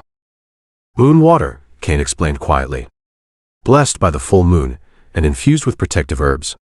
During the ceremony, we'll all drink from the chalice to symbolize our unity as pack." The pack members began to chant in a language Elena didn't recognize, their voices rising and falling in harmonious waves that seemed to make the very air vibrate with power. As the chanting continued, Elena felt something responding in her chest, the same warmth she'd experienced when channeling magic during the rogue attack. "Caine," she whispered, but he was already watching her with concern. "Your pendant," he said quietly. Elena looked down to see the moonstone necklace beginning to emit its familiar silvery glow. But this time, the light was stronger, more intense, pulsing in rhythm with the pack's chanting. "Is that supposed to happen?" she asked. "I don't know," Caine admitted. "Luna magic during ceremonies isn't uncommon, but this feels different. Stronger." As the chanting reached a crescendo, Marcus approached with the chalice. He offered it first to Caine, who drank deeply before passing it to Elena. The moment her fingers touched the silver cup, several things happened at once. The moonstone pendant flared with brilliant light that illuminated the entire clearing. The chalice itself began to glow with the same silvery radiance, and Elena felt power surge through her like lightning. But most dramatically, every pack member in the circle suddenly threw back their heads and howled in perfect unison, a sound so beautiful and wild it brought tears to Elena's eyes. "Elena," Victoria said urgently, "drink from the chalice. Now." Elena lifted the cup to her lips without thinking, too overwhelmed by the magic flowing through her to question the command. The moon water tasted like starlight and winter air, cool and refreshing and somehow alive with power. As she swallowed, she felt that power merge with her own energy, amplifying whatever was happening to dangerous levels. The pack members began to shift. Not fully, not into complete wolf form, but into the hybrid state Elena had seen during emergencies. All around her, humans took on lupine characteristics, enhanced muscles, partial shifts, eyes that glowed with supernatural light. But this wasn't the chaotic, painful transformation she'd witnessed during Tommy's accident. This was controlled, synchronized, beautiful. And she was causing it. Elena could feel the pack bonds like silver threads connecting her to every member of the circle. Through those connections, she was somehow facilitating their transformations, making the shift from human to wolf as easy as breathing. The moonstone pendant grew brighter, until it was almost painful to look at, and Elena realized she was no longer just participating in the ceremony, she was conducting it. "Impossible," someone whispered from the outer circle. Elena tried to step back, to break whatever connection was allowing this to happen, but found she couldn't move. Power flowed through her in waves, each surge making the pack's transformations more complete, their bonds stronger. She was trapped at the center of a magical cyclone she didn't understand and couldn't control. "Luna," Marcus said, his voice rough with partial transformation, "you need to focus. Channel the energy into the pack bonds. Strengthen the connections between us." "I don't know how," Elena gasped. "Feel the threads," Victoria instructed, her own voice taking on lupine undertones. "Feel the connections between pack members, and push your power along those pathways." Elena closed her eyes and reached out with senses she was still learning to use. Yes, there they were, silver threads of connection linking every pack member to each other and to her. Without fully understanding what she was doing, she began to pour energy along those threads, strengthening and brightening them until the entire pack blazed with shared power. The howling grew louder, more joyful, and Elena opened her eyes to see something miraculous. The pack members weren't just partially shifted anymore. They were glowing with the same silvery light as her pendant, their eyes bright with moon magic, their movements graceful and coordinated, as if they were dancing to music only they could hear. "Look up," Caine said softly. Elena tilted her head back and gasped. Above them, the full moon seemed to be responding to the ceremony, its light intensifying until it was almost as bright as daylight. Beams of silver radiance poured down through the trees, focusing on the stone circle like a celestial spotlight. "The moon goddess accepts our offering," Victoria said, her voice filled with awe. "Elena, what you're doing, this level of lunar connection, it's been over a century since anyone's achieved this during a ceremony." But Elena barely heard her. The power flowing through her was intoxicating, overwhelming, threatening to sweep her away entirely. She could feel herself becoming lost in the magic, her human consciousness dissolving into pure lunar energy. That's when Caine stepped forward and took her hands. The moment their skin touched, Elena felt an anchor drop into the storm of power surrounding her. Through their growing mate bond, Caine's strength and stability flowed into her, giving her something solid to hold onto as magic raged around them. "I've got you," he said, his voice cutting through the chaos. "Elena, focus on my voice. Focus on our connection." Elena gripped his hands like lifelines, using their bond to pull herself back from the edge of complete magical absorption. Gradually, she was able to dial back the power flowing through the pack bonds, bringing the ceremony to a controlled conclusion rather than letting it spiral out of control. As the energy finally began to fade, the pack members slowly shifted back to fully human form. But Elena could see that something fundamental had changed. Their eyes still held traces of lunar light, and the connections between them felt stronger, more vibrant than before. "Well," Marcus said, his voice shaky with residual power, "that was definitely not a standard blessing of the hunt ceremony." Elena swayed on her feet, exhaustion hitting her like a physical blow as the last of the magic drained away. Caine caught her immediately, pulling her against his chest and wrapping his arms around her protectively. "What did I do?" she whispered. "You performed a true blessing," Victoria said, approaching them with an expression that was equal parts wonder and concern. "Elena, what you just accomplished is the stuff of legend. A true blessing hasn't been performed in over 100 years. "What does that mean?"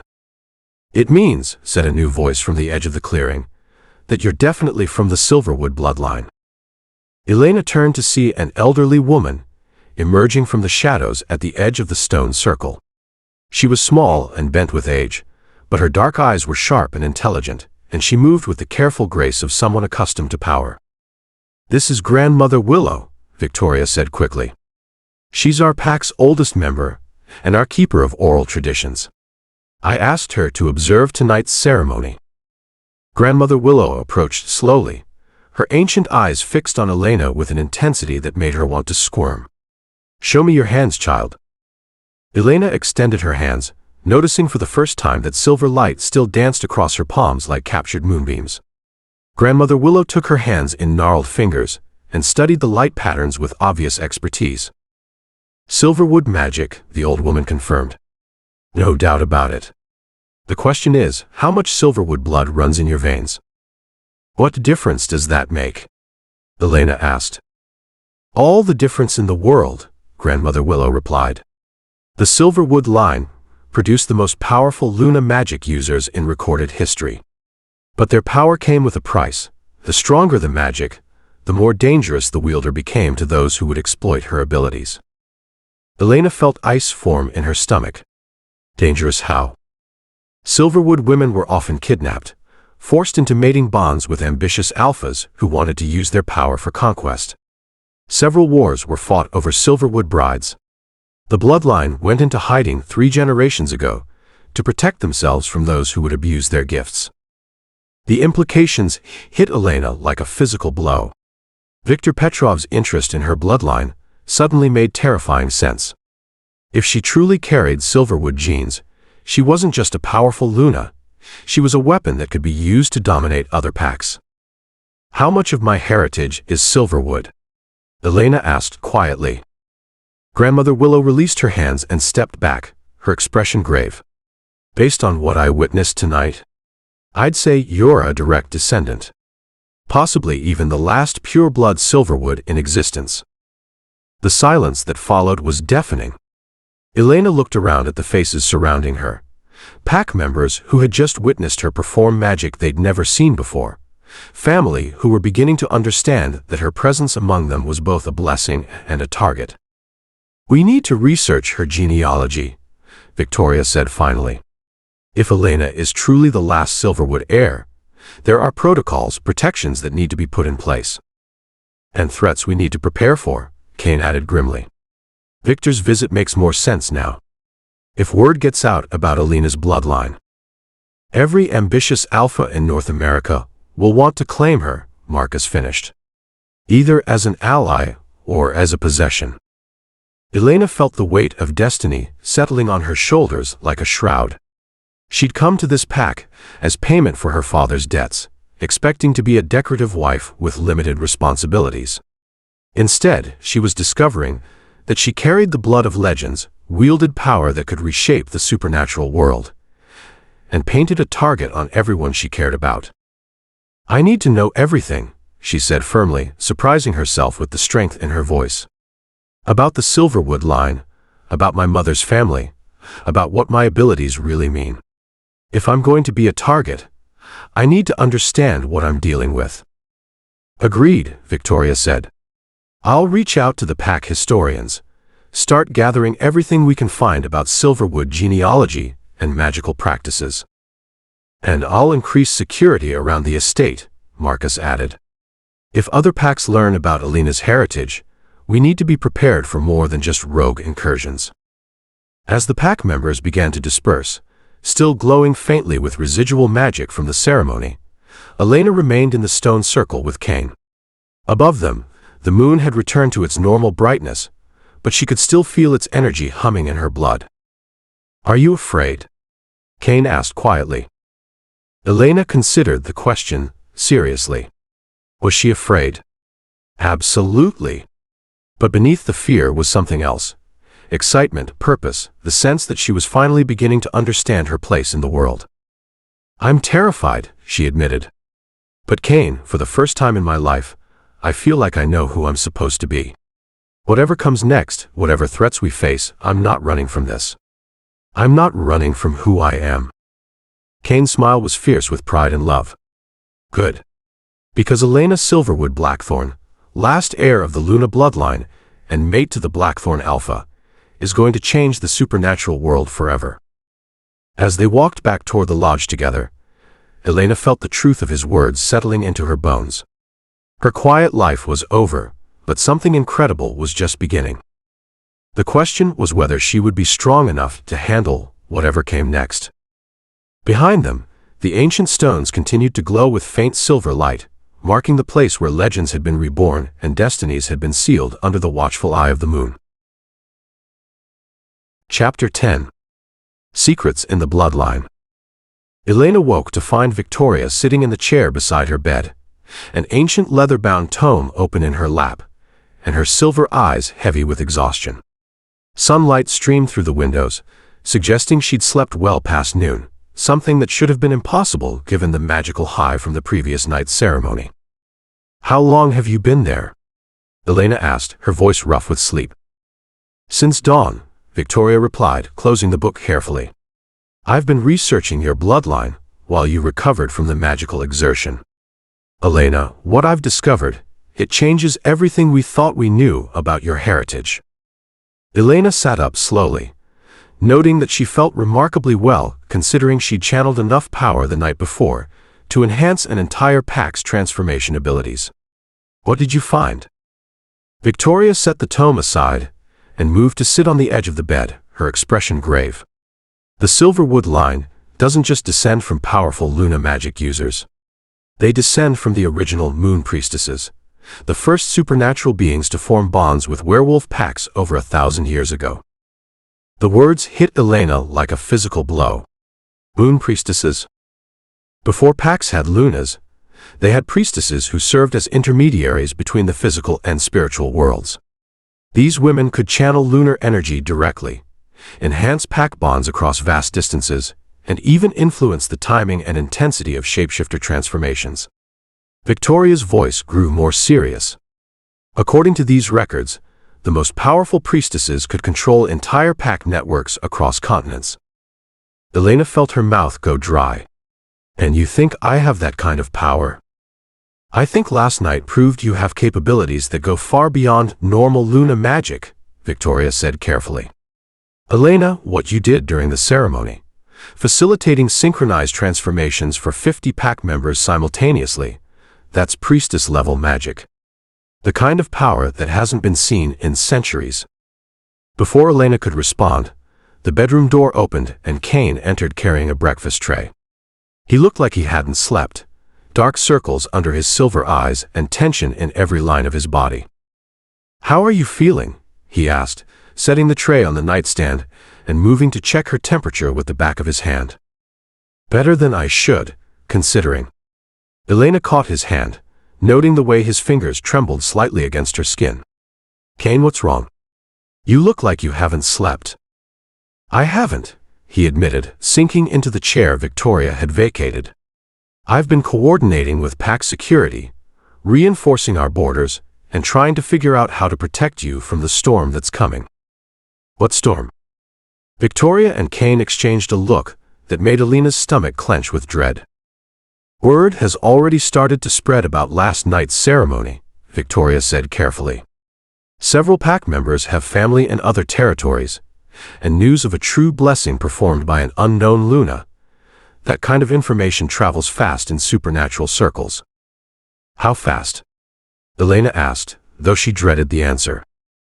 We've received 3 formal requests for meetings from neighboring alphas since sunrise, Caine said grimly. All of them citing urgent pack business that requires discussion with our Luna specifically. Elena felt ice form in her veins. They want to meet me. They want to assess you, Caine corrected. To determine whether you're an asset they can ally with or a threat they need to eliminate. The brutal honesty of his words made Elena flinch. And if they decide I'm a threat? Then we fight, Caine said simply, his silver eyes blazing with protective fury. But Elena, I need you to understand something. If even half of what Victoria has discovered about your bloodline is true, you're not just powerful. You're potentially the most powerful supernatural being in North America. That makes you incredibly valuable, but also incredibly dangerous to have as an enemy. Elena stood and moved to the window, looking out at the forest that had become her home. Somewhere out there, other alphas were making plans based on abilities she didn't fully understand, heritage she'd never known existed, and power she wasn't sure she could control. Tell me about my mother, she said quietly, not turning from the window. Tell me about my real family. Victoria's voice was gentle when she answered. Your mother's name was Isabella Silverwood. She was the last confirmed heir to the priestess bloodline, born in 1970 to a family that had been in hiding for over 50 years. Elena's breath caught. Her mother had been a Silverwood heir, which meant she had the same abilities I'm developing. More, Victoria said softly. According to the records I've found, Isabella was considered the most powerful moon priestess born in over 2 centuries. She could influence pack bonds across thousands of miles, enhance transformations for entire regional networks, and even communicate directly with the moon goddess herself. Then why don't I remember any of that? Elena asked, finally turning from the window. Why don't I remember her using magic? Victoria's expression grew pained. Because she suppressed her abilities when you were born. Elena, there's something else you need to know about your mother. Something about how she died. The tone in Victoria's voice made Elena's knees weak.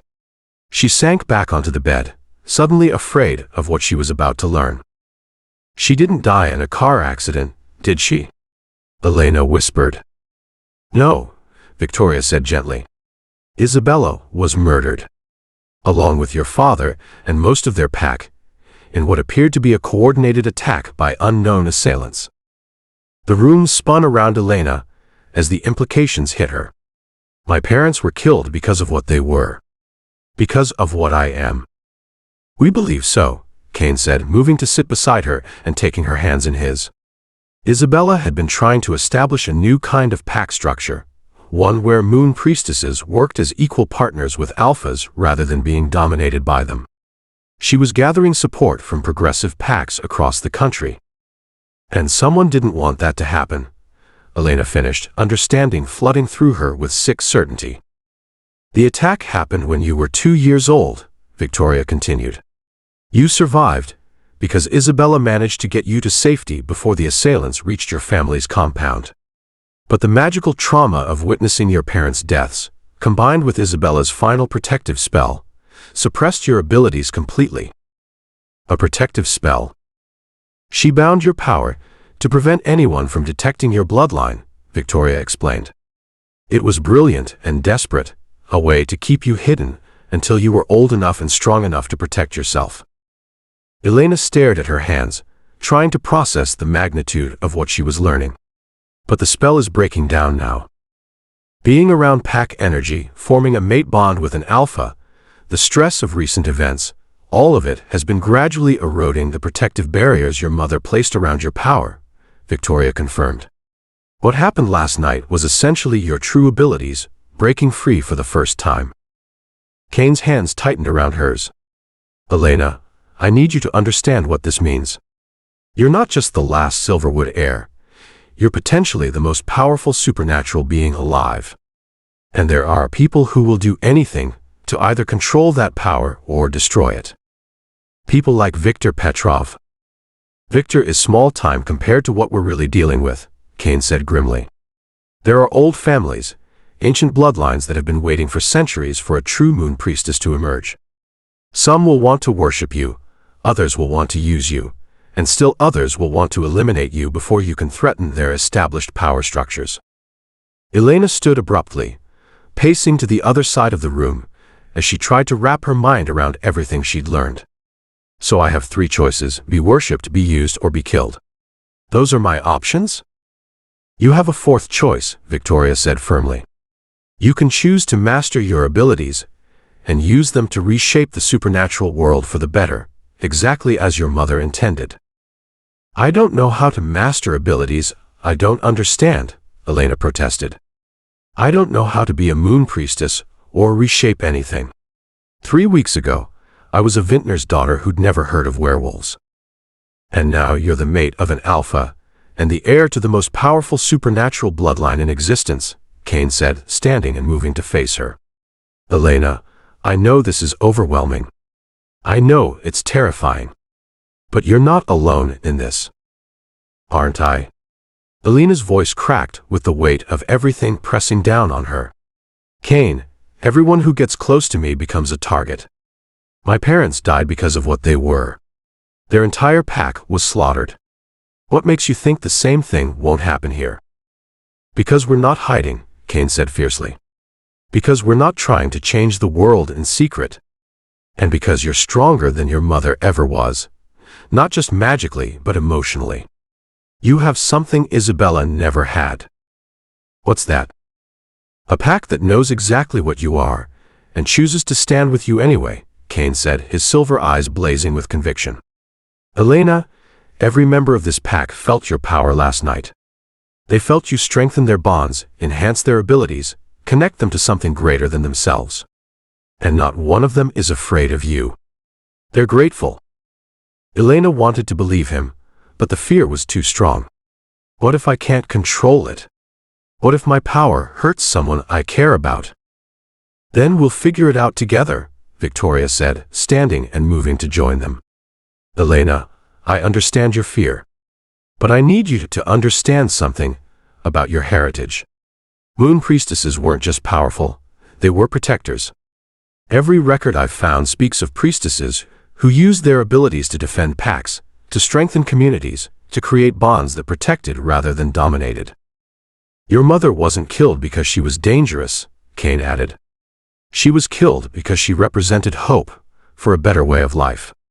Because she showed that supernatural power could be used for healing and growth rather than conquest and control. Elena looked between Caine and Victoria, seeing the absolute conviction in their faces. They truly believed she could be something positive, something beneficial rather than destructive. What would it mean, she asked quietly. If I chose to embrace this heritage, to try to master these abilities, what would that look like? Training, Victoria said immediately. Intensive study of moon priestess traditions and magical practices. Learning to control and direct your power, instead of just releasing it instinctively. And protection, Caine added. Allies among progressive packs, who share your mother's vision of cooperation rather than domination. Building a network strong enough to stand against those who would abuse or eliminate priestess power.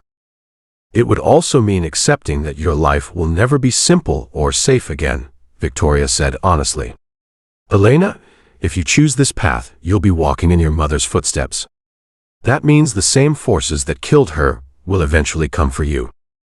Elena moved back to the window, looking out at the forest where her new pack lived and worked and raised their families. These people had accepted her, supported her, stood with her even when her power manifested in ways they'd never seen before. There's something else, she said quietly, still facing the window. Something I need to tell you both. She heard them move closer, felt Caine's warmth at her back as he waited for her to continue. Last night, during the ceremony, I felt something else. Not just the pack bonds or the lunar energy. Elena turned to face them, her expression serious. I felt other packs. Distant ones, hundreds of miles away. For just a moment, I could sense werewolf communities all across the continent. Victoria went very still. That's not possible. Priestess abilities have geographical limitations. Not for the most powerful ones, Grandmother Willow's voice interrupted from the doorway. The elderly woman entered without invitation, her ancient eyes fixed on Elena with knowing intensity. I've been listening to your conversation, and there's something else you need to know about the Silverwood bloodline. What? Caine asked. The last great moon priestess, Elena's ancestor from 300 years ago, could sense and influence pack bonds across the entire continent, Grandmother Willow said. She was the one who established the territorial boundaries that still exist today, who created the communication networks between distant packs, who prevented a supernatural civil war by strengthening bonds of cooperation. Elena felt the weight of history and expectation settling on her shoulders. You think I have that same potential? Child, I think you have more potential than any priestess who's ever lived, Grandmother Willow said seriously. The magical environment has changed dramatically in the past few centuries. Supernatural populations have grown, pack bonds have multiplied, the network of connections has become exponentially more complex. A priestess with your abilities, operating in today's supernatural landscape, could influence the entire species. The implications were staggering. Elena wasn't just inheriting powerful abilities, she was potentially inheriting the capacity to reshape the entire supernatural world. That's why they want to control or eliminate you, Caine said, understanding dawning in his expression. Elena, if you fully develop your priestess abilities, you could make traditional alpha dominant structures obsolete. You could create cooperative networks that operate independently of territorial conquest and political manipulation. Which is exactly what your mother was trying to do, Victoria added. And exactly what certain powerful families will kill to prevent. Elena sank into the chair by the window, overwhelmed by the magnitude of what she was learning. She'd married Caine to save her family's vineyard, expecting to become a decorative wife with limited responsibilities. Instead, she discovered that she carried the genetic legacy to revolutionize supernatural society. I need time to think, she said finally. It's too much to process all at once. Of course, Victoria said gently. But Elena, while you're thinking, remember this. Your mother chose to fight for what she believed in, even knowing the risks. She died trying to create a better world for her daughter and all supernatural beings. The question you need to ask yourself is whether you're willing to finish what she started. As Victoria and Grandmother Willow left her alone with Caine, Elena stared out at the forest and tried to imagine a future where she wielded the kind of power they were describing. The thought was both exhilarating and terrifying. What do you think I should do? She asked Caine. I think, Caine said carefully, that the decision has to be yours. I can't choose this path for you, Elena. But I can promise that whatever you decide, I'll stand with you. If you want to suppress your abilities and try to live a quiet life, I'll help you find a way to do that. If you want to embrace your heritage and change the world, I'll fight beside you every step of the way. Elena turned to look at him, seeing the love and support in his silver eyes, the absolute commitment in his expression. This man would follow her into any kind of future, would protect and support her regardless of the cost to himself. And if embracing my heritage gets you killed, she asked quietly. If following in my mother's footsteps brings the same fate to this pack that befell hers, then we'll die fighting for something worth believing in, Caine said simply. Elena, I'd rather live 1 year as your true mate, supporting you as you become everything you're meant to be, than spend 50 years hiding from your destiny.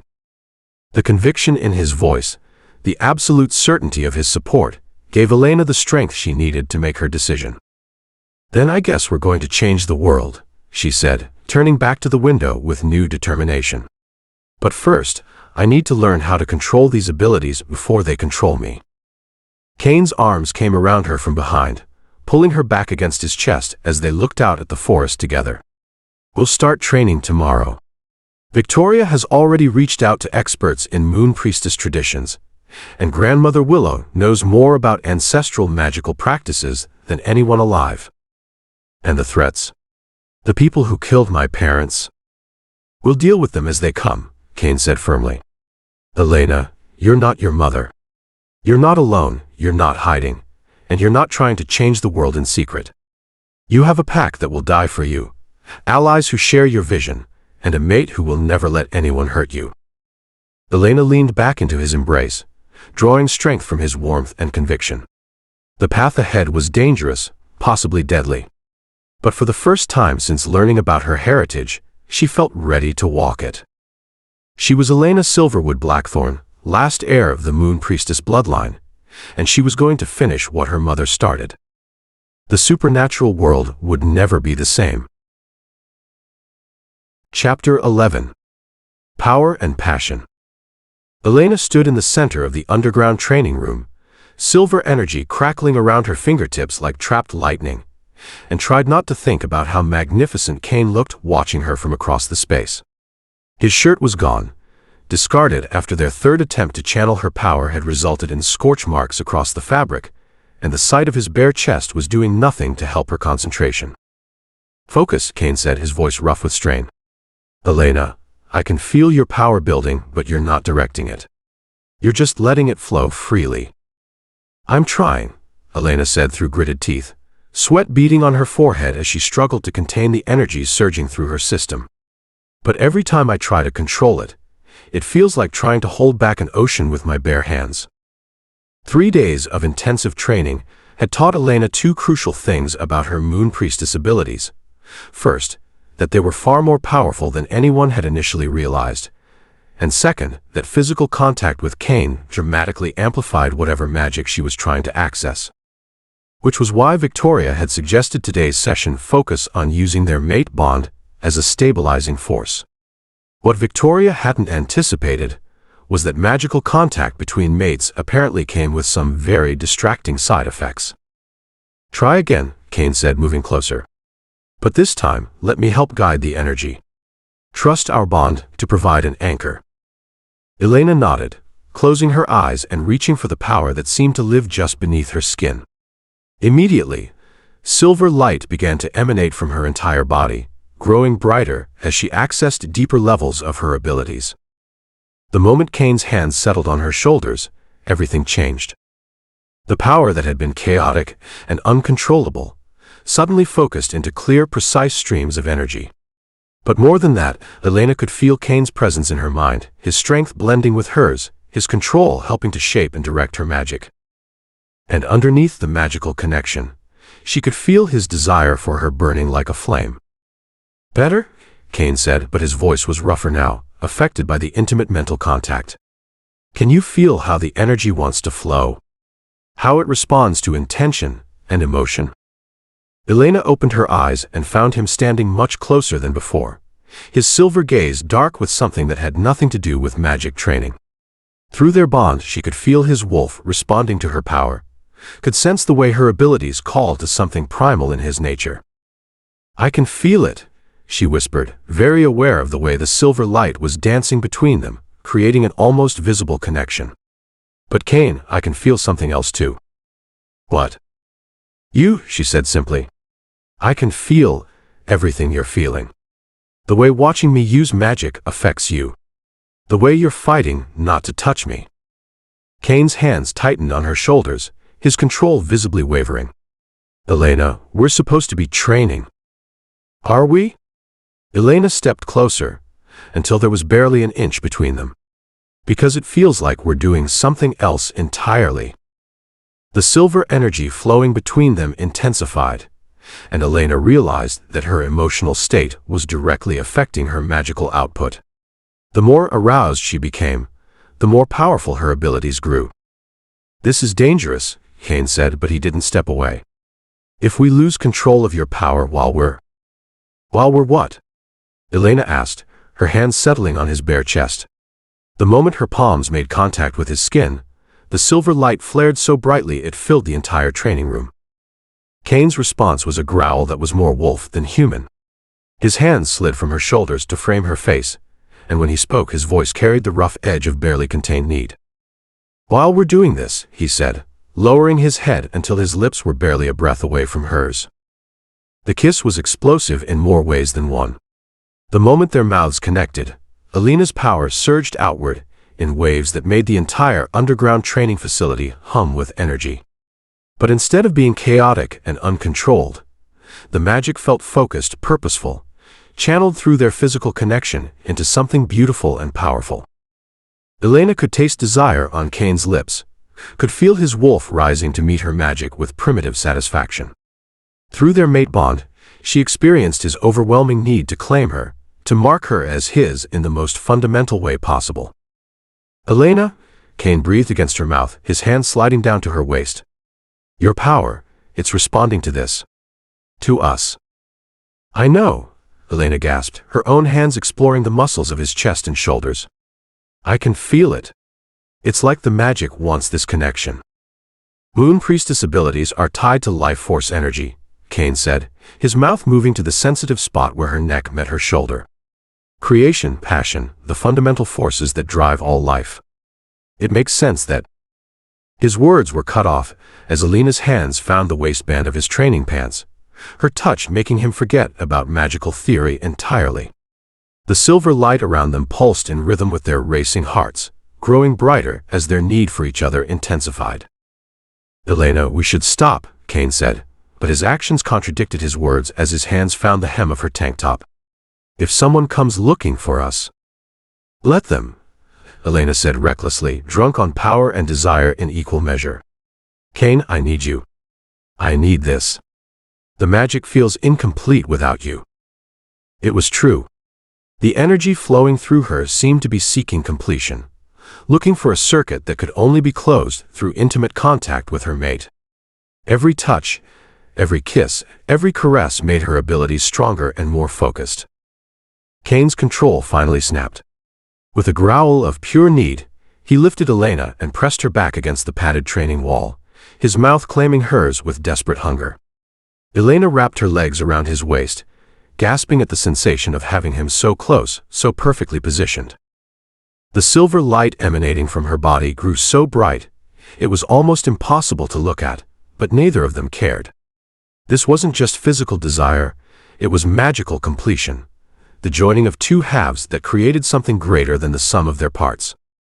"Mine," Caine said against her throat, his teeth grazing the spot that would eventually bear his claiming mark. "Elena, you're mine." "Yes," she breathed, her hands tangling in his dark hair.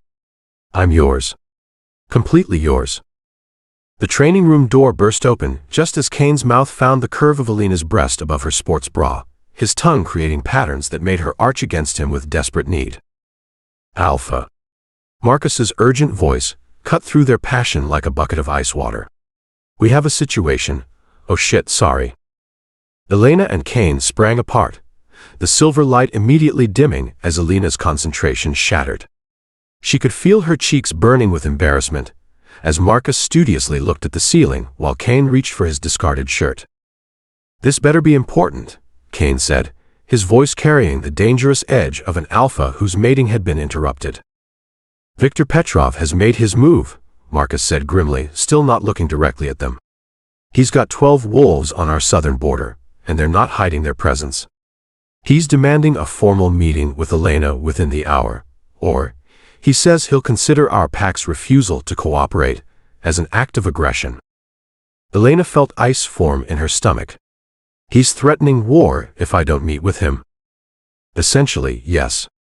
Marcus finally risked a glance in their direction, relief evident on his face when he saw they were both fully clothed again. "Alpha, what are your orders?" Caine's expression had shifted into the cold calculation Elena associated with his leadership responsibilities, but she could still feel the frustrated desire thrumming through their mate bond. "Double our perimeter guards and put everyone on high alert," Caine said immediately. "Contact our allied packs and request backup. I want 50 additional wolves here within 6 hours. And get Victoria and Grandmother Willow to the strategy room immediately." "What about the meeting?" Marcus asked. "We'll meet with him," Elena said firmly, surprising both men. "But on our terms, in our territory, with our conditions." "Absolutely not," Caine said, his protective instincts flaring. "Elena, Viktor isn't just dangerous, he's cunning. This could be a trap designed to get you away from pack protection. Then we make sure it isn't a trap, Elena replied, straightening her shoulders.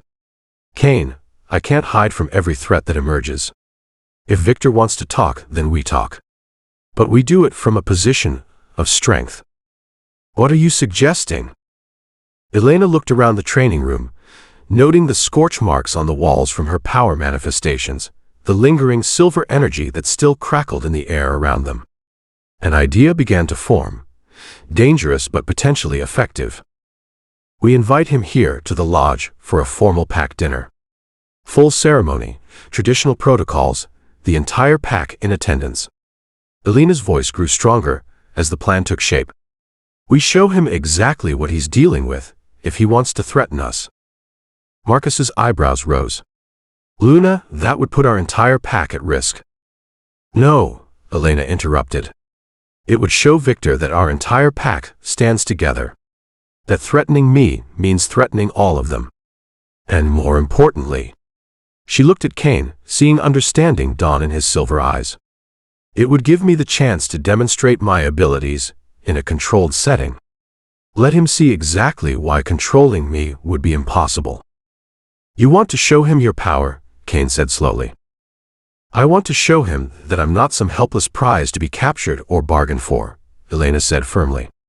I'm a moon priestess with abilities he can't imagine, protected by a pack that would die for me, and mated to an alpha who won't hesitate to destroy anyone who threatens me. The silence that followed was broken by Marcus's slow smile. That's actually brilliant. Victor's expecting fear, submission, maybe an attempt to negotiate. He's not expecting a direct challenge from someone who outranks him magically. It's also incredibly dangerous, Caine pointed out.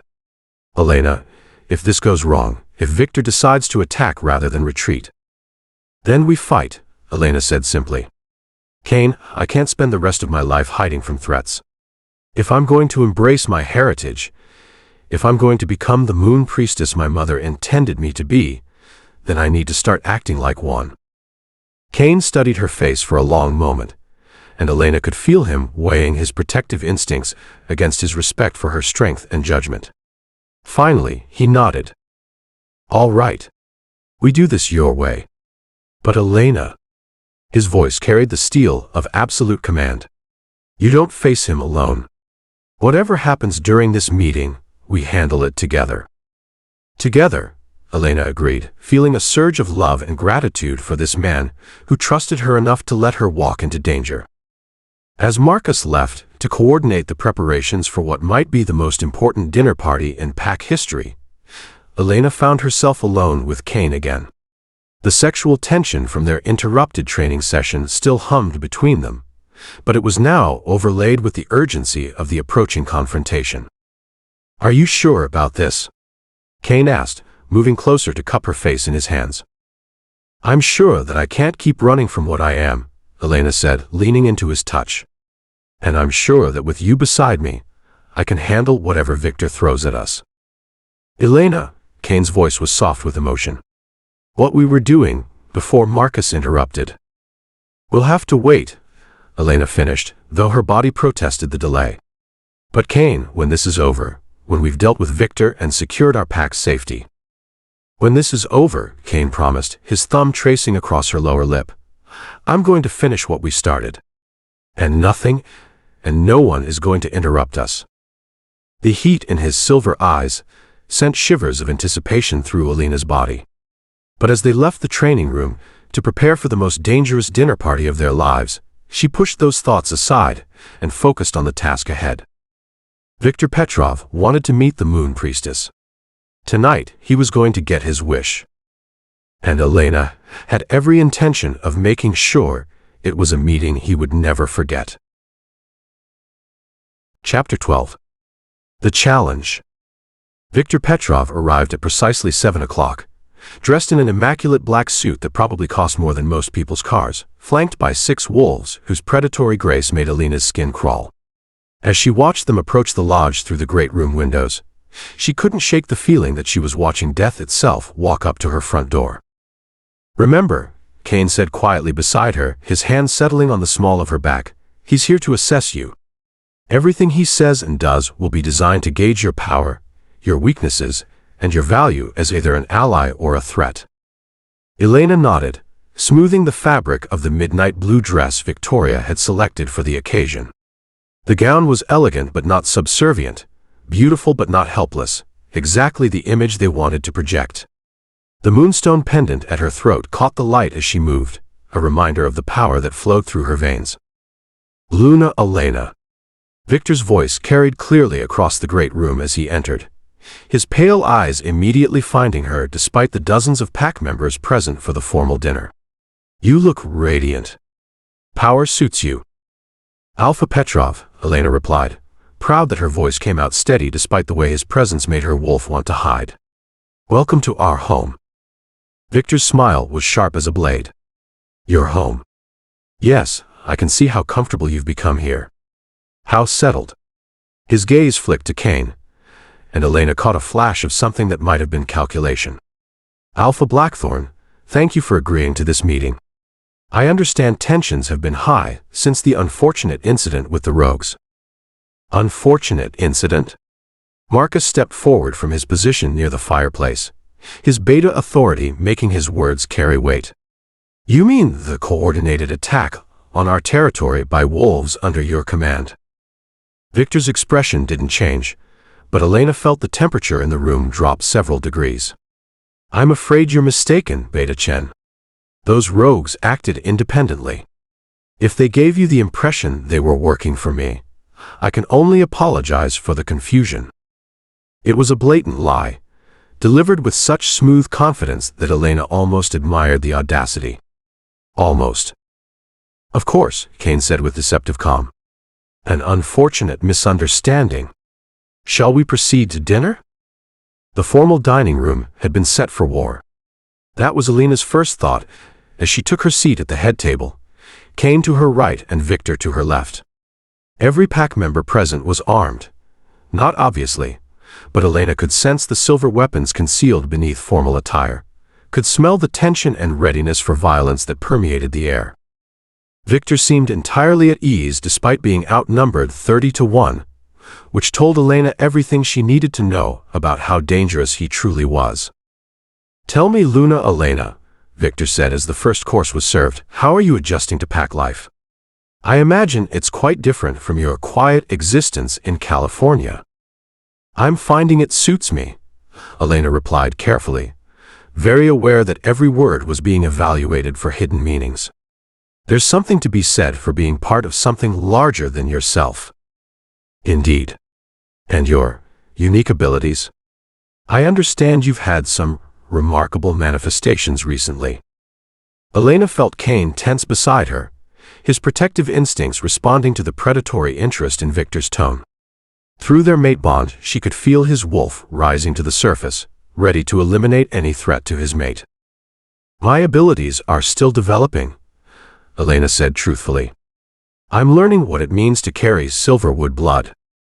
Victor's pale eyes lit up with satisfaction, and Elena realized she'd just confirmed something he'd only suspected. Silverwood blood. How fascinating. And how fortunate for Alpha Blackthorne to have acquired such a valuable mate. The word acquired made Elena's stomach turn. Victor was talking about her like she was a possession, a strategic asset to be bought, sold, or stolen. Elena isn't something I acquired, Caine said, his voice carrying the dangerous edge that preceded violence. She's my mate, my equal, and the Luna of this pack. I'd suggest you remember that. Of course, Victor said smoothly, though his smile suggested he found Caine's protective response amusing. Forgive me if my phrasing was unclear. I simply meant to acknowledge what a advantageous alliance this must be for your pack. Elena felt her power stir in response to her growing anger, silver energy beginning to dance around her fingertips beneath the table. The moonstone pendant grew warm against her throat, and she had to consciously control her breathing to keep her abilities from manifesting visibly.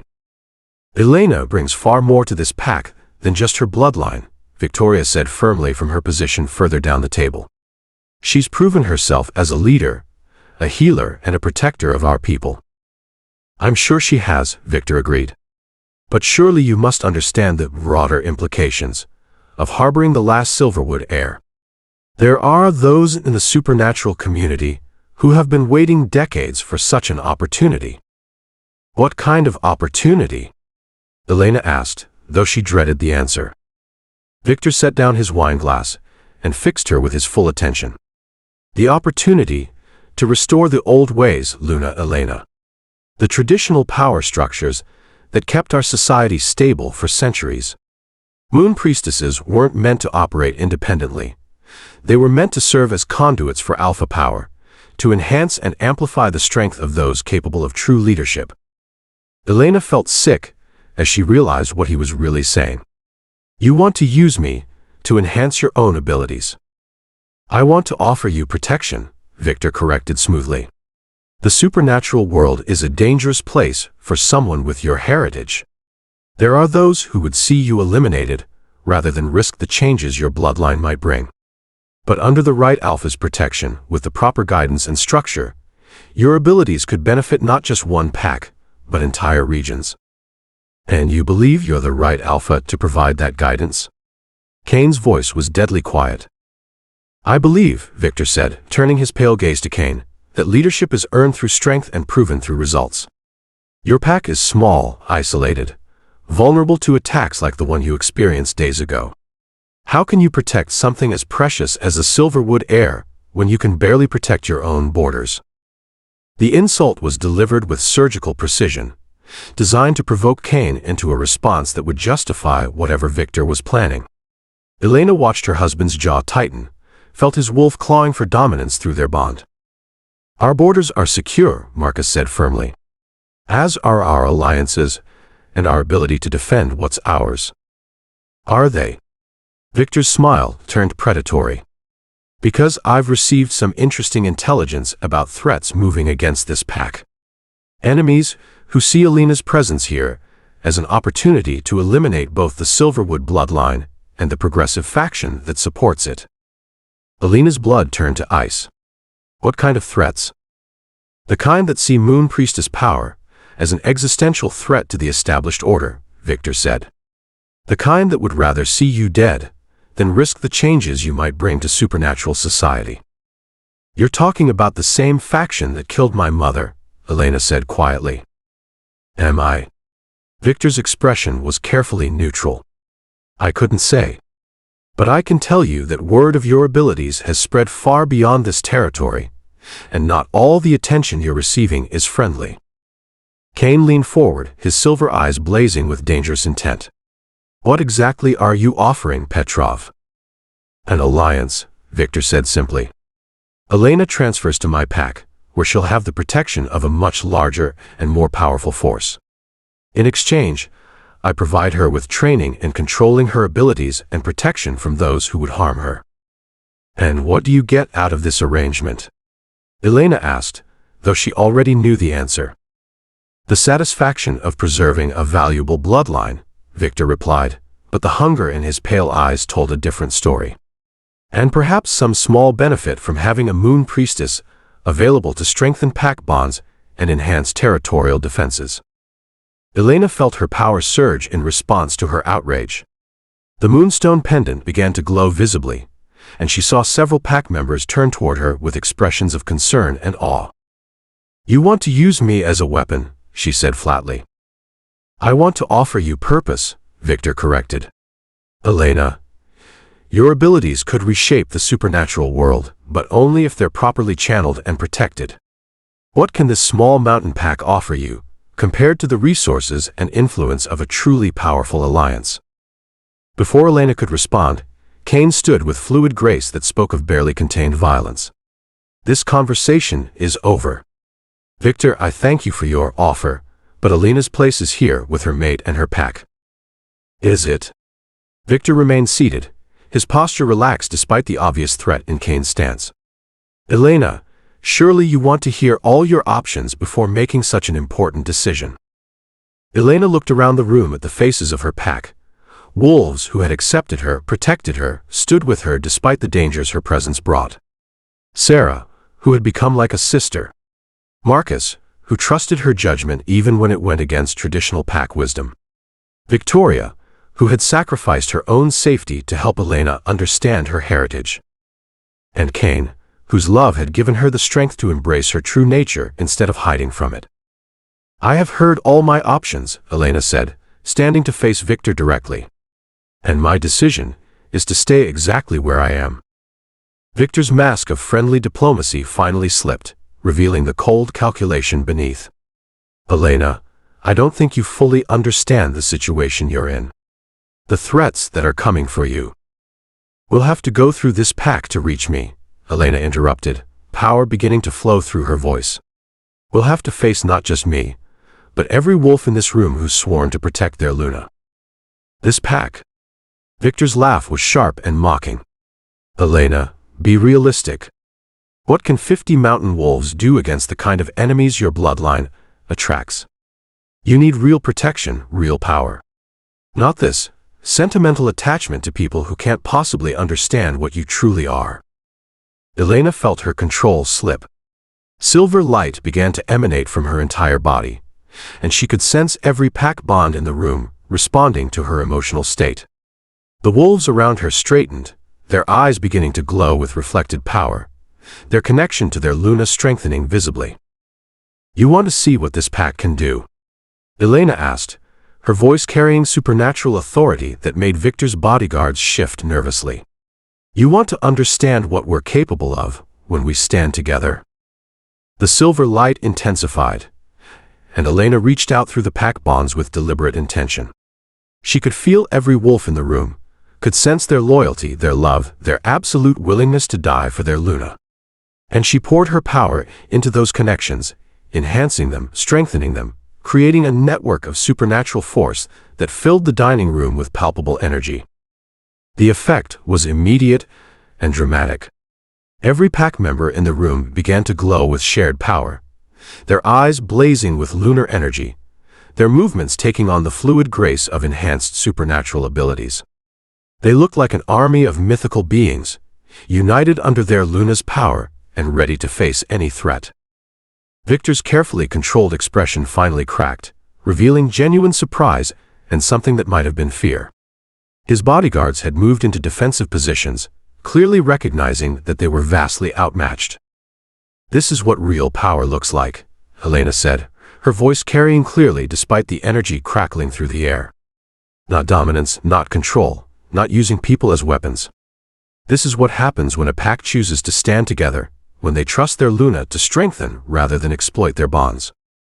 She gradually pulled back her power, allowing the silver light to fade until only a faint glow remained around her pendant. But the pack members remained alert, ready, unified in a way that spoke of bonds that went far beyond mere pack hierarchy. Now, Elena continued, settling back into her chair with calm dignity, you were saying something about how this pack couldn't protect me. Victor was silent for a long moment, his pale eyes studying Elena with new assessment. When he finally spoke, his voice carried none of its earlier condescension. You've made your position clear, Luna Elena. I hope for your sake that you're as powerful as you believe yourself to be.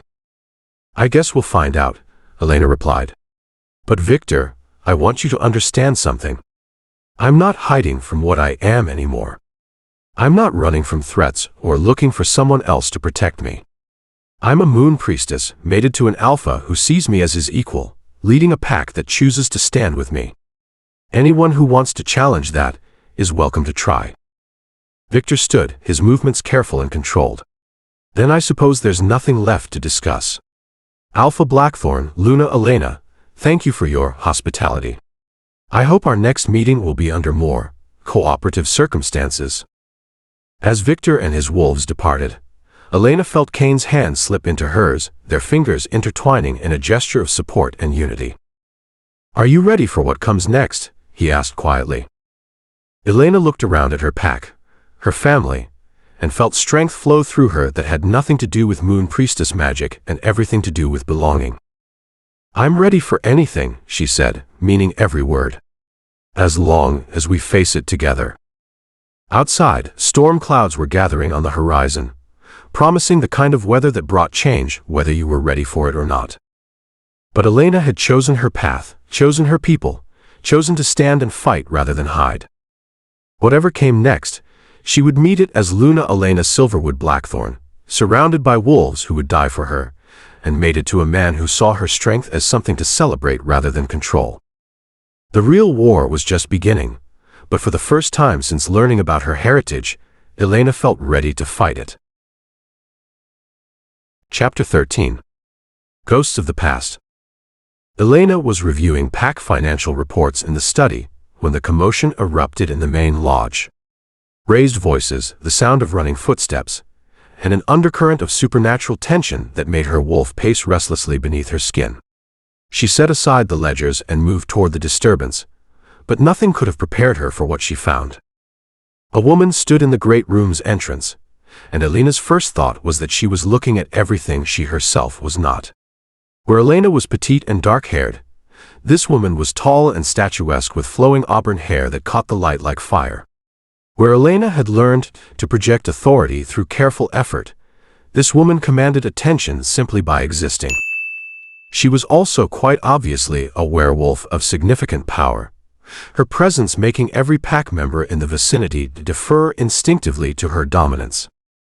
"Caine," the woman said, her voice carrying clearly across the room, "you look well. Alpha ship suits you." Elena watched her husband emerge from his office, his expression carefully controlled but not quite hiding the shock in his silver eyes. "Isabella, what are you doing here?" "Isabella." Elena felt ice form in her stomach as she recognized the name. This was Caine's former lover, the woman Victoria had mentioned once in passing, the relationship that had ended badly, leaving Caine reluctant to trust his heart to anyone else. Until Elena. "I heard about your marriage," Isabella continued, her gaze sweeping the room until it found Elena standing frozen near the staircase. "And about some rather interesting developments regarding your new Luna's bloodline." The way she said "new Luna" made it sound like a temporary arrangement, something that might be easily changed. Elena felt her power stir in response to the implied challenge, but she forced herself to remain calm. "Isabella," Caine said carefully, "I'd like you to meet my wife, Elena." "Elena, this is Isabella Winters, Alpha of the Rocky Mountain Pack." Alpha. Of course she was an alpha. Elena stepped forward, drawing on every lesson Victoria had taught her about pack diplomacy, and extended her hand in greeting. "Alpha Winters," she said politely. "Welcome to our territory." Isabella's handshake was firm to the point of being painful, her pale green eyes studying Elena with the intensity of a predator evaluating potential prey. "Luna Elena. How charming. You're not quite what I expected." "What did you expect?" Elena asked, keeping her voice level despite the insult implicit in Isabella's tone. "Someone more substantial," Isabella replied with a smile that didn't reach her eyes. Given Caine's position, and the importance of strong genetic lines in supernatural leadership. Elena felt heat rise in her cheeks, but before she could respond, Victoria appeared at her side like a protective barrier. "Isabella," Victoria said coolly, "what brings you to our territory?" "I don't recall receiving notification of an official Alpha visit." "Nothing official," Isabella replied smoothly. "I was simply passing through the region and thought I'd stop by to reconnect with old friends." "Surely there's nothing wrong with that." The tension in the room was thick enough to cut with a knife. Elena could see pack members exchanging uncertain glances, clearly unsure how to handle the presence of a foreign alpha who obviously had personal history with their leader. "Of course not," Caine said finally. "You're welcome to stay for dinner. We can catch up properly."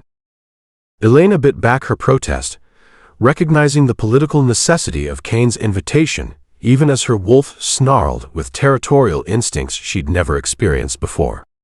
This woman was a threat, not just to Elena personally, but to the stability of everything she'd built with Caine.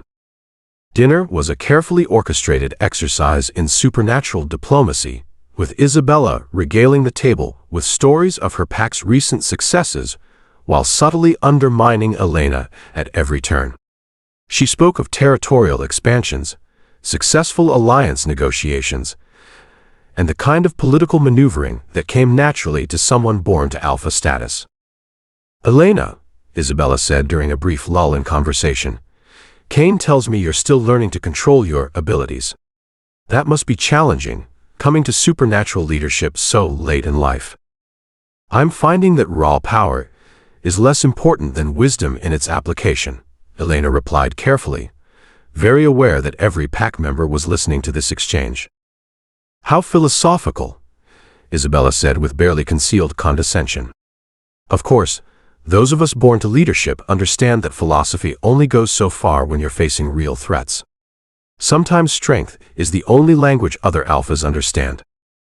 "Is that a threat?" Elena asked quietly. "Merely an observation," Isabella replied, "based on extensive experience in regional politics. Something I understand you lack." Elena felt her power stir, silver energy beginning to dance around her fingertips beneath the table. Through their mate bond she could feel Caine's tension, his desire to defend her warring with his need to maintain diplomatic relations. "Experience can be gained," Elena said. "But integrity and loyalty to one's pack, those are qualities you either possess or you don't." Isabella's green eyes narrowed at the subtle insult. "Indeed. And speaking of loyalty, I was wondering if we might discuss some historical matters that could be relevant to current pack security." "What kind of historical matters?" Victoria asked sharply. "Well," Isabella said, settling back in her chair with obvious satisfaction, "I was thinking about the mate bond that Caine and I shared before his unfortunate decision to pursue other options." Elena felt the world tilt around her. "Mate bond?" "Oh yes," Isabella continued, her voice carrying clearly through the suddenly silent dining room. "Didn't he tell you? We were fully bonded for 3 years. Quite the passionate connection, actually. Some bonds, once formed, never truly fade." Elena looked at Caine, seeing the truth in his stricken expression. He'd been mated before. Fully bonded to this beautiful, powerful alpha who clearly believed she had a claim on him that superseded Elena's marriage. "That bond was severed," Caine said firmly, his voice carrying alpha authority. "Completely and permanently severed when you betrayed our pack alliance for political gain." "Was it?" Isabella asked with feigned innocence. "Because I still feel echoes of our connection, Caine. And according to ancient pack law, a mate bond can only be truly severed by mutual consent or the death of one partner. Since I never consented to the severance." She let the implication hang in the air like a sword. Elena felt sick as she realized what Isabella was suggesting, that her marriage to Caine might not be legally binding under supernatural law if his previous mate bond hadn't been properly dissolved. "That's ridiculous," Marcus said from his position down the table. "The bond was severed through ritual dissolution, witnessed by both pack councils." "Witnessed by councils, yes," Isabella agreed, "but never confirmed by combat trial. And according to the old laws, when there's a dispute over mate bond status, it can be resolved through ritual combat between the competing claims." Elena's blood turned to ice. "You're challenging me for him." "I'm simply pointing out that under supernatural law, my claim to Caine predates yours and was never properly resolved," Isabella said with mock reasonableness. "If you believe your bond is strong enough to supersede mine, you're welcome to prove it." The dining room erupted in angry voices as pack members reacted to Isabella's challenge. Elena sat frozen, trying to process the magnitude of what was happening. Not only was she facing a challenge from a trained alpha warrior, but the legitimacy of her marriage might be at stake. "Elena," Caine said urgently, reaching for her hand, "Isabella's claim has no legal standing. Our bond is real, recognized by both human and supernatural law." "Is it?" Isabella interrupted.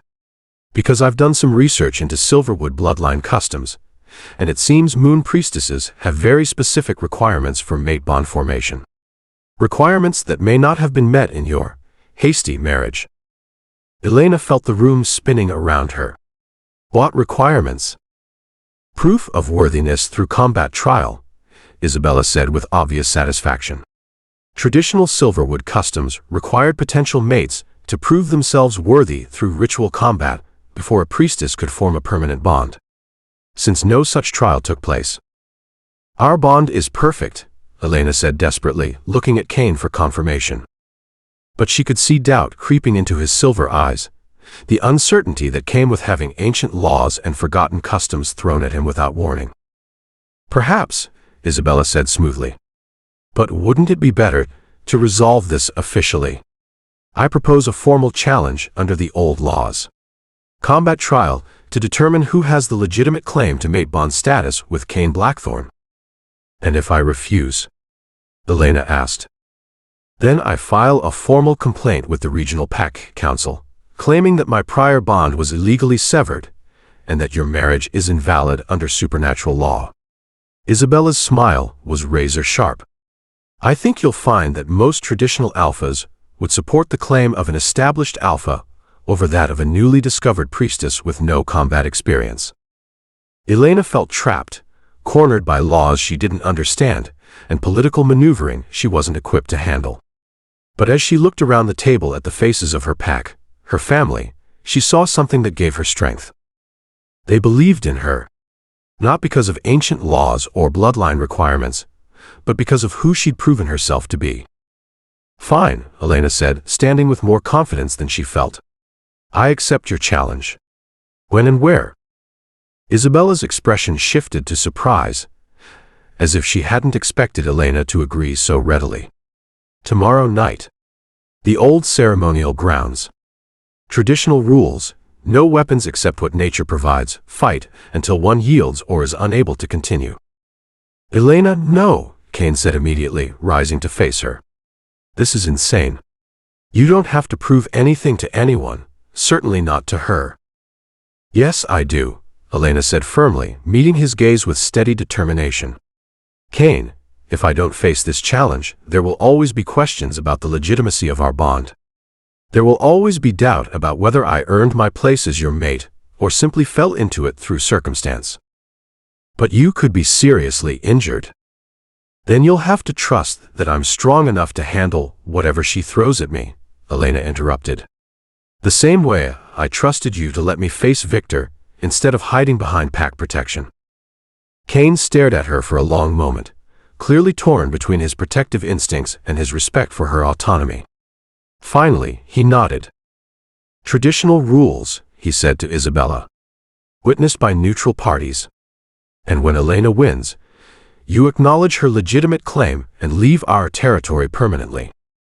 "When I win," Isabella corrected with cold confidence, "I reclaim my rightful place as your mate and Luna of this pack." As the dinner dissolved into tense discussions of combat protocols and legal precedents, Elena found herself alone with Isabella near the great room fireplace. The alpha woman moved with predatory grace, circling Elena like a hunter evaluating her prey.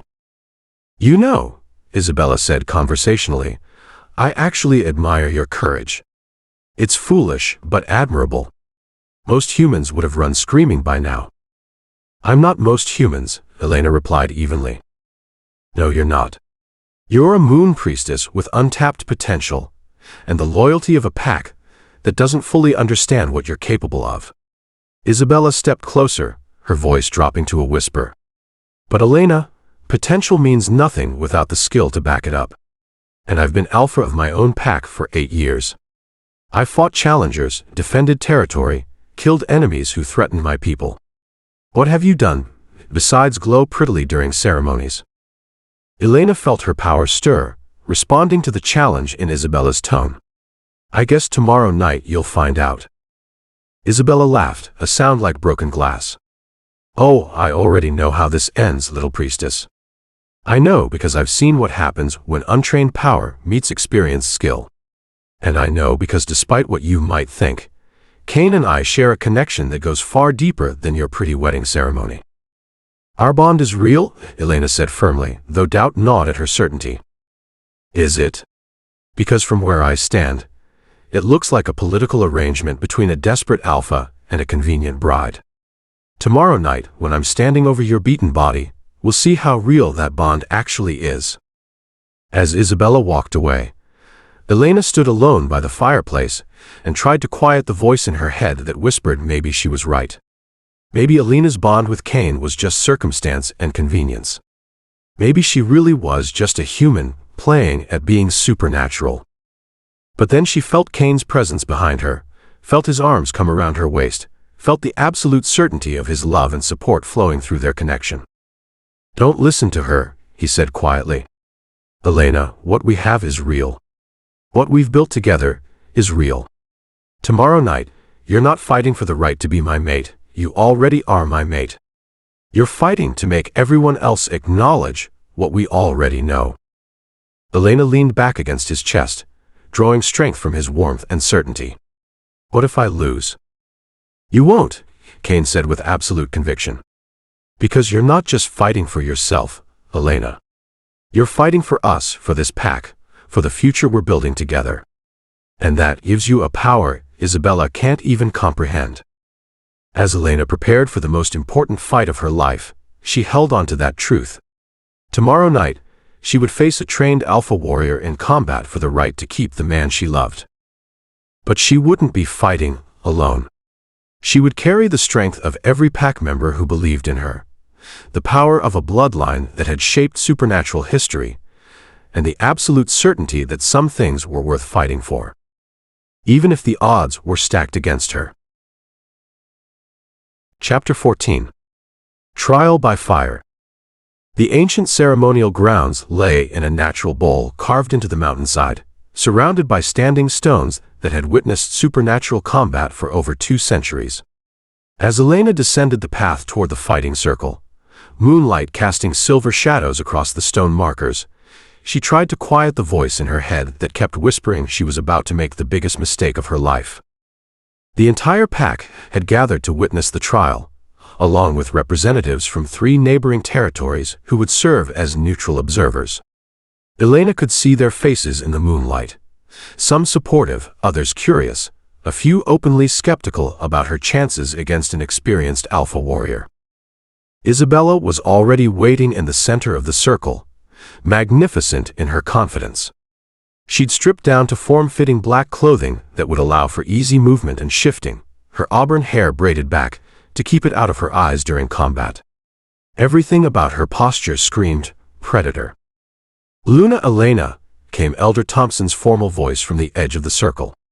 The elderly wolf served as combat judge for territorial disputes, his authority recognized across multiple pack boundaries. "Do you enter this circle of your own free will, understanding that this trial will determine the legitimacy of your mate bond claim?" "I do," Elena replied, surprised by how steady her voice sounded despite the terror coursing through her veins. "Alpha Isabella," Elder Thompson continued, "do you accept the terms of this trial and agree to abide by its outcome?" "I do," Isabella replied, her green eyes never leaving Elena's face. "Then let the trial begin. First challenge, demonstration of power." Elena felt her heart skip. She'd known the trial would involve multiple components, but she'd been focusing so intently on the physical combat aspect that she'd forgotten about the other requirements. "Each contestant will demonstrate their supernatural abilities," Elder Thompson explained. "Luna Elena, as the challenged party, you may proceed first." Elena moved to the center of the circle, acutely aware of every eye upon her. This was it, her chance to show the supernatural community exactly what a moon priestess could do. She closed her eyes, reaching for the power that lived just beneath her skin, and felt her abilities respond with eager intensity. Silver light began to emanate from her entire body, starting as a soft glow and building to brilliant radiance that illuminated the entire ceremonial ground. The moonstone pendant at her throat pulsed in rhythm with her heartbeat, and Elena reached out through the pack bonds, connecting with every Blackthorne wolf present. But instead of just strengthening their connections, she did something she'd never attempted before. She reached beyond her own pack, seeking the bonds that connected the visiting wolves to their own territories, their own leaders. The sensation was overwhelming, like trying to hold a dozen conversations simultaneously, but gradually she began to sense the vast network of supernatural connections that spanned the continent. Gasps rose from the watching crowd, as Elena's power expanded beyond anything they'd witnessed before. The silver light grew so intense it was almost painful to look at, and every wolf present began to glow with reflected energy. More dramatically, the ancient stones themselves began to resonate, humming with harmonic frequencies that spoke of magic older than recorded history. "Impossible," someone whispered from the crowd. Elena held the demonstration for 30 seconds that felt like hours, then gradually pulled back her power, until only a faint glow remained around her pendant. The silence that followed was deafening. "Alpha Isabella," Elder Thompson said, his voice slightly shaken, "your demonstration." Isabella's display was impressive in its own right, a controlled shift between human and wolf form that showcased her speed and precision, followed by a demonstration of alpha dominance that made every wolf in the vicinity feel the urge to submit. Her power was focused, practical, the kind of ability that spoke of years of combat experience and territorial leadership. But compared to Elena's continental-spanning energy manipulation, it felt almost mundane. "Second challenge," Elder Thompson announced. "Trial of wisdom." Elena's stomach clenched. Physical power was one thing, but wisdom required experience she wasn't sure she possessed. "A hypothetical scenario," Elder Thompson continued. "Your pack's territory is threatened by a superior force. You have 3 options: fight and likely lose many pack members, flee and abandon your ancestral lands, or negotiate a surrender that would preserve lives but cost your pack's independence. What is your choice, and how do you justify it?" Isabella answered first, her response confident and strategic. She outlined a detailed military withdrawal, preserving pack strength for eventual reconquest, with backup plans involving allied support and guerrilla tactics. It was the answer of someone who'd faced real threats, made real decisions with life-and-death consequences. Elena's mind raced as she considered the scenario. Every option had merit, but they all assumed that the 3 choices presented were the only ones available. "I would choose a 4th option," Elena said finally. "I would seek to understand why this superior force wants our territory, then look for a solution that addresses their needs without requiring our destruction or displacement." "That's naive idealism," Isabella said with barely concealed contempt. "Some conflicts can't be resolved through diplomacy." "Can't they?" Elena replied. "In my experience, most conflicts arise from unmet needs or misunderstanding. A moon priestess's role isn't just to fight threats, it's to see connections others miss, to find solutions that preserve rather than destroy." "And if your peaceful overtures are rejected?" Elder Thompson asked. "Then I would defend my pack with every resource at my disposal," Elena said firmly. "But I would explore every possibility for peace before resigning myself to war. A true Luna protects her people not just through strength, but through wisdom that prevents unnecessary conflicts." Elder Thompson nodded approvingly, and Elena felt a small surge of confidence. Maybe she wasn't as outmatched as she'd thought. "Final challenge," Elder Thompson announced. "Trial of sacrifice." Elena's blood turned to ice. She'd heard about sacrifice trials, tests where contestants had to choose between competing loyalties, often involving impossible decisions about who to save when you couldn't save everyone. "Jake Morrison, please step forward." Elena watched in horror as Jake, the young pack member she'd counseled about revealing his supernatural nature to his human girlfriend, limped into the circle. His left leg was clearly injured, possibly broken, and he was supported by 2 other wolves who helped him reach the center of the fighting ground. "Jake was injured during a perimeter patrol this evening," Elder Thompson explained. "The injury is severe, but not life-threatening with proper medical care. However, healing magic could repair the damage immediately but would require significant energy expenditure from the caster." Elena's mind raced as she realized what was being asked. This wasn't just a test of her healing abilities, it was a test of resource management and judgment. Using her power to heal Jake would drain her energy reserves significantly, potentially leaving her weakened for the physical combat trial that would inevitably follow. Isabella seemed to understand the strategic implications immediately. "Elder Thompson, Are we expected to exhaust our magical reserves on this trial, then immediately proceed to combat? The trial tests judgment as much as ability, Elder Thompson replied. How you choose to allocate your resources is part of what determines worthiness for Luna status.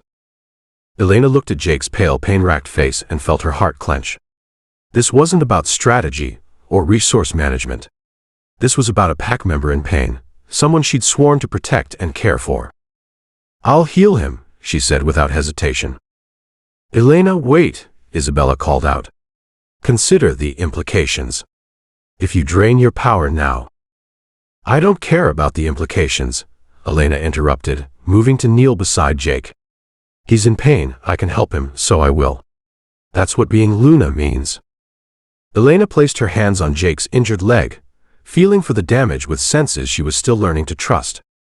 The break was clean but displaced, requiring not just healing energy but precise manipulation to align the bones properly.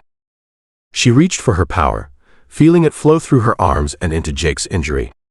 But this wasn't like the dramatic energy displays she'd performed during ceremonies.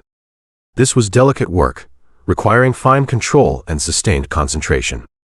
Silver light danced around her hands as she guided his body's natural healing processes, accelerating recovery that would normally take weeks into a matter of minutes. The effort was enormous. Elena felt her magical reserves draining rapidly, sweat beading on her forehead as she poured energy into repairing torn muscles, mending broken bone, restoring damaged nerves. By the time she finished, Jake was standing without assistance, his leg completely healed. But Elena was swaying on her feet, exhausted to the point of collapse. Thank you, Luna, Jake said, his voice thick with gratitude. I can't tell you what this means. Jake, Elena interrupted gently, go sit down. I think there's more trial ahead.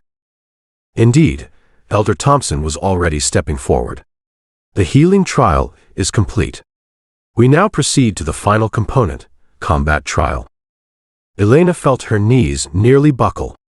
She'd used so much energy healing Jake that she could barely stand, let alone fight an experienced alpha warrior. Around the circle, she could see disappointment on some faces, concern on others. She'd made the compassionate choice, but it might have cost her everything. Isabella's smile was sharp with anticipated victory. Are you ready to begin, Luna Elena? Or would you prefer to yield now and save yourself some bruises? Elena looked around the circle at the faces of her pack, her chosen family. Sarah, whose friendship had given her strength. Marcus, whose respect she'd earned through steady leadership. Victoria, who'd shared the secrets of her heritage. And Caine, whose love had made her believe she could be more than she'd ever imagined. They weren't looking at her with disappointment. They were looking at her with pride. I'm ready, Elena said, forcing herself to stand straighter despite her exhaustion. Combat trial begins now, Elder Thompson announced. Isabella immediately launched herself forward, shifting into her hybrid form mid-leap. Elena barely managed to dodge, her depleted energy making her movements sluggish and uncoordinated.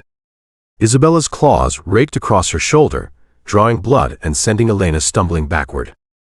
You should have conserved your strength, Isabella said, circling Elena like a predator toying with wounded prey. Compassion is a luxury leaders can't afford. Is it? Elena replied, trying to stay mobile despite her exhaustion. Because I think compassion is exactly what leadership requires. Isabella attacked again, this time managing to pin Elena against one of the ancient stones. Elena tried to shift into her own hybrid form, but she simply didn't have the energy reserves left for a full transformation. Yield, Isabella demanded, her claws at Elena's throat. It's over. Elena closed her eyes, feeling defeat wash over her. She'd given everything she had to heal Jake, and now she was going to lose everything because of it. The mate bond with Caine, her position as Luna, her place in the pack, all of it would belong to Isabella. But then she felt something unexpected. Through the pack bonds, energy began to flow toward her. Not just from Caine, but from every Blackthorne wolf present. They were sharing their strength with her, offering their power to support their Luna in her moment of greatest need. What? Isabella began, then stopped as she realized what was happening. Elena was glowing again, but this time the light wasn't coming from her own reserves. It was coming from the combined will of 50 wolves who had chosen to stand with their Luna, who believed in her enough to literally give their strength to support her. "This is what leadership actually looks like," Elena said, drawing on the shared power to break free from Isabella's hold. Not one wolf dominating others, but a pack choosing to support each other. What followed wasn't so much a fight as a demonstration of two completely different philosophies of power. Isabella fought with skill and experience, using every technique in her considerable arsenal. But Elena fought with the combined strength of her entire pack, their support flowing through the bonds she'd spent weeks strengthening and nurturing. More importantly, Elena fought with the certainty that she was exactly where she belonged, doing exactly what she was meant to do. This wasn't about proving herself to anyone else. This was about protecting the family she'd chosen and who had chosen her in return. The end came suddenly.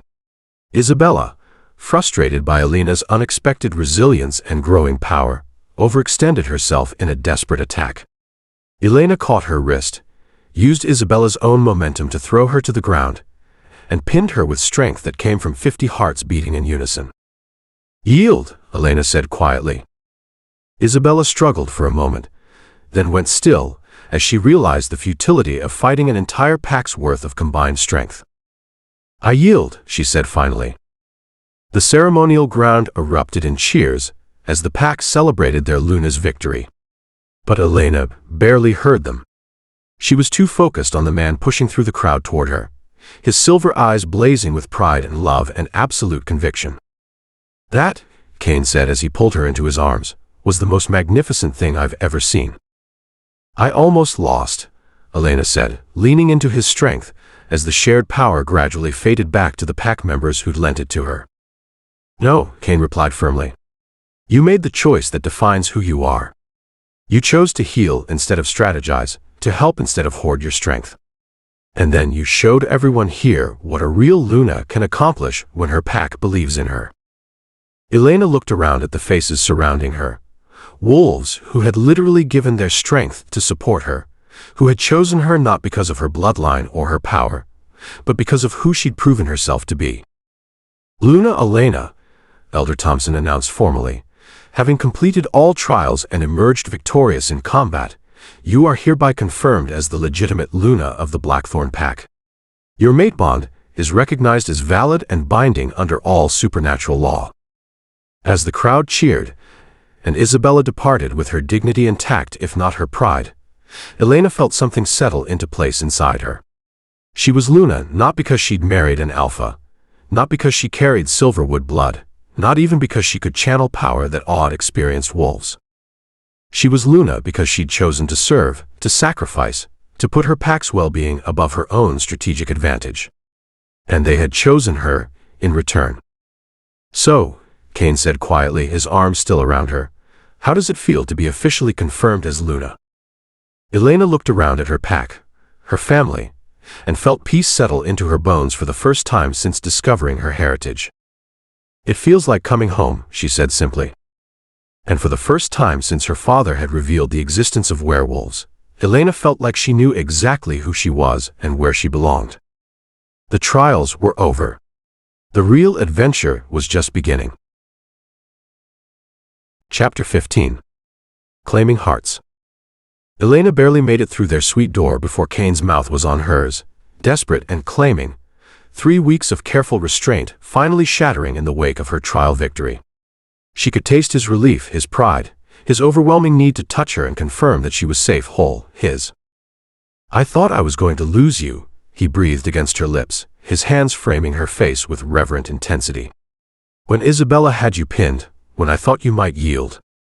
"Never," Elena whispered, her own hands fisting in his shirt. "Caine, I would never yield. Not when it comes to us." The kiss that followed was unlike anything they'd shared before. Not the careful exploration of new lovers or the restrained affection of an arranged marriage, but the desperate claiming of mates who had fought for each other and won. Elena could feel Caine's wolf in the kiss, the primitive satisfaction of a male whose mate had proven herself worthy in combat. You were magnificent, Caine said, his mouth moving to the sensitive spot below her ear that made her gasp and arch against him. The way you chose to heal Jake despite the cost, the way you fought with the pack's strength flowing through you. Elena, you were everything a Luna should be. I was terrified, Elena admitted, her hands exploring the broad expanse of his chest as he backed her toward their bedroom. I thought I'd made the wrong choice, that my compassion would cost us everything. Your compassion is what makes you extraordinary, Caine said firmly, his silver eyes blazing with conviction. Elena, what you did tonight, choosing to heal instead of strategize, showing the pack what true leadership looks like, that's when I knew with absolute certainty that you were meant to be my Luna. Elena felt tears prick her eyes at the emotion in his voice. I love you, she said simply. I love you so much it terrifies me sometimes. I love you too, Caine replied, his hands gentle as they began to work at the fastenings of her ceremonial dress. More than I ever thought possible. Elena, you've changed everything about what I thought leadership could be, what partnership could look like. The dress fell away, leaving Elena in just her silk chemise and the moonstone pendant that had glowed so brilliantly during the trials. Caine's breath caught as he looked at her, his gaze trailing over curves he'd been denying himself for weeks. So beautiful, he murmured, his fingers skimming down her arms with reverent touch. Elena, are you sure about this? Because once we cross this line... We're already across the line, Elena interrupted, reaching up to begin unbuttoning his shirt. Caine, what we have isn't just a mate bond or a political alliance anymore. It's love. Real deep life-changing love. And I want to show you how much you mean to me. Caine's control wavered as Elena's hands found the warm skin of his chest, her touch sending electricity through his entire nervous system. Elena, he said, his voice rough with need, if we do this there's no going back. The wolf in me doesn't understand halfway measures. Then don't give me halfway measures, Elena said boldly, surprising herself with her own confidence. Caine, I want all of you. I want to be yours, completely. The growl that rumbled from Caine's chest was purely animal, need and possession and overwhelming desire. He lifted Elena easily, carrying her to their bed and laying her down with infinite care despite the hunger burning in his silver eyes. Tell me if I'm moving too fast, he said, settling beside her on the bed. Tell me if you need me to stop. I don't want you to stop, Elena breathed, her hands tangling in his dark hair as he lowered his head to press kisses along her collarbone. I want to feel everything. Caine's mouth was reverent as it explored her skin, worshipping every inch he uncovered as he slowly removed her chemise. When his lips found the curve of her breast, Elena cried out at the intensity of sensation, her back arching off the bed as pleasure coursed through her. So responsive, Caine murmured against her skin, his hands mapping the curves of her body with possessive thoroughness. So perfect. Elena had never felt anything like this, the combination of emotional intimacy and physical desire that made every nerve ending sing with need. When Caine's hands skimmed down her stomach to the juncture of her thighs, when his fingers found the heat and wetness there, she thought she might die from the overwhelming sensation. Caine, she gasped, her hands clutching at his shoulders as he began to stroke her with skilled fingers. I need. I know what you need, Caine said, his voice thick with desire and love. I know exactly what you need, sweetheart. The endearment, combined with the intimate touch of his fingers, sent Elena spiraling toward a release she'd never experienced before. But just as she teetered on the edge, Caine pulled back, leaving her aching and desperate. Not yet, he said softly, ignoring her whimper of protest. Elena, I want to love you properly. I want to take my time with you. What followed was the most exquisite torture Elena had ever experienced. Caine's hands and mouth mapped every inch of her body with devoted attention, learning what made her gasp, what made her arch, what made her cry out his name in desperate need. He was patient and thorough and absolutely relentless in his pursuit of her pleasure. By the time he finally settled between her thighs, Elena was shaking with need, her entire body sensitized to his touch.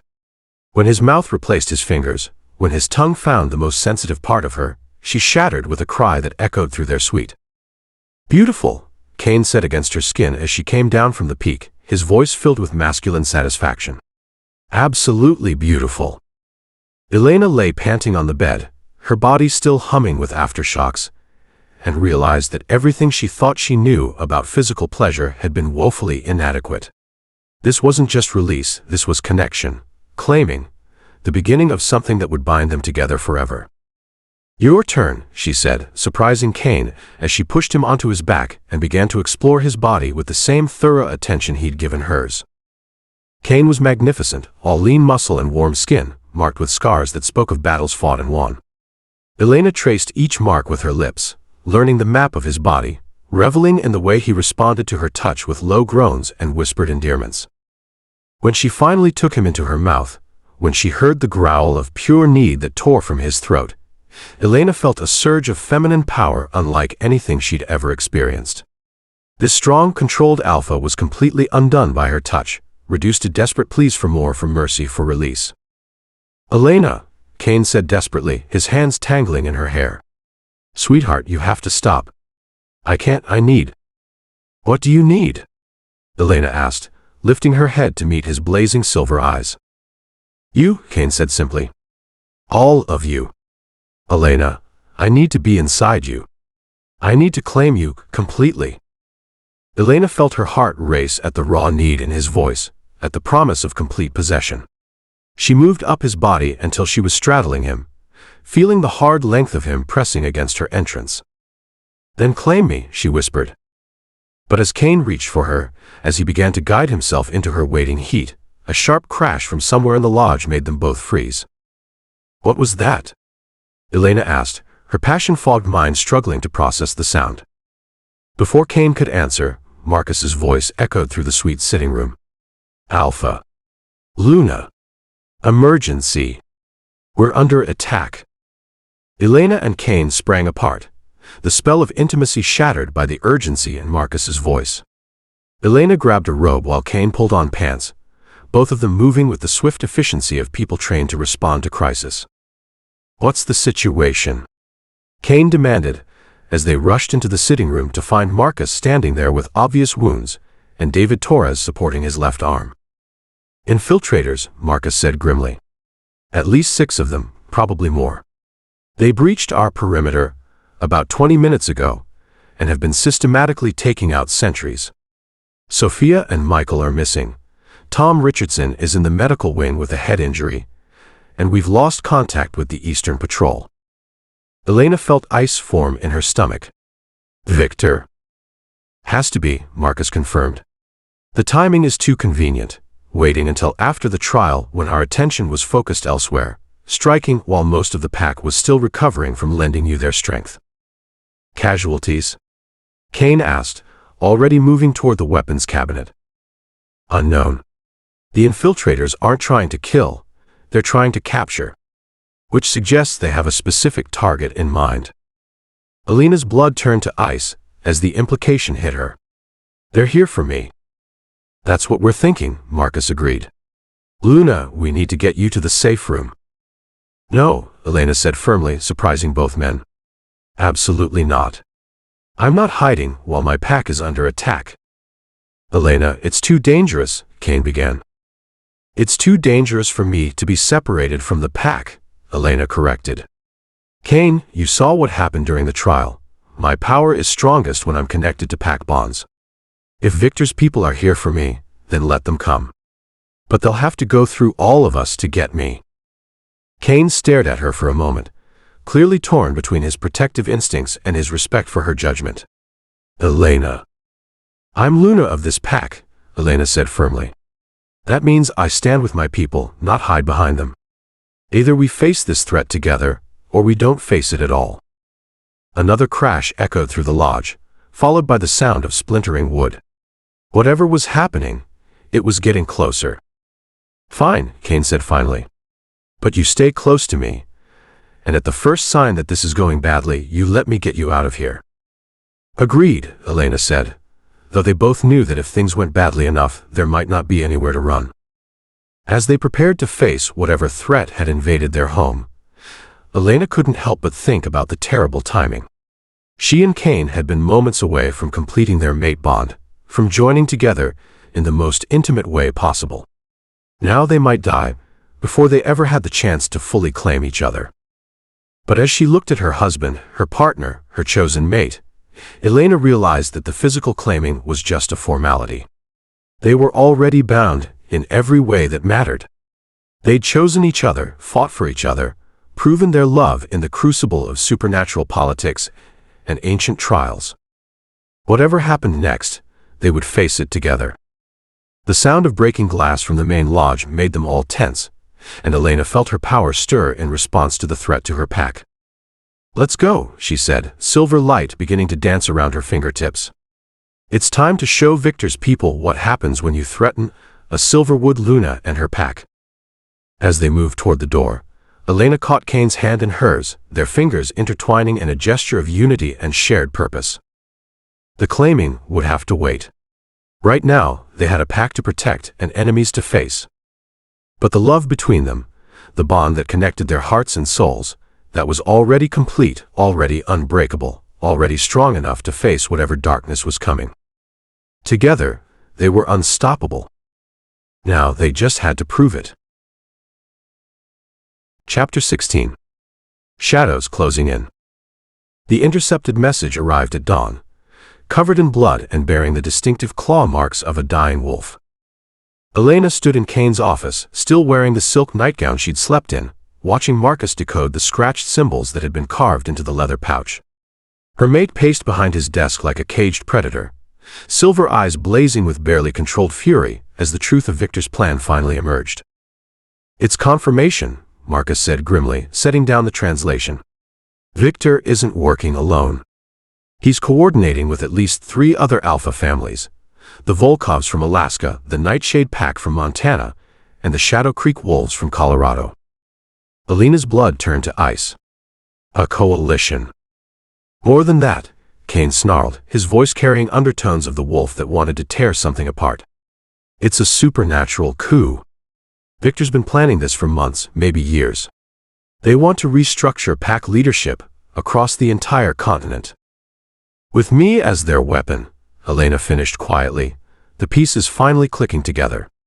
Her newfound abilities, Victor's sudden interest, the carefully orchestrated attacks on their territory, it had all been designed to test her power and isolate her from potential allies.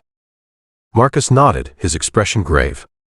"According to this intelligence, they believe that controlling the last Silverwood heir gives them leverage over every pack in North America.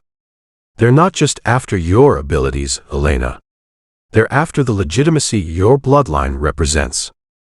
Elena moved to the window, looking out at the forest where her pack was going about their morning routines, unaware that their lives hung in the balance of supernatural politics they couldn't even comprehend.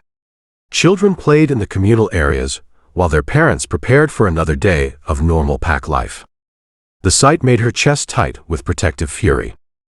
"How long do we have?" she asked. "The message suggests they're moving to the final phase," Marcus replied. "Could be days. Could be hours." "Then we plan," Elena said firmly, turning back to face them. "We strategize, we prepare, and we make sure they regret ever targeting this pack." Caine's pacing stopped, his gaze snapping to her with something that looked like surprise. "Elena." "No." Her voice carried an authority that made both men straighten instinctively. "I'm done being protected.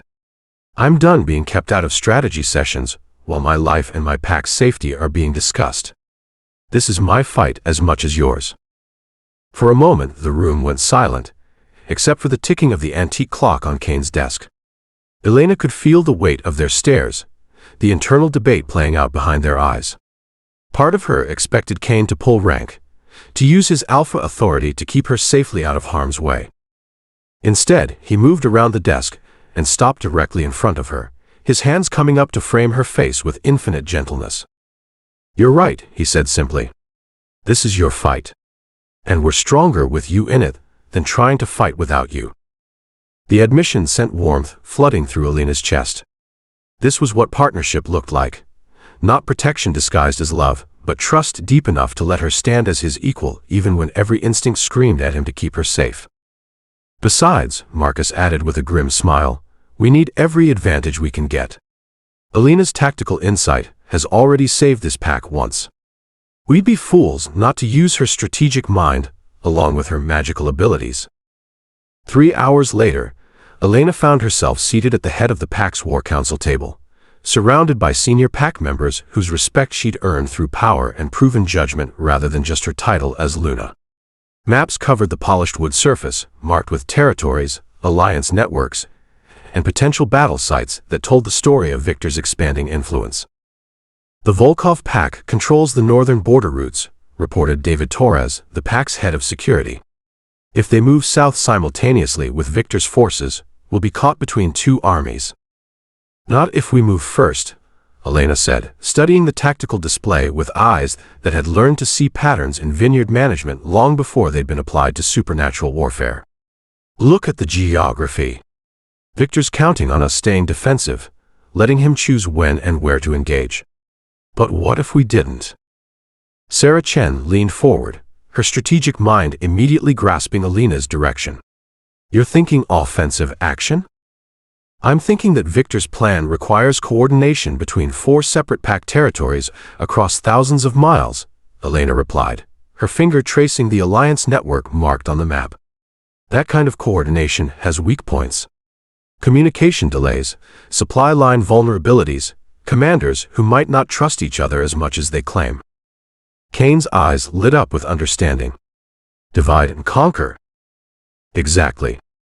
Elena stood, moving to the larger territorial map mounted on the wall. Victor's betting everything on synchronized assault from multiple directions. But what if one of those directions suddenly became unavailable? Marcus joined her at the map, his tactical training evident in the way he immediately began calculating distances and timing. The Nightshade pack is the furthest out. If we could neutralize their ability to participate, the whole timing structure collapses, Elena finished. Victor would have to either delay the entire operation or proceed with reduced forces and compromise strategy. It could work, admitted Elena Martinez, the pack's war chief. But it would require striking deep in enemy territory, taking out an entire pack's command structure without triggering early retaliation from the other alliance members. Elena felt the familiar stirring of power in her chest, the moon priestess abilities that had been growing stronger with each passing day. What if it didn't require traditional warfare? The room went quiet, every eye focusing on her with intense attention. Explain, Caine said carefully. Elena took a breath, knowing that what she was about to suggest would change everything about how they approached this conflict. My abilities aren't just about enhancing pack bonds and channeling lunar energy. I can sense supernatural connections across vast distances, influence the strength and stability of those connections. Understanding dawned in Victoria's eyes. You're talking about severing pack bonds remotely.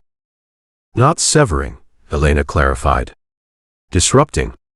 Weakening the connections between pack members enough to create confusion, reduce coordination, maybe even trigger some members to question their loyalty to leaders who would drag them into an unprovoked war. The silence that followed was heavy with implication. What Elena was describing wasn't just tactical advantage, it was a form of supernatural warfare that hadn't been used in centuries. Could you do it? Caine asked quietly. Could you affect an entire pack from this distance? Elena considered the question seriously, reaching out with senses that were still developing to feel for the supernatural connections that crisscrossed the continent. Yes, there they were, threads of pack loyalty and bonding that stretched across thousands of miles, connecting every supernatural being to their chosen family. I think so, she said honestly. But it would require more power than I've ever channeled before. And there would be risks. What kind of risks? Marcus demanded. The kind where I might not survive the magical expenditure, Elena admitted. Moon Priestess records talk about the dangers of overextension. Channel too much power too quickly, and the magical feedback can kill you. Caine's face went white. Then we find another way. There might not be another way, Elena said firmly. Caine, look at the numbers. Victor's coalition outnumbers us 4-1. They have superior positioning, and they've been planning this assault for months. Traditional warfare gets our pack slaughtered. And magical warfare gets you killed, Caine shot back, his protective instincts flaring with visible intensity. Elena, I won't risk losing you for tactical advantage. And I won't risk losing everyone I care about, because I was too afraid to use the abilities I was born with, Elena replied, her own authority rising to match his. This is what moon priestesses were meant to do, protect pack communities from those who would abuse or destroy them. The argument might have escalated if Victoria hadn't interrupted with the voice of experience and pragmatic wisdom.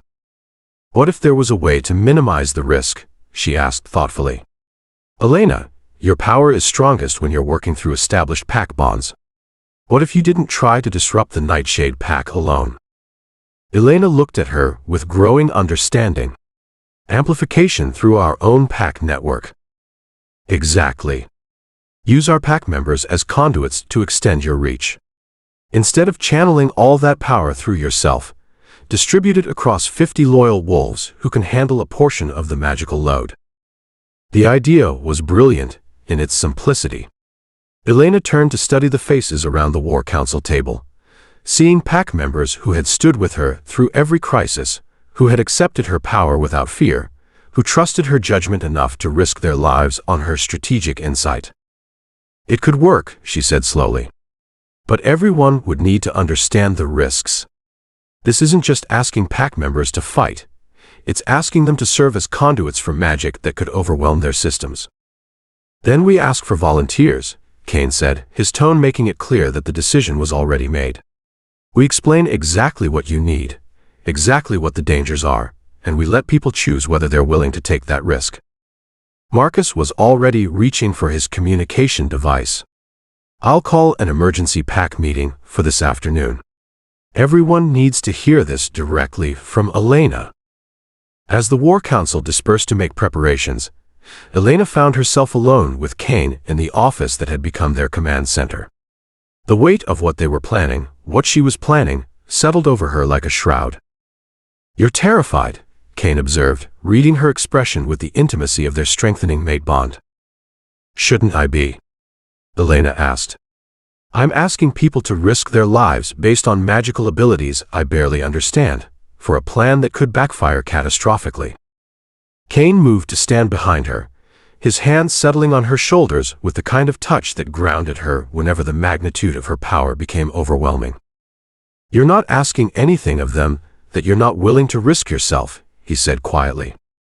Elena, this pack follows you not because of your bloodline or your abilities, but because of who you are. They've seen you heal their children, stand up to threats, put their welfare above your own safety. They trust your judgment because you've earned that trust. Elena leaned back against his chest, drawing strength from his warmth and unwavering support. Through their mate bond she could feel his emotions, love, pride, fear for her safety, and beneath it all, absolute confidence in her abilities. What if I can't do it? She whispered.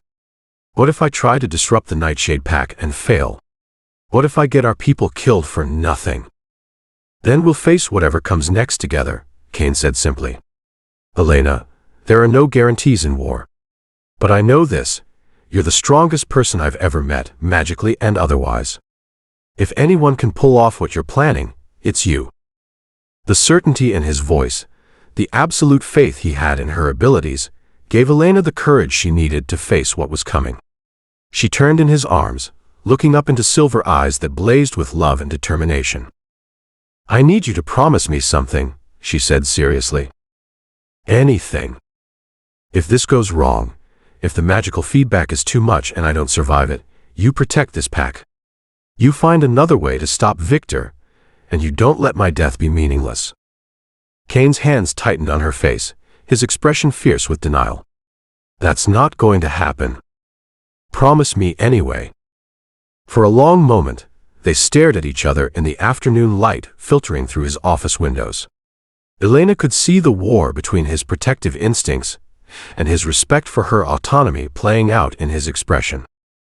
I promise, he said finally. But Elena, you need to promise me something too. What?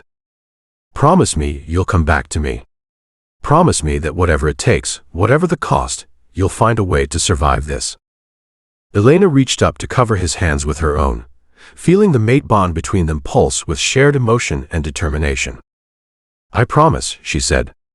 "I have too much to live for to give up without a fight." The kiss that followed was desperate and claiming, full of love and fear, and the terrible knowledge that everything they'd built together hung in the balance of the coming battle. When they finally broke apart, both were breathing hard. "We should go," Caine said reluctantly. "The pack meeting starts in an hour, and people will want time to think before making their decision."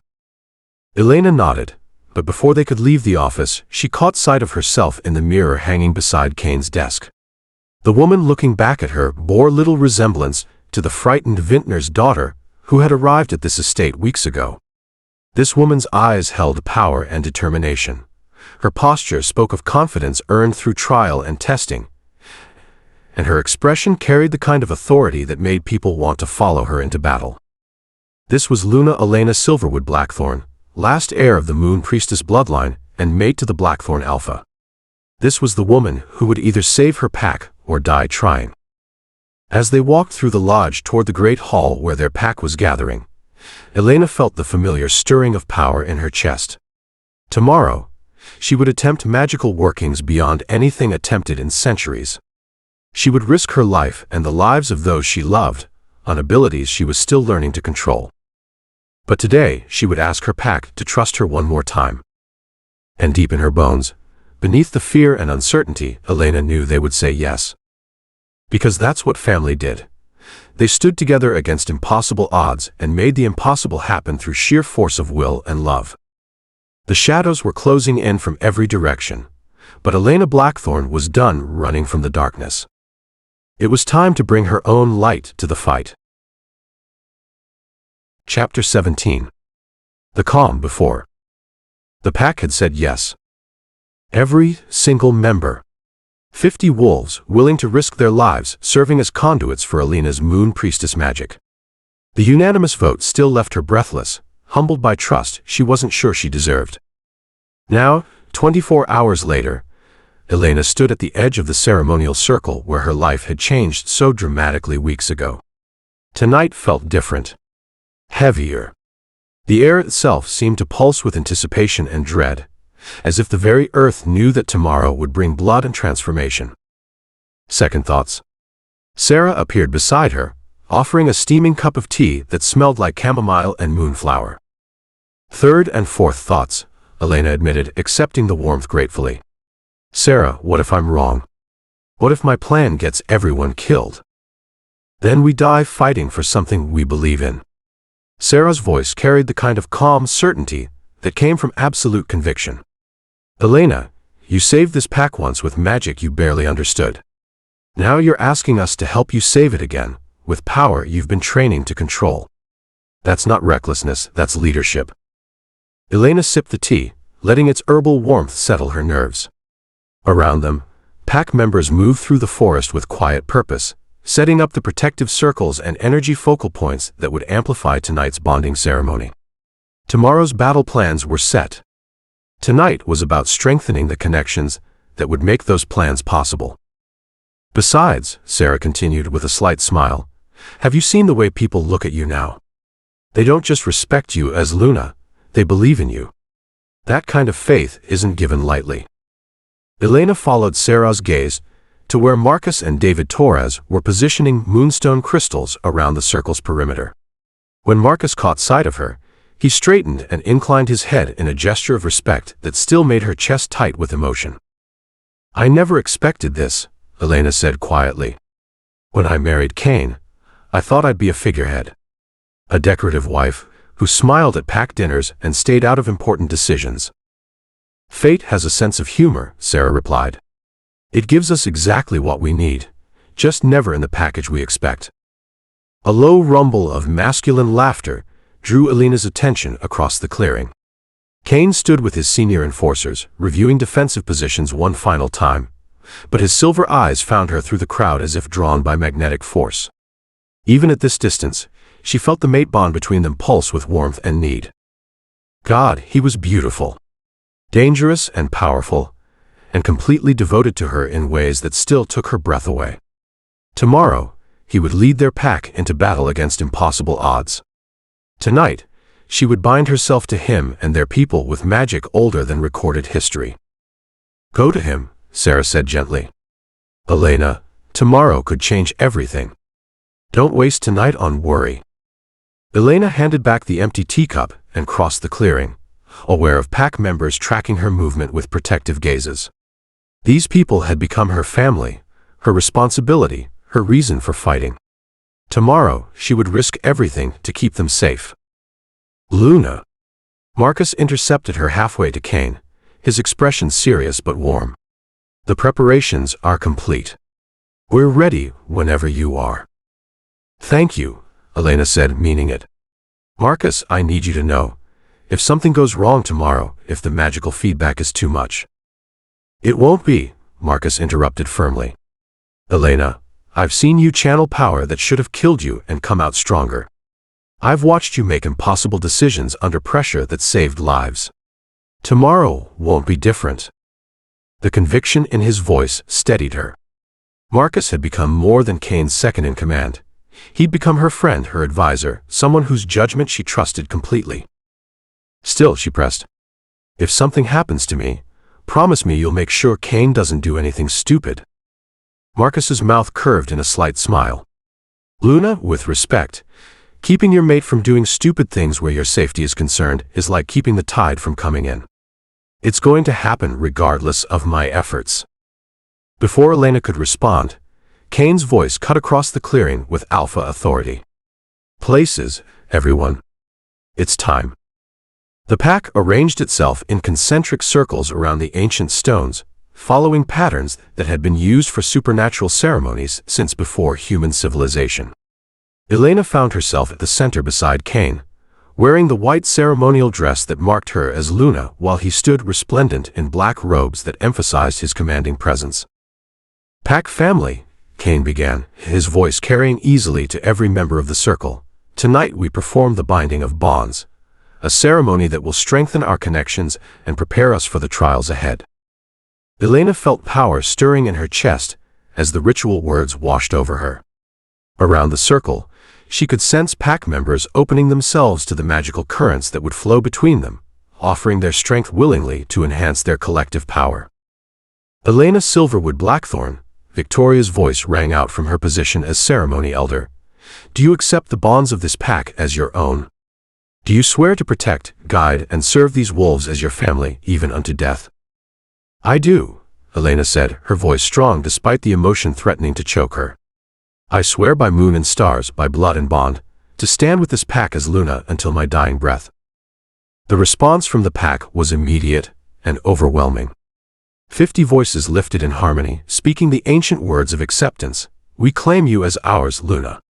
Your strength is our strength. Your protection is our protection. Your fate is our fate."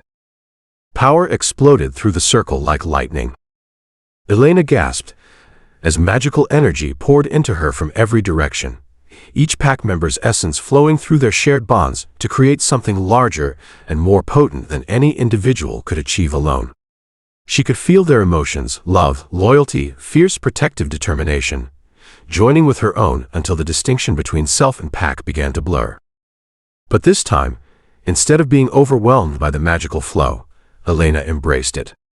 Weeks of training with Victoria and Grandmother Willow had taught her to direct power rather than simply endure it. She became a focal point for the pack's combined energy, channeling it through the moonstone pendant that blazed like a captured star against her chest. Around the circle, pack members began to glow with silvery light that reflected their individual roles within the community. Marcus blazed with the steady radiance of absolute loyalty. Sarah shimmered with the warm gold of nurturing protection. David and Samuel Torres burned with the fierce light of warriors ready to die for their family. And Caine. Caine was magnificent. Power rolled off him in waves that spoke of centuries of leadership, of decisions that protected hundreds of wolves, of strength willingly bound in service to something greater than himself. Through their mate bond, Elena felt his wolf's joy at finally being united with its true mate, the creature that completed them both. "Look up," Grandmother Willow's ancient voice whispered through the magic-charged air. Elena tilted her head back and felt tears spring to her eyes. Above them, the night sky blazed with supernatural aurora, sheets of silver and blue light that danced between the stars in patterns that seemed to honor their ceremony. The moon itself seemed larger, brighter, as if the goddess was lending her approval to their bonding. "The old ways recognize the new Luna," Victoria said with awe in her voice. "Elena, what you've accomplished tonight, this level of pack unity hasn't been achieved in generations." Elena felt the truth of those words in the depths of her soul. Every pack member was connected now, their bonds strengthened beyond anything that had existed before. Tomorrow, when she attempted to disrupt Victor's alliance through long-distance magical manipulation, she would have the combined will of 50 loyal wolves to draw upon.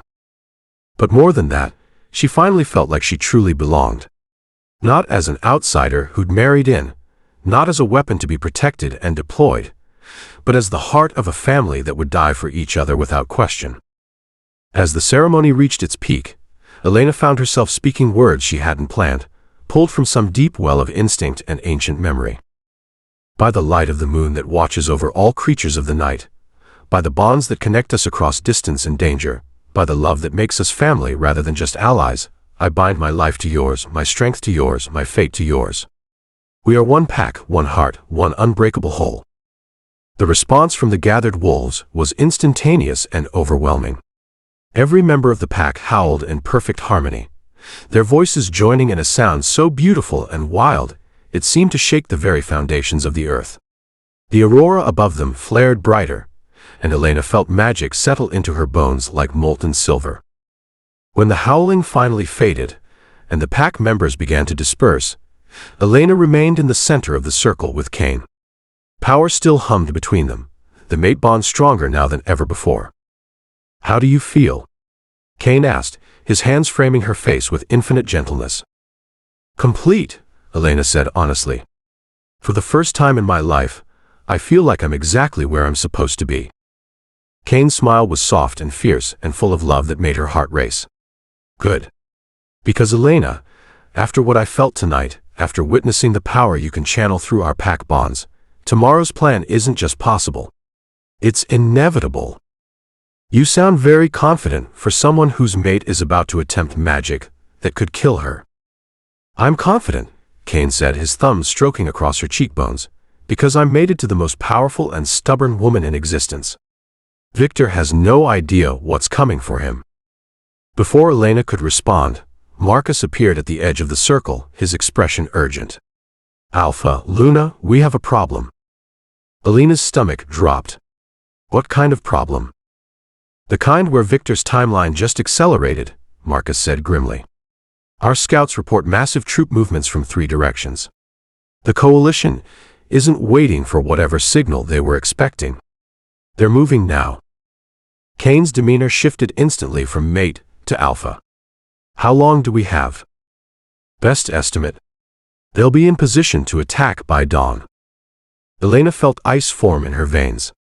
Dawn was 6 hours away. Not enough time for final preparations.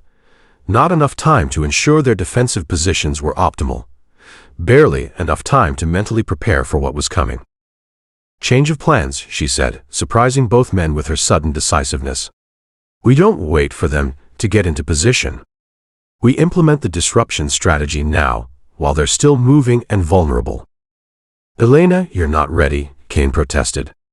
"The power channeling you just did. You need recovery time before attempting something that dangerous." "The power channeling I just did connected me to 50 loyal wolves who are ready to die for this pack," Elena corrected. "I've never been more ready for anything in my life." She turned to Marcus, authority ringing in her voice. "How quickly can you get everyone into position for the amplification ritual?" 20 minutes, Marcus replied without hesitation. "But Luna, attempting major magical working immediately after a bonding ceremony, the risks." "The risks of waiting are worse," Elena interrupted. "Marcus, Victor's counting on us being defensive, reactive. He thinks he can control the timing and positioning of this conflict. But what if he's wrong?" Understanding dawned in Marcus's eyes. You want to hit them while they're exposed during troop movement. I want to hit them while they're overconfident and coordinated, Elena said. Before they realize their entire strategy is about to collapse. Caine was quiet for a long moment, clearly wrestling with the choice between protecting her and trusting her judgment. Elena held her breath, knowing that this decision would define their partnership for whatever future they might have. Do it, Caine said finally. But Elena, the moment you feel the magical load becoming too much. I pull back, Elena promised. Caine, I have too much to live for to throw my life away carelessly. But I also have too much to protect, to hold back when it matters most. As they hurried back toward the lodge to coordinate with the pack, Elena caught sight of the aurora still dancing overhead. The moon goddess was watching, waiting to see if her chosen priestess was strong enough to reshape the supernatural world. Elena touched the moonstone pendant that had become her symbol of power and promise. Tomorrow's battle would determine whether the old ways of conquest and domination would continue, or whether a new age of cooperation and mutual protection could begin. But tonight she was Luna Elena Silverwood Blackthorne, bonded to the strongest pack in existence and armed with magic that hadn't been seen in centuries. Viktor Petrov had no idea what was coming for him. And by dawn, the supernatural world would never be the same. Chapter 18. Taken. The magical disruption began at midnight, and for 3 hours it worked flawlessly. Elena stood at the center of the amplification circle, power flowing through her like molten starlight as 50 pack bonds fed energy into her growing lunar magic. Through her expanded consciousness she could sense the Nightshade pack hundreds of miles away, their confusion as pack bonds suddenly weakened, their coordination dissolving as wolves began questioning orders that no longer felt right in their bones. It's working, she gasped, her voice strained from channeling more power than any moon priestess had attempted in centuries. I can feel their bonds fragmenting. They're pulling back. Around her, pack members glowed with shared energy, their faces etched with concentration as they poured their strength into her abilities. Caine stood just outside the circle, his silver eyes blazing with pride and terror as he watched his mate reshape supernatural warfare through sheer force of will. Then the attack came from the one direction they hadn't expected. The sky. Victor's wolves dropped from aircraft like Black Death, bypassing every defensive position with military precision. Elena had been so focused on distant magical manipulation that she missed the immediate supernatural signatures until it was too late. Ambush. Marcus roared, but the first wave of attackers was already among them.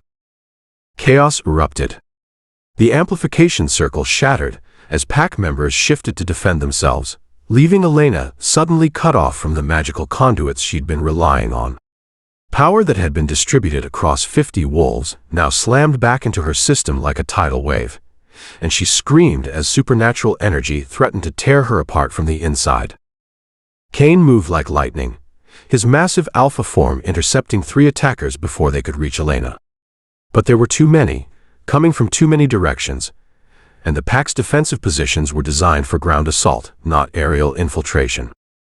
Elena tried to gather the chaotic magic flooding her system, tried to use it as a weapon against their attackers. But the feedback from the severed amplification bonds was overwhelming, sending shockwaves of pain through her skull that made coherent thought impossible.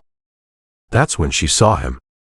Viktor Petrov landed at the edge of the clearing in human form, flanked by wolves whose eyes glowed with the cold yellow light of absolute obedience. He looked exactly as she remembered. Elegant, dangerous, radiating the kind of authority that made lesser beings want to submit. But now, there was something else in his expression. Satisfaction. As if everything was going exactly according to plan. Magnificent, Viktor called out over the sounds of battle, his voice carrying clearly despite the chaos. Though I admit, Elena, you've exceeded even my expectations. Disrupting pack bonds across state lines. That's power that could reshape the continent. Elena struggled to her feet, magical energy still crackling around her in uncontrolled bursts. This isn't over, Viktor. Even if you take me, you can't take you. Victor's laugh was rich with genuine amusement. My dear, you misunderstand. I'm not here to take you. I'm here to collect what's already mine. The words hit Elena like physical blows. What are you talking about? Did you really think your little disruption plan was your own idea? Victor asked, signaling to his wolves, who immediately began forming a protective circle around him. Did you honestly believe that someone with no training in magical warfare could devise a strategy that sophisticated? Elena's blood turned to ice as the implications crashed over her. You wanted me to attempt the disruption. I needed you to attempt it, Victor corrected. Elena, breaking pack bonds across vast distances isn't just impressive, it's illegal under supernatural law. It's considered an act of war that justifies any response, including the complete destruction of the aggressor pack. The ground seemed to shift beneath Elena's feet as she realized the trap they'd walked into. You manipulated the intelligence. Made it look like your coalition was coordinating attacks. Brilliant, isn't it? Victor's smile was sharp as broken glass. Now every pack council in North America has legal justification for whatever I choose to do to the Blackthorne pack. And what I choose, Elena, is to claim you as spoils of war while eliminating everyone who might interfere with your re-education. Rage exploded through Elena's system, burning away the magical confusion and leaving her thinking clearly for the first time since the attack began. She reached for her power, called on every lesson Victoria and Grandmother Willow had taught her, and prepared to show Victor exactly what happened when someone threatened her family. But as she gathered her magic, she felt something wrong. The energy that should have flowed smoothly through her control felt sluggish, muted, as if something was interfering with her supernatural abilities. Ah, you're noticing the dampening field, Victor observed with clinical interest. Fascinating technology, really. Developed by some very creative humans who specialize in supernatural suppression. It won't stop your power entirely, but it will prevent you from manifesting anything truly dangerous. Elena tried again to call on her lunar magic, but Victor was right. The energy felt distant, filtered through something that made it impossible to focus properly. She could sense her abilities, but she couldn't access them with anything approaching their normal strength. Around her, the battle was turning against her pack. Victor's wolves fought with the coordination of a military unit, while Caine's people were still reeling from the surprise assault. She could see pack members falling, could smell blood and fear in the air, and the knowledge that this was her fault, that her plan had led them into this trap, threatened to crush her with guilt. Caine, she screamed, spotting her mate engaged with 3 attackers at once. Blood streaked his dark fur, and his movements were growing slower as exhaustion took its toll. Touching, Victor said, following her gaze. True love, even in the face of inevitable defeat. Elena, I want you to watch this next part very carefully. I want you to understand exactly what happens to people who try to keep what belongs to me. Victor raised his hand, and Elena saw the glint of something metallic in his palm. A device of some kind, sleek and modern, and radiating the same dampening energy that was suppressing her magic. Military-grade supernatural suppression technology, Victor explained conversationally. Pointed at any supernatural being, and watch their abilities simply stop. Permanently, if the exposure is prolonged enough. Terror shot through Elena as she realized what he intended. No. Victor, please. Please? Victor's eyebrows rose in mock surprise. Elena, you've caused me considerable inconvenience over the past few weeks. Months of planning, significant resources invested, alliance negotiations that required delicate handling. Did you really think there wouldn't be consequences? He aimed the device at Caine, who was still fighting desperately against multiple opponents, unaware of the threat targeting him from across the clearing. Stop, Elena said, her voice carrying every ounce of authority she possessed. Victor, I'll come with you willingly. No resistance, no escape attempts. Just don't hurt him. Counter-proposal, Victor replied with that same terrifying smile. You come with me willingly, and I'll kill him quickly instead of letting him live long enough to watch what I do to his pack. The casual cruelty of the offer made Elena's stomach lurch. But she could see the tactical reality. Caine's wolves were outnumbered and caught off guard. Victor's technology was suppressing her magical abilities, and every second she delayed meant more of her pack family would die. "Deal?" she said, the word tasting like ash in her mouth. "Excellent." Victor gestured to two of his wolves, who immediately began moving toward Elena with supernatural speed. Though I should mention, I lied about the quick death part. I'm going to make sure Caine Blackthorne suffers for every moment of inconvenience you've caused me. The betrayal shouldn't have surprised her, but Elena felt rage explode through her system with nuclear intensity. Victor had manipulated them from the beginning, had used her own strategic mind against her pack, and now he was planning to torture the man she loved while forcing her to watch. Power erupted from Elena like a nova. The dampening field that had been suppressing her abilities shattered under the force of her fury, technology failing in the face of emotion too raw and powerful to contain.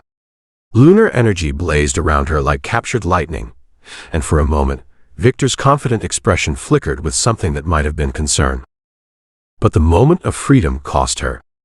The magical expenditure, combined with the earlier disruption backlash, left her swaying on her feet as supernatural exhaustion crashed over her like a crushing wave. She had power, but she was too drained to use it effectively. Victor's wolves reached her before she could fully recover, their hands closing around her arms with grips that promised broken bones if she struggled. The dampening device was back online within seconds, once again muffling her abilities to manageable levels. "Impressive," Victor said, approaching her with renewed caution. "Though ultimately pointless. Elena, you've just demonstrated exactly why you need proper training. Power without control is dangerous to everyone around you." "Let me go," Elena snarled, struggling against her captors despite the futility. "Victor, this isn't over. When I get free—" "You won't get free," Victor interrupted with absolute certainty. "Because you're going to discover that what I can offer you is far superior to anything you've experienced here. Elena, these people are holding you back. They're afraid of your potential, afraid of what you could become with proper guidance." Across the clearing, Caine's anguished roar echoed through the forest as he spotted Elena in Victor's custody. She watched him tear through his remaining opponents with berserker fury, moving toward her with single-minded determination that made her chest tight with love and terror. He wouldn't reach her in time. She could see it in the tactical mathematics. Too many enemies, too much distance, too little time. But he was going to try anyway, because that's who he was. That's who they both were. "Caine, no!" Elena screamed as her mate launched himself toward Victor's position in a desperate assault that would get him killed. "It's a trap. Don't." Pain exploded through her skull as one of Victor's wolves struck her with something hard and unforgiving. The world tilted around her, consciousness wavering as darkness crept in from the edges of her vision. The last thing she saw before unconsciousness claimed her was Caine falling to his knees in the middle of the clearing, Victor's suppression device trained on him with surgical precision. The last thing she heard was his voice, calling her name with such anguish that it carved itself into her soul. Then there was nothing but darkness, and the bitter knowledge that she'd led everyone she loved straight into hell.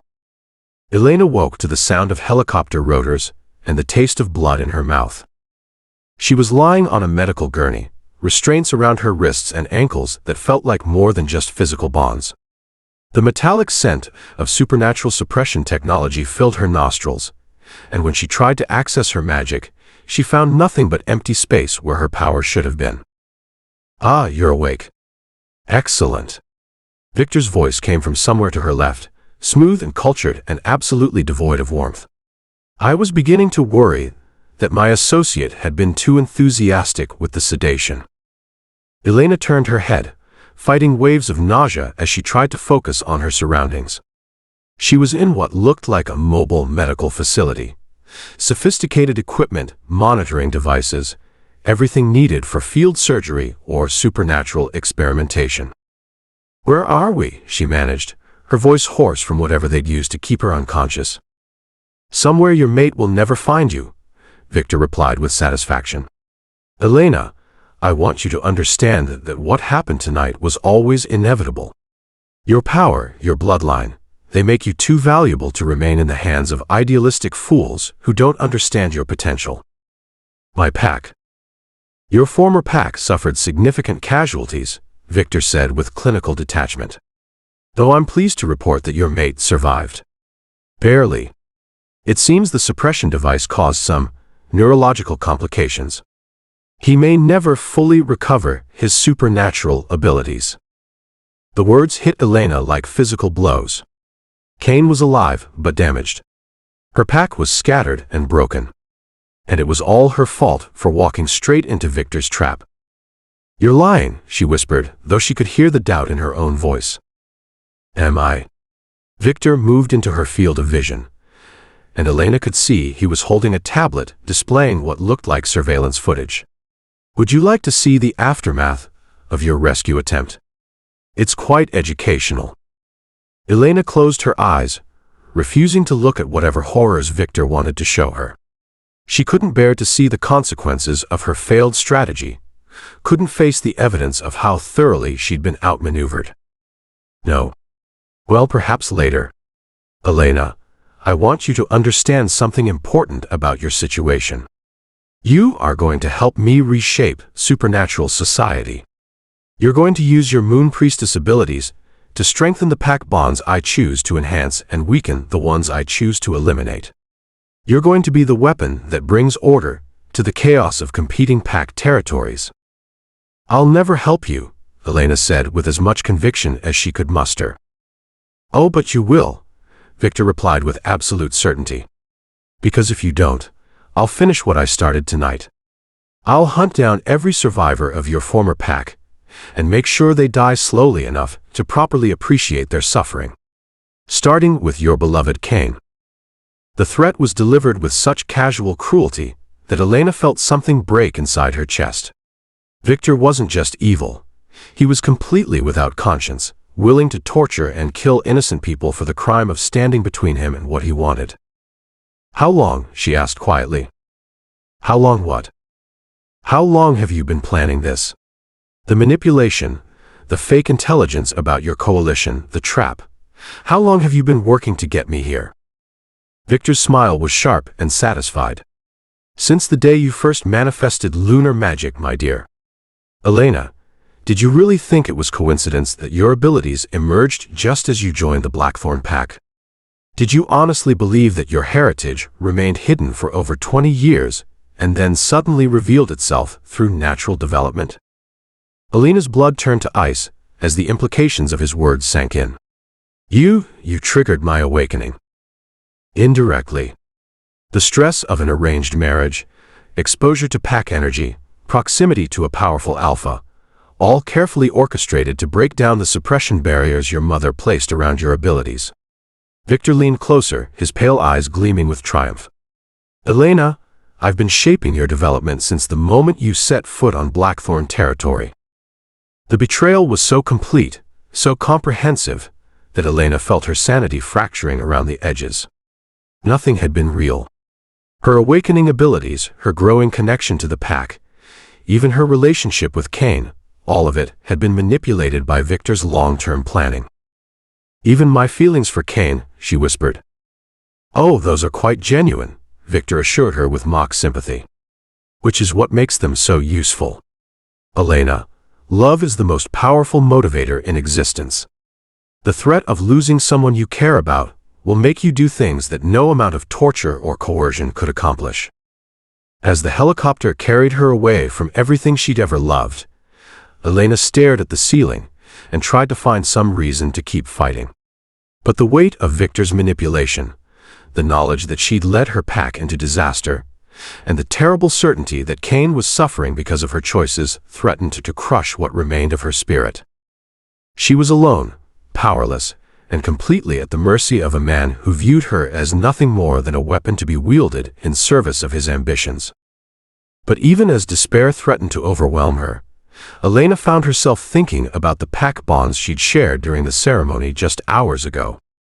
The love she'd felt flowing between pack members, the absolute loyalty they'd shown by volunteering to risk their lives for her plan.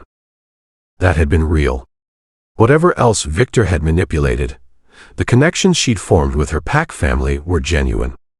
And that meant somewhere out there, Caine was alive and planning to come for her. She just had to survive long enough for him to find her. Elena closed her eyes and began to plan her own version of a long-term strategy. Victor thought he'd won by capturing her, thought he could break her spirit with threats and manipulation. He was about to learn that Elena Silverwood Blackthorne was much stronger than he'd anticipated.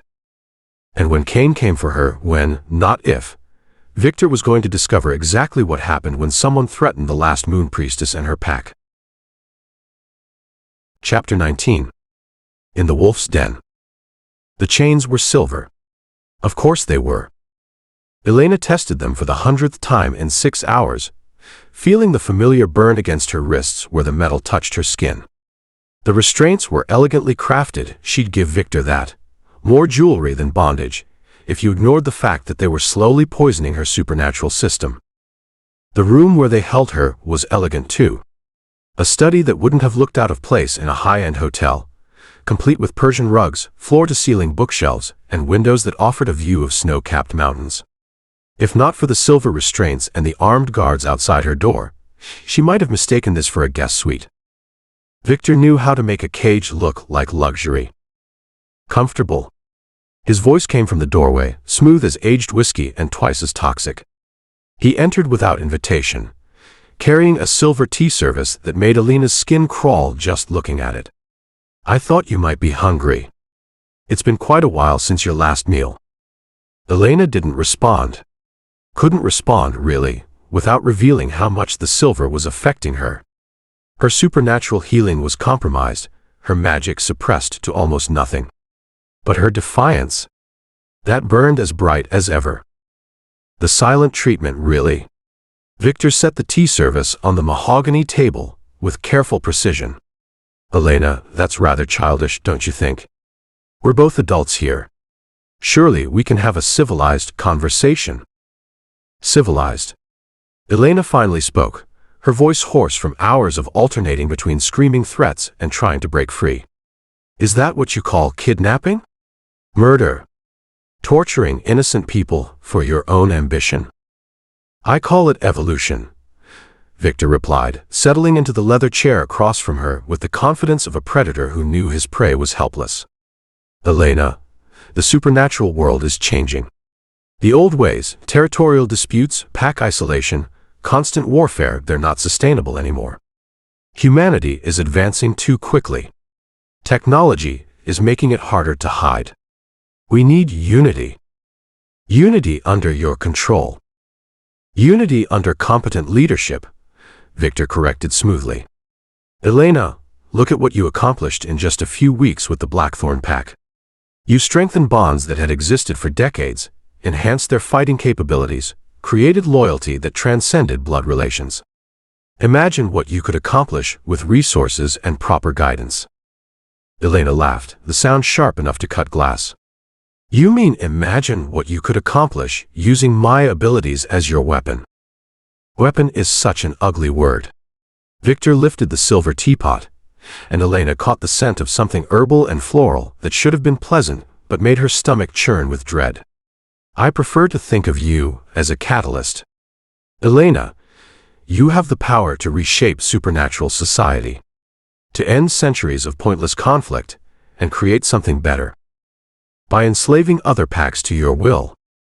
By uniting them under a common cause." Victor poured tea into 2 delicate china cups, the liquid steaming in the mountain air. "Elena, what do you think happens when humanity discovers that werewolves are real? When they develop weapons specifically designed to hunt supernatural beings?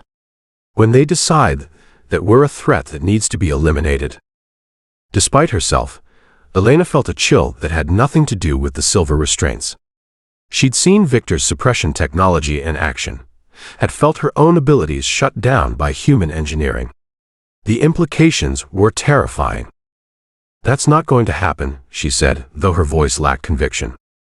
"Isn't it?" Victor set down the teapot and fixed her with those pale, calculating eyes.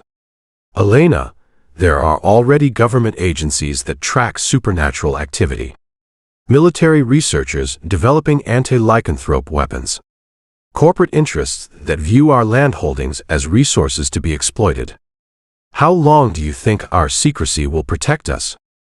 He stood and moved to the window, gazing out at the mountain landscape with the air of someone who owned everything his eyes touched. I'm not the villain in this story, Elena. I'm the only one with the vision and will to prepare our people for what's coming. By conquering them first. By uniting them first, Victor corrected, turning back to face her. Elena, I've studied your bloodline extensively.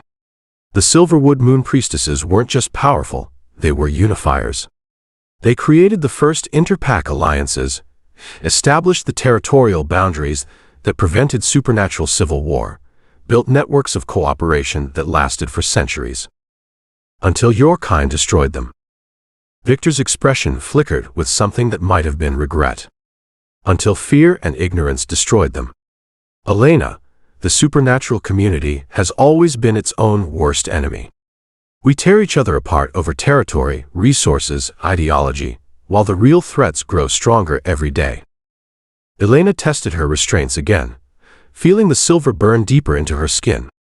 Her wolf was barely a whisper in her mind, suppressed by the metal and the dampening field that permeated the entire building. But her human stubborn streak was alive and well. So you're going to save us all by forcing me to break every pack bond on the continent and rebuild them under your control, she said. How noble. I'm going to save us all by giving you the resources and guidance to fulfill your true potential, Victor replied with the patience of someone explaining simple concepts to a child. Elena, what I'm offering you is partnership. The chance to become what you were always meant to be. What I was always meant to be is free to make my own choices, Elena shot back. What I was always meant to be is protected by people who love me, not used by people who see me as a tool. Victor's composure cracked for the first time since entering the room, his pale eyes flashing with irritation. Love. Elena, what you call love is nothing more than possessiveness disguised as protection. Caine Blackthorne doesn't see you as a partner. He sees you as a prize to be guarded. A weapon to be kept safe until he needs to deploy it. You're wrong. Am I? Victor moved closer, his presence radiating the kind of supernatural authority that made lesser wolves want to submit. Elena, how many times has Caine tried to keep you out of strategic discussions? How often has he made decisions about your safety without consulting you? How many times has he prioritized protecting you over respecting your autonomy? Each question hit like a physical blow because there was just enough truth in them to hurt. Caine did have protective instincts that sometimes overrode his respect for her independence. He had tried to shield her from dangers she wanted to face. But he learned, Elena said quietly. Caine learned to trust me, to see me as his equal. That's what love does. It grows, it adapts, it becomes better. And what happens when that growth isn't enough? Victor asked, settling back into his chair with renewed confidence. Elena, you're becoming more powerful every day. Your abilities are developing in ways that even I didn't anticipate. How long before Caine becomes afraid of what you're becoming? How long before his protective instincts turn into the desire to control you? The questions wormed their way into Elena's mind like poison, finding every insecurity she'd ever had about her relationship with Caine. Was Victor right? Would her growing power eventually become a threat to their partnership? No. She pushed the doubts away with the same stubborn determination that had gotten her through 3 years of veterinary school and weeks of supernatural politics. Victor was a master manipulator, twisting truth just enough to serve his purposes. Nice try, she said. But I know what love looks like, Victor. I know what partnership feels like. And what you're offering isn't either of those things. Victor's mask of patience slipped entirely, revealing the cold calculation beneath. What I'm offering is survival, Elena. For you, for your pack, for the entire supernatural community. What you're choosing is destruction. He stood abruptly, moving to a desk that Elena hadn't noticed before. When he turned back, he was holding a tablet that made her blood turn to ice. "Perhaps you need a better understanding of the stakes," Victor said, touching the screen with clinical precision. "This is live satellite footage of Blackthorne territory. As you can see, the survivors of your pack are currently under siege." Elena's heart stopped. The tablet showed an aerial view of her home, her family, her heart. But instead of the peaceful forest community she remembered, she saw defensive positions, barriers, pack members in wolf form patrolling, constantly shifting perimeters. "They're trapped," Victor continued with satisfaction. "My remaining forces have them surrounded. No way in, no way out. And every hour they hold out costs them resources they can't afford to lose." "You bastard!" Elena's voice came out as barely more than a whisper, but it carried venom that could have killed. "I'm a realist," Victor corrected. "Elena, I can end this siege with a single phone call. Your pack goes back to their normal lives, Caine recovers from his injuries, everyone lives happily ever after. All you have to do is cooperate." Elena stared at the screen, watching tiny figures that represented everyone she loved, fighting for their lives against impossible odds. Caine was down there somewhere, probably pushing himself beyond his limits to protect their people, despite whatever damage Victor's suppression device had done to his abilities. "What kind of cooperation?" she asked, hating herself for even considering it. "Nothing dramatic," Victor said with the tone of someone offering a reasonable business proposition. "I want you to use your abilities to strengthen the bonds within my pack network. Create the kind of unity and coordination you achieved with the Blackthorne wolves. Demonstrate your potential. And then we negotiate the terms of your longer-term partnership," Victor replied smoothly. "Elena, I'm not asking you to betray your former pack. I'm asking you to show me that you're capable of seeing the bigger picture." Elena looked at the tablet again, seeing her family under siege, knowing that every minute she delayed was another minute they had to fight for their lives. Victor was offering her a way to save them, at the cost of her own freedom. It should have been an easy choice. Save the people she loved, worry about the consequences later. But Elena had learned something important during her weeks as Luna. Sometimes the easy choice was the wrong choice. Sometimes saving people meant being willing to risk them. "No," she said quietly. Victor's expression shifted to something approaching genuine surprise. "I'm sorry." "No," Elena repeated, her voice growing stronger with conviction. "I won't help you, Victor. Not to save my pack, not to save myself, not to save the entire supernatural community. What you're asking for isn't cooperation, it's submission. And I don't submit." The silence that followed was pregnant with threat. Victor set the tablet aside with careful precision, his pale eyes never leaving Elena's face.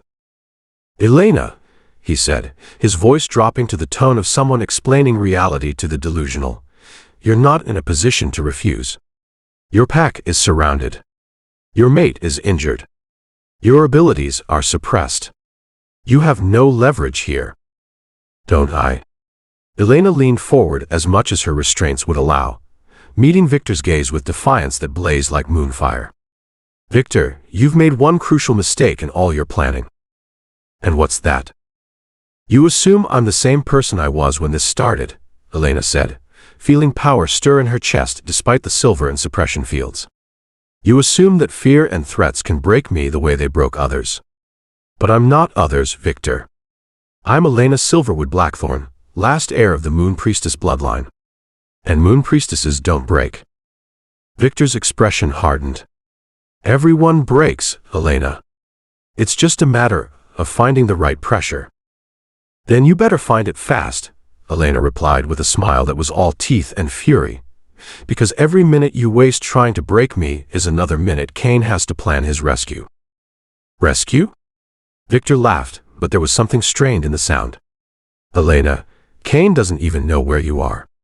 My facility is shielded against supernatural tracking, located in territory that's been warded against magical intrusion for decades. Even if he somehow located you, he'd have to get through defenses that have been designed specifically to stop werewolf infiltration." "You're probably right," Elena admitted. Caine probably can't track me magically. He probably can't break through your defenses alone. He probably can't mount a successful rescue with just his remaining pack members. I'm glad you're finally being reasonable. But you're forgetting something important about my mate, Elena interrupted, her smile growing wider. Caine Blackthorne doesn't do anything alone. He builds alliances, creates networks, earns loyalty that goes beyond pack bonds. And right now, every progressive pack in North America knows that you kidnapped the last moon priestess. For the first time since Elena had met him, Victor looked genuinely uncertain. What are you talking about? I'm talking about the fact that attacking me wasn't just an act of war against the Blackthorne pack, Elena explained with growing satisfaction. It was an act of war against everyone who believes in the future my mother died trying to create. Victor, you didn't just kidnap me, you declared yourself the enemy of every pack leader who wants cooperation instead of conquest. Victor moved to the window again, but this time his posture was tense rather than confident. You're bluffing. Am I? Elena leaned back in her chair, feeling strength flow back into her voice despite the silver restraints. Victor, how many packs do you think received word about your attack within hours of it happening? How many leaders do you think are currently coordinating their response to your declaration of war? The silence stretched between them, heavy with implication. Elena could see Victor's mind racing, calculating the political ramifications of what he'd done, trying to determine if his strategic position was as strong as he'd believed. Even if that were true, Victor said finally, it changes nothing. I have you. I have your pack under siege. I have the resources and technology to fight any alliance they might form. Maybe, Elena agreed. But Victor, you're still making the same mistake you've been making from the beginning. Which is? You keep thinking this is about power, Elena said, feeling something shift inside her chest as her wolf stirred despite the suppression field. You keep thinking that threats and force are what matter.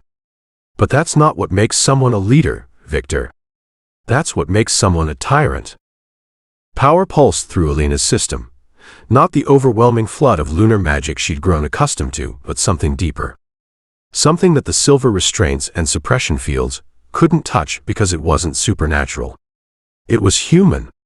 It was the strength that came from knowing who you were and what you stood for. The difference between us, Elena continued, her voice carrying the kind of authority that made people want to follow rather than submit, is that I inspire loyalty while you demand it. I create bonds while you break them. I build things up while you tear them down. Victor turned from the window, his expression darkening with anger. Inspirational speeches won't save you, Elena. No, Elena agreed, feeling her restraints begin to warm as something inside her started to burn. But they don't have to. Because Victor, while you've been wasting time trying to break my spirit, my mate has been doing what he does best. Which is? Elena's smile was radiant with absolute faith. Making sure you regret ever threatening his family. As if summoned by her words, an explosion rocked the building, rattling the windows and sending Victor stumbling. Emergency alarms began blaring throughout the facility, and Elena could hear shouting in the corridors outside. Impossible, Victor breathed, his face going pale. The defenses. Another explosion, closer this time. The lights flickered, and Elena caught the scent of something that made her heart soar with joy and relief. Pine and leather, and the wild musk of an alpha wolf on the hunt. Caine was here, and from the sound of it, he hadn't come alone. Victor, Elena said sweetly, feeling power building in her chest despite every attempt to suppress it, I think you're about to learn the difference between demanding loyalty and earning it. The third explosion shattered the windows, sending glass cascading across the room like crystalline rain. And through the smoke and chaos, Elena heard the most beautiful sound in the world. Caine's howl, raw with fury and love and the promise of violence to anyone who had dared to harm his mate. Victor grabbed for a weapon, but Elena was already moving. Silver restraints beginning to smoke, as lunar magic burned through supernatural suppression like fire through paper. The rescue had begun. And Elena Silverwood Blackthorne was ready to remind Victor exactly what happened when someone threatened the last moon priestess and her pack. Time to show him what a real wolf looked like. Chapter 20. Hunt and Rescue. The abandoned warehouse reeked of blood and fear, but it was Elena's scent that made Caine's wolf howl with rage. She was here. Alive. And if Victor had touched one hair on her head, Caine would paint these walls with the bastard's blood. Thermal shows 15 hostels on the ground floor, Marcus whispered through the comm, his voice barely audible even to supernatural hearing. Elena's signature is coming from the basement level. 2 guards at the entrance, 4 more mobile patrols. Caine crouched behind a shipping container, his pack arranged in perfect formation around the warehouse perimeter. 20 of his best fighters, armed and deadly, ready to follow their alpha into hell itself. The rescue had taken 6 hours to coordinate.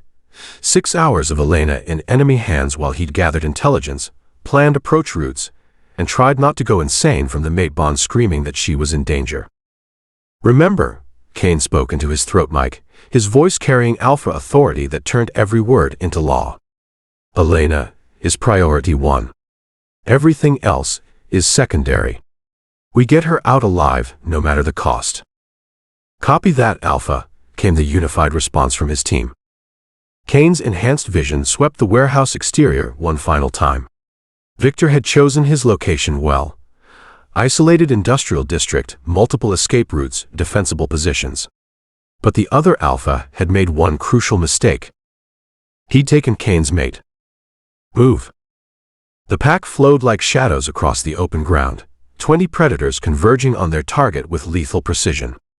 David Torres took point, his sniper training making him perfect for eliminating the rooftop sentries. Sarah and her team would breach the north entrance while Marcus led the assault through the main doors. Caine's job was simple: find Elena and destroy anything that stood between them. The first guard died before he could scream. Caine's claws opened the man's throat in one fluid motion, catching the body before it could hit the ground and alert the others. Around the warehouse, his pack moved with similar efficiency, supernatural speed and strength, making quick work of Victor's outer defenses. Ground floor secured, Marcus reported. Moving to basement access. Caine followed the scent trail through corridors that reeked of violence and despair. How many prisoners had Victor kept here? How many lives had been destroyed in service of his ambitions? The basement stairs descended into darkness that would have been impenetrable to human eyes. But Caine's wolf vision cut through the shadows like they were mist, revealing a maze of cells and torture chambers that made his stomach turn. And there, at the center of it all, he found her. Elena hung suspended by silver-laced chains that burned angry welts into her wrists, her head bowed and dark hair curtaining her face. She wore the same clothes from 3 days ago, now torn and stained with blood that sent Caine's protective instincts into overdrive. Elena, he breathed, starting toward her. I wouldn't if I were you. Victor's voice emerged from the shadows beyond Elena's cell, smooth and mocking. The rival Alpha stepped into view, flanked by 4 of his enforcers, all armed with weapons designed to kill supernatural beings. Blackthorne. How predictable. Victor's pale eyes gleamed with satisfaction. I told Elena you'd come charging to the rescue like some knight in a fairy tale. She insisted you were smarter than that. Let her go, Victor, Caine growled, his voice dropping to tones that made hardened warriors take step back. Your quarrel is with me. Oh, but that's where you're wrong.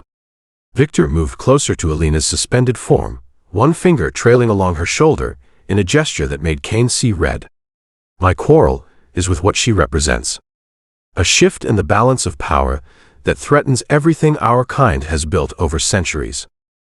Elena raised her head then, and Caine's heart clenched at the defiance blazing in her dark eyes despite her obvious exhaustion.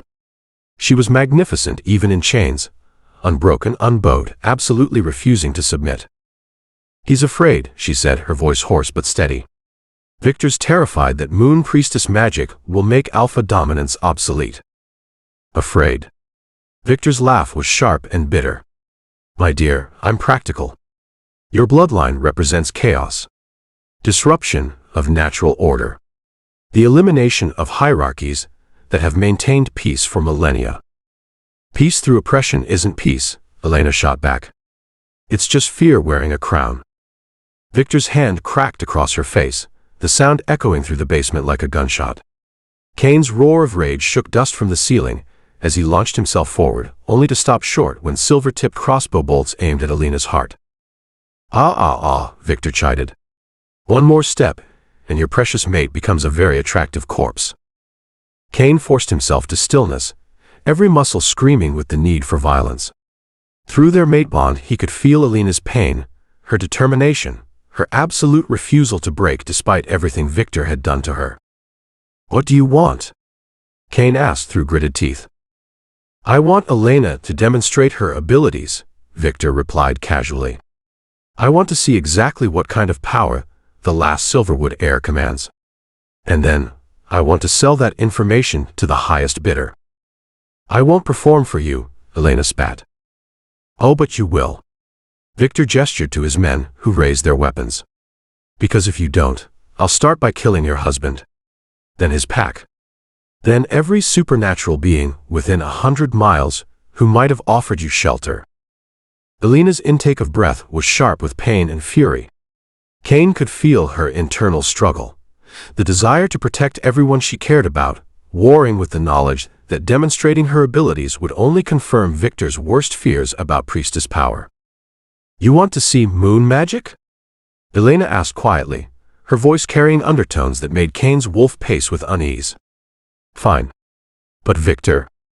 "Yes, my dear. You should have studied your supernatural history more carefully." The temperature in the basement dropped 10 degrees. The silver chains holding Elena began to emit a soft, otherworldly glow that grew brighter with each passing second. And from somewhere deep in the building's foundations came a sound like distant thunder.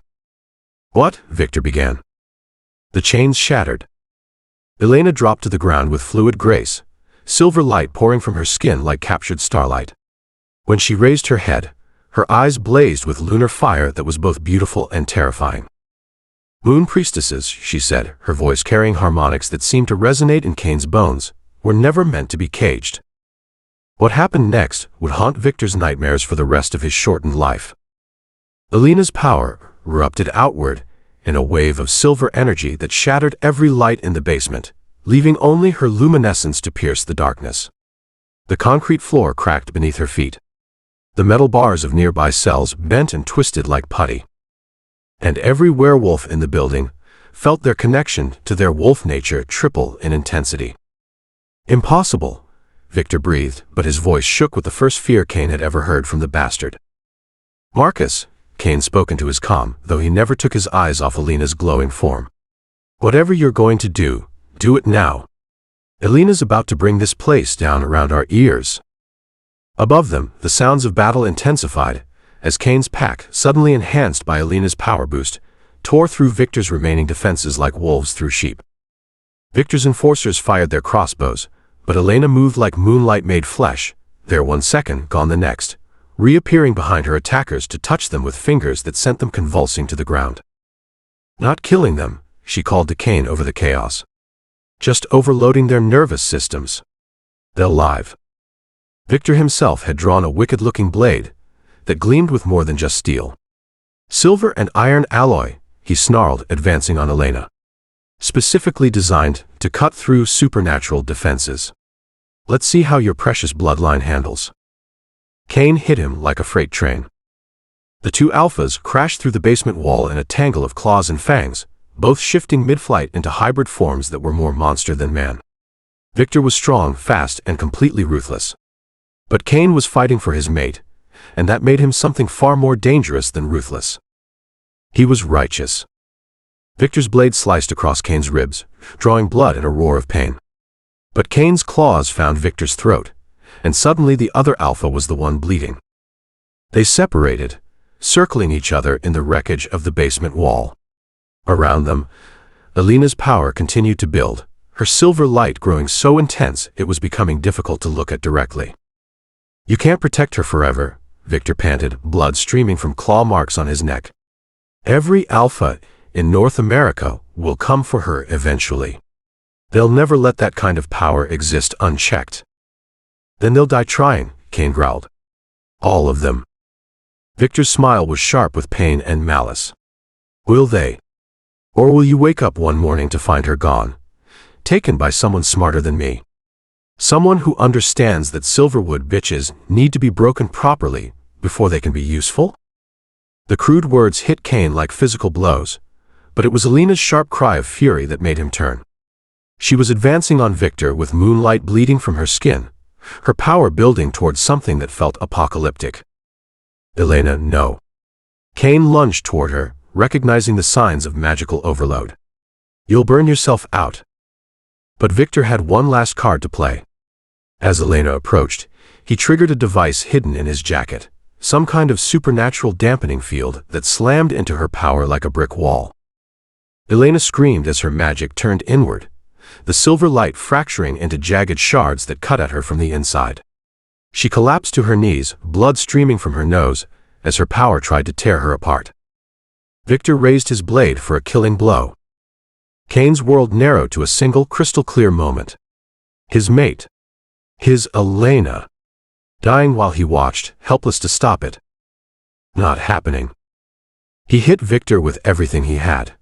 Alpha strength, supernatural speed, and the kind of desperate fury that turned ordinary werewolves into legends.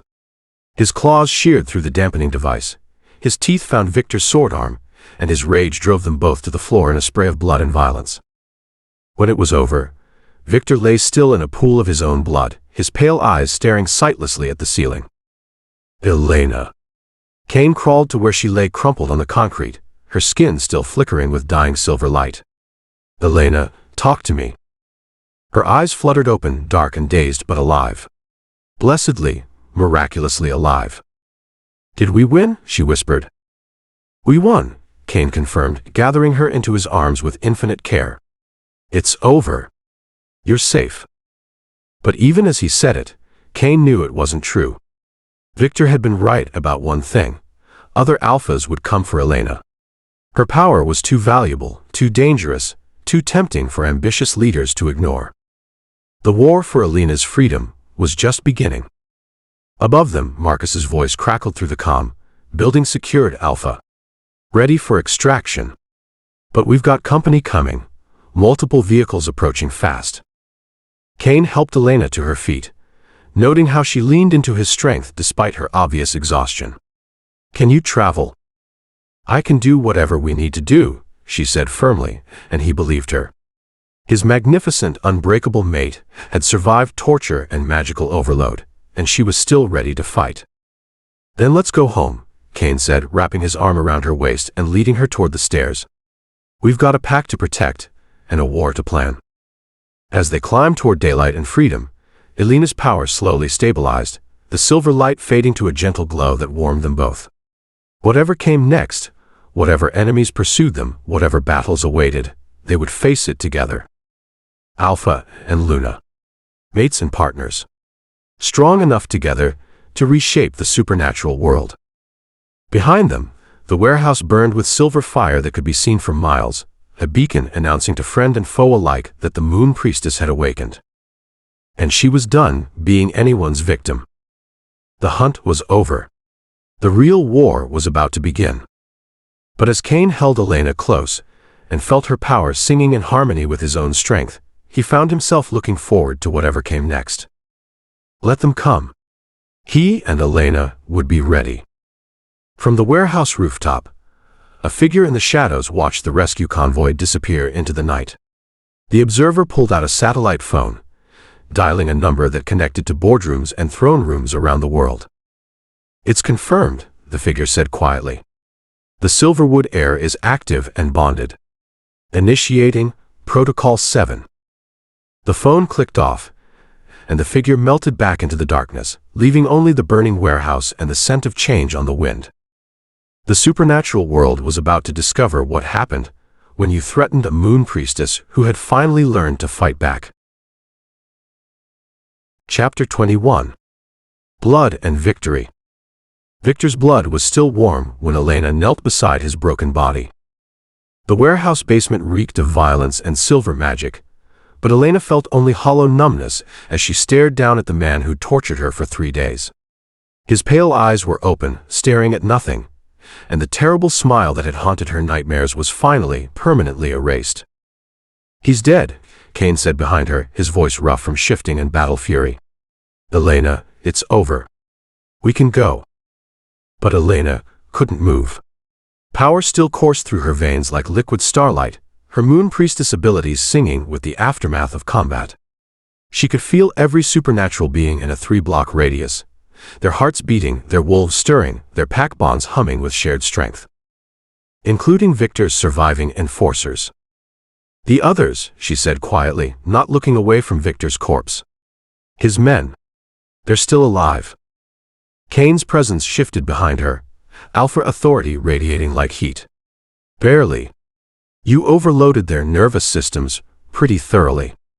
They won't be fighting anyone for weeks." Elena finally looked up, meeting his silver eyes. Blood streaked his face from claw marks, his shirt was torn beyond repair, and exhaustion lined every angle of his powerful frame. But he was alive. Whole. Hers. "They were following orders," she said, the words tasting strange in her mouth. "Victor's enforcers. They didn't choose this fight." "Elena. I want to see them." Caine's jaw tightened, protective instincts warring with respect for her judgment. After a long moment, he nodded. "Stay close. Some of them might still be dangerous." They found Victor's men scattered throughout the basement like broken dolls, their bodies convulsing from magical overload. Elena had never seen the aftermath of her power used as a weapon, and the sight made her stomach churn with guilt and savage satisfaction in equal measure. She approached the nearest enforcer, a man who couldn't have been older than 25, his dark hair matted with sweat, and his eyes rolled back in his skull. "He's just a kid," Elena whispered, kneeling beside him. "He's a killer," Caine corrected grimly. "That kid helped torture you for 3 days, Elena. Don't let his age fool you into thinking he's innocent."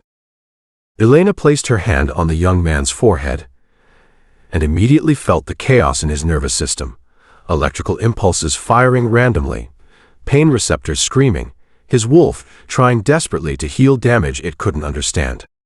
Her power had torn through his supernatural defenses like a hurricane through tissue paper. She could fix it. The knowledge came to her instinctively, moon priestess abilities whispering the solution like an old friend sharing secrets. A careful application of healing energy, a gentle realignment of his damaged neural pathways, and he'd recover completely. The question was whether she should. "What are you thinking?" Caine asked, reading her expression with the accuracy of a true mate. "I'm thinking about mercy," Elena said softly. "About what kind of Luna I want to be. What kind of leader." And Elena closed her eyes, reaching out with senses that still felt new and overwhelming. Through her expanded awareness, she could feel the pack bonds connecting her to every Blackthorne wolf in the warehouse. Their loyalty, their trust, their absolute faith that she would make the right choice. More than that, she could sense the fading remnants of Victor's pack structure. These broken men scattered around the basement. They weren't just enemy combatants. They were lost wolves whose alpha had been killed, their pack bonds severed, their entire social structure collapsed in an instant. Without intervention, they'd either go feral or die from the psychic trauma of losing their alpha connection. "Caine," she said quietly, "what happens to pack members when their alpha dies?" His silence was answer enough. Elena opened her eyes, decision crystallizing with the clarity of moonlight on water. "I won't let them become rogues. I won't let them suffer for Victor's crimes." "Elena, what are you?" She pressed her hand more firmly against the young enforcer's forehead, letting healing energy flow from her core into his damaged nervous system. Silver light danced between her fingers as she carefully repaired the overload damage, soothing inflamed neural pathways and restoring normal function. The man's eyes fluttered open, confused and afraid. "Easy," Elena said gently. "You're safe. The fighting is over." "Victor?" the enforcer whispered, his voice hoarse with pain. "Dead," Elena said simply. "Your alpha is dead, and your pack bonds are severed. But you have a choice now. You can try to survive on your own, or you can accept sanctuary with a pack that believes in redemption over revenge." The young man stared at her with growing amazement, clearly recognizing the power that had nearly killed him minutes before. You're healing me." "Why?" "Because mercy is stronger than vengeance," Elena said, moving to the next unconscious enforcer. "Because you were following orders, not making choices. And because everyone deserves a second chance to choose who they want to be." One by one, Elena moved through Victor's surviving men, healing the damage her power had inflicted, and offering them the choice between sanctuary and exile.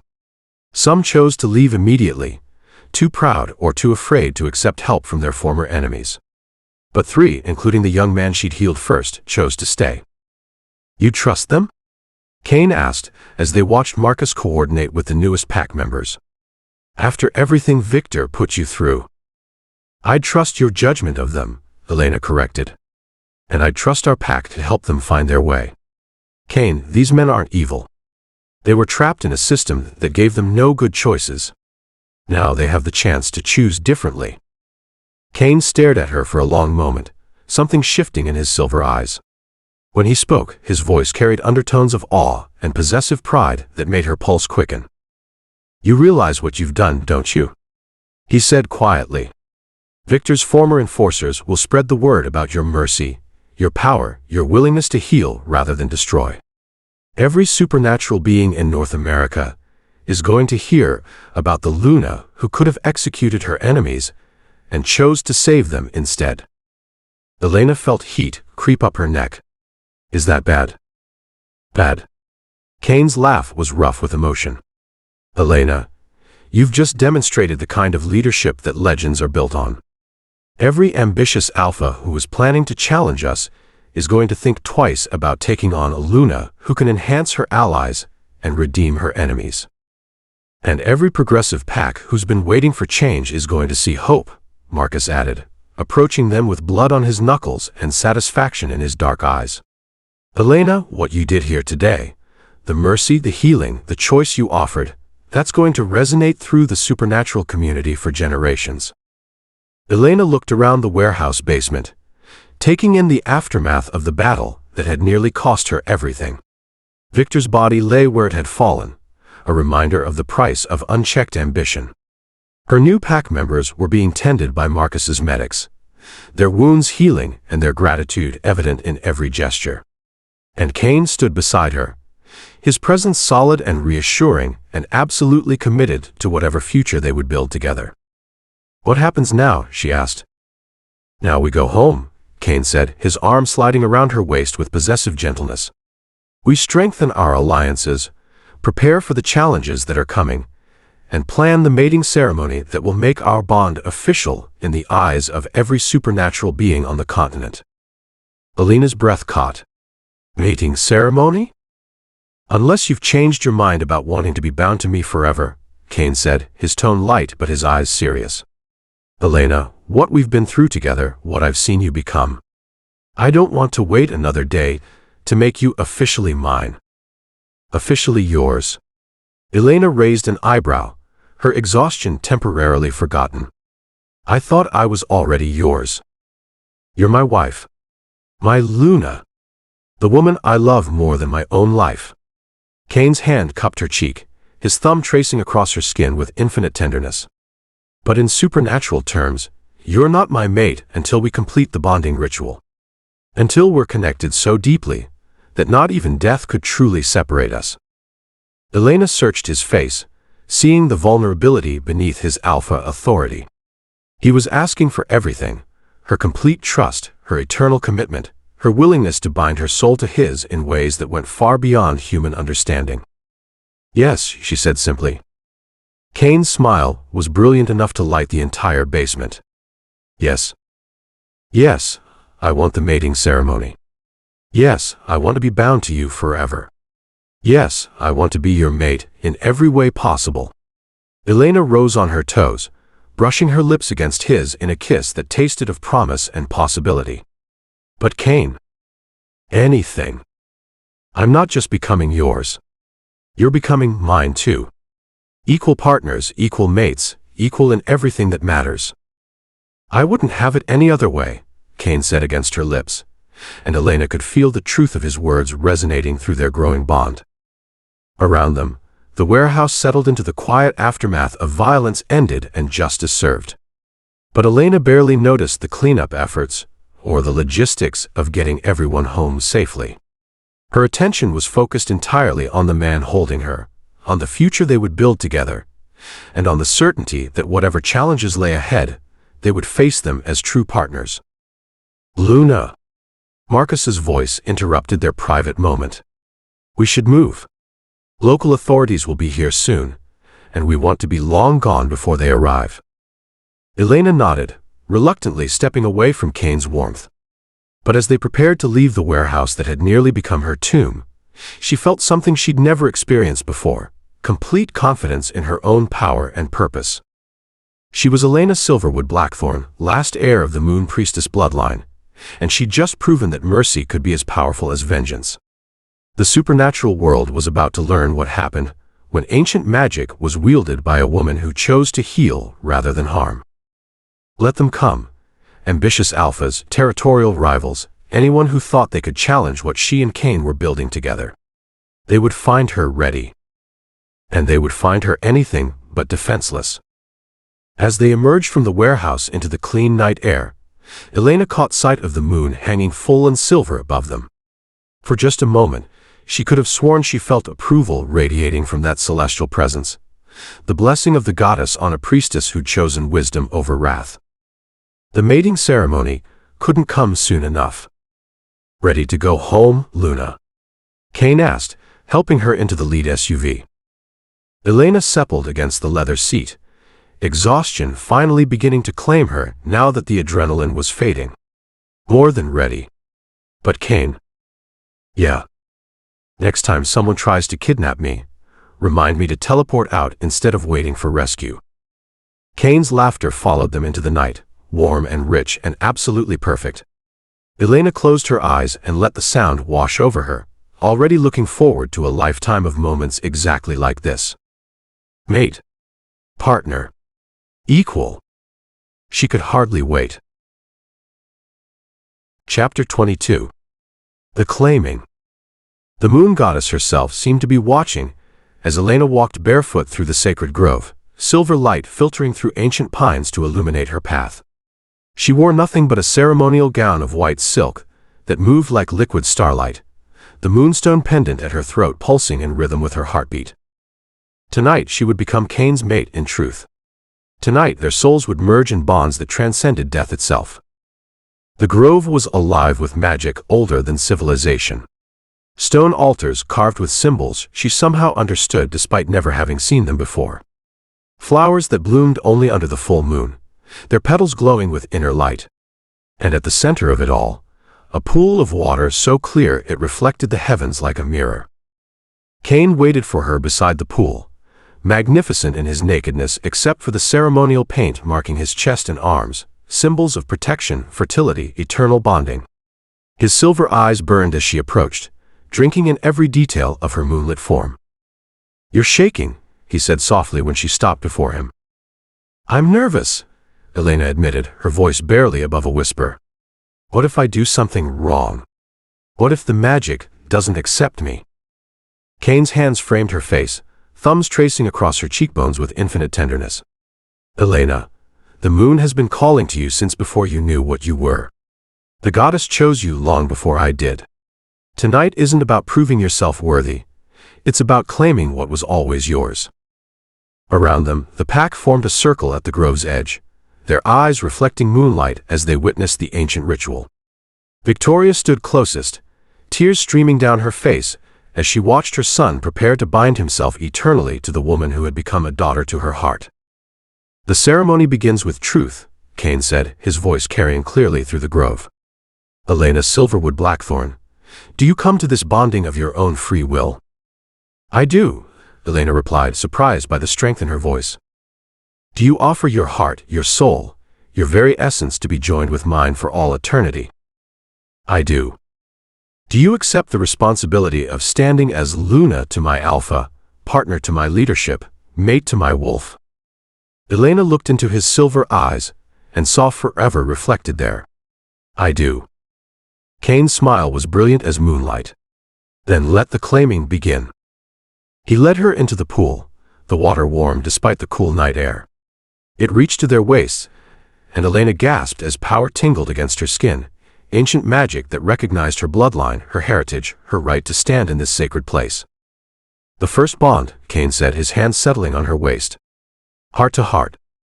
He leaned down, capturing her lips in a kiss that was gentle and claiming at once. The moment their mouths touched, Elena felt something ignite in her chest, a warmth that spread outward like golden honey, connecting her heart to his in ways that went beyond the physical. Through their growing bond, she could feel his emotions as if they were her own. Love so deep, it took her breath away. Pride that made her spine straighten with confidence. And beneath it all, a possessive satisfaction that whispered mine with every heartbeat. The second bond, Caine breathed against her lips. Mind to mind. This kiss was deeper, more demanding. Elena felt barriers in her mind dissolving, walls she'd built around her thoughts and fears crumbling as Caine's consciousness touched hers. She could sense his memories, the loneliness he'd carried before she arrived, the moment he'd first seen her and known she was his destiny, the terror he'd felt when Victor took her. In return, she opened her own mind to him. Her childhood dreams of belonging somewhere. The aching loneliness of growing up different. The moment she'd realized she was falling in love with him, despite all her careful defenses. Beautiful, his voice whispered in her mind. And Elena realized they were truly connected now, sharing thoughts as easily as touches. So are you, she replied without speaking, her mental voice soft with wonder. The third bond, Caine said aloud, his hand sliding up to cup her breasts through the wet silk of her gown. Body to body. This kiss was fire incarnate. Elena moaned as pleasure sparked through every nerve ending, her body coming alive under his touch in ways she'd never imagined possible. The silk gown dissolved at his touch, not torn away but simply transformed back to moonlight and magic, leaving her naked in his arms. You're so beautiful, Caine whispered, his mouth trailing down her throat to find the pulse point that made her gasp and arch against him. My Luna. My mate. My everything.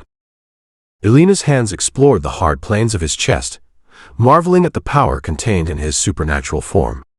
Every muscle was perfectly defined, every inch of skin warm and inviting. When her fingers traced the ritual markings painted on his torso, he groaned as if her touch burned him in the most exquisite way. Caine, she breathed, not sure what she was asking for but knowing she needed more. More touch, more connection, more of whatever magic was building between them. I know, he said, his voice rough with need and restraint. But Elena, once we complete the final bond, there's no going back. You'll be mine in every way possible, and I'll be yours. Forever. I want forever, Elena said, meeting his gaze directly. I want you.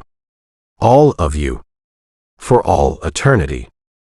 Something shifted in Caine's expression, the last of his careful control cracking to reveal the primal need beneath. His eyes blazed silver fire as he lifted her in his arms, carrying her to the altar that had been prepared at the pool's edge. The stone was warm beneath her back, carved with symbols that glowed as her skin touched them. Ancient magic recognized her bloodline, her power, her right to claim her place as Luna in the most fundamental way possible. Caine positioned himself above her, his body covering hers with possessive tenderness. Last chance to change your mind, he said, though his voice shook with the effort of offering her an escape he clearly didn't want her to take. Never, Elena said, pulling his head down to hers. Claim me, Caine. Make me yours in every way. When he entered her, Elena's world exploded into sensation beyond anything she'd ever imagined. Not just the physical joining, though that was incredible, a perfect fit that made her cry out with pleasure and completion. But the magical bonding that accompanied it, the melding of their souls that went deeper than flesh and bone. Silver light erupted from Elena's skin, bathing them both in lunar radiance as moon priestess magic recognized the perfect union of her power with his strength. She could feel their life forces intertwining, their hearts beating in perfect synchronization, their very essences becoming one while somehow remaining uniquely themselves. Mine, Caine's mental voice was rough with possessive satisfaction as he began to move within her. Yours, Elena agreed, her back arching as pleasure built to impossible heights. "But Caine, you're mine too." "Always," he promised, and she could feel the truth of it in every cell of her being. They moved together with increasing urgency, their bodies finding a rhythm as old as time itself. Elena had never felt anything like this, the complete surrender of giving herself to him, coupled with the incredible power of claiming him in return. She was no passive recipient of his dominance, but an equal partner in their joining, her own strength and magic enhancing their connection. The moonstone pendant blazed between them, its light growing stronger as their bonding deepened. Around the grove, the pack began to howl in recognition of what they were witnessing. Not just a mating, but the birth of a Luna powerful enough to change the supernatural world. Elena felt her climax building like storm gathering on the horizon. Every nerve ending sang with sensation, every magical pathway in her body opening to accommodate the power flowing between them. When Caine's teeth found the spot where her neck met her shoulder, when he bit down in the claiming mark that would forever identify her as his mate, she shattered. Light exploded from her body, in waves that illuminated the entire grove. Power poured from her into him and back again, creating a feedback loop of magic and pleasure that lifted them both beyond the merely physical into something transcendent. Elena felt herself transforming as she climaxed, not just reaching satisfaction but becoming something new. The last of her human limitations burned away in silver fire, replaced by the full power of her moon priestess heritage. She was Luna now, in truth, bonded to her alpha, connected to every member of their pack through ties that would never break.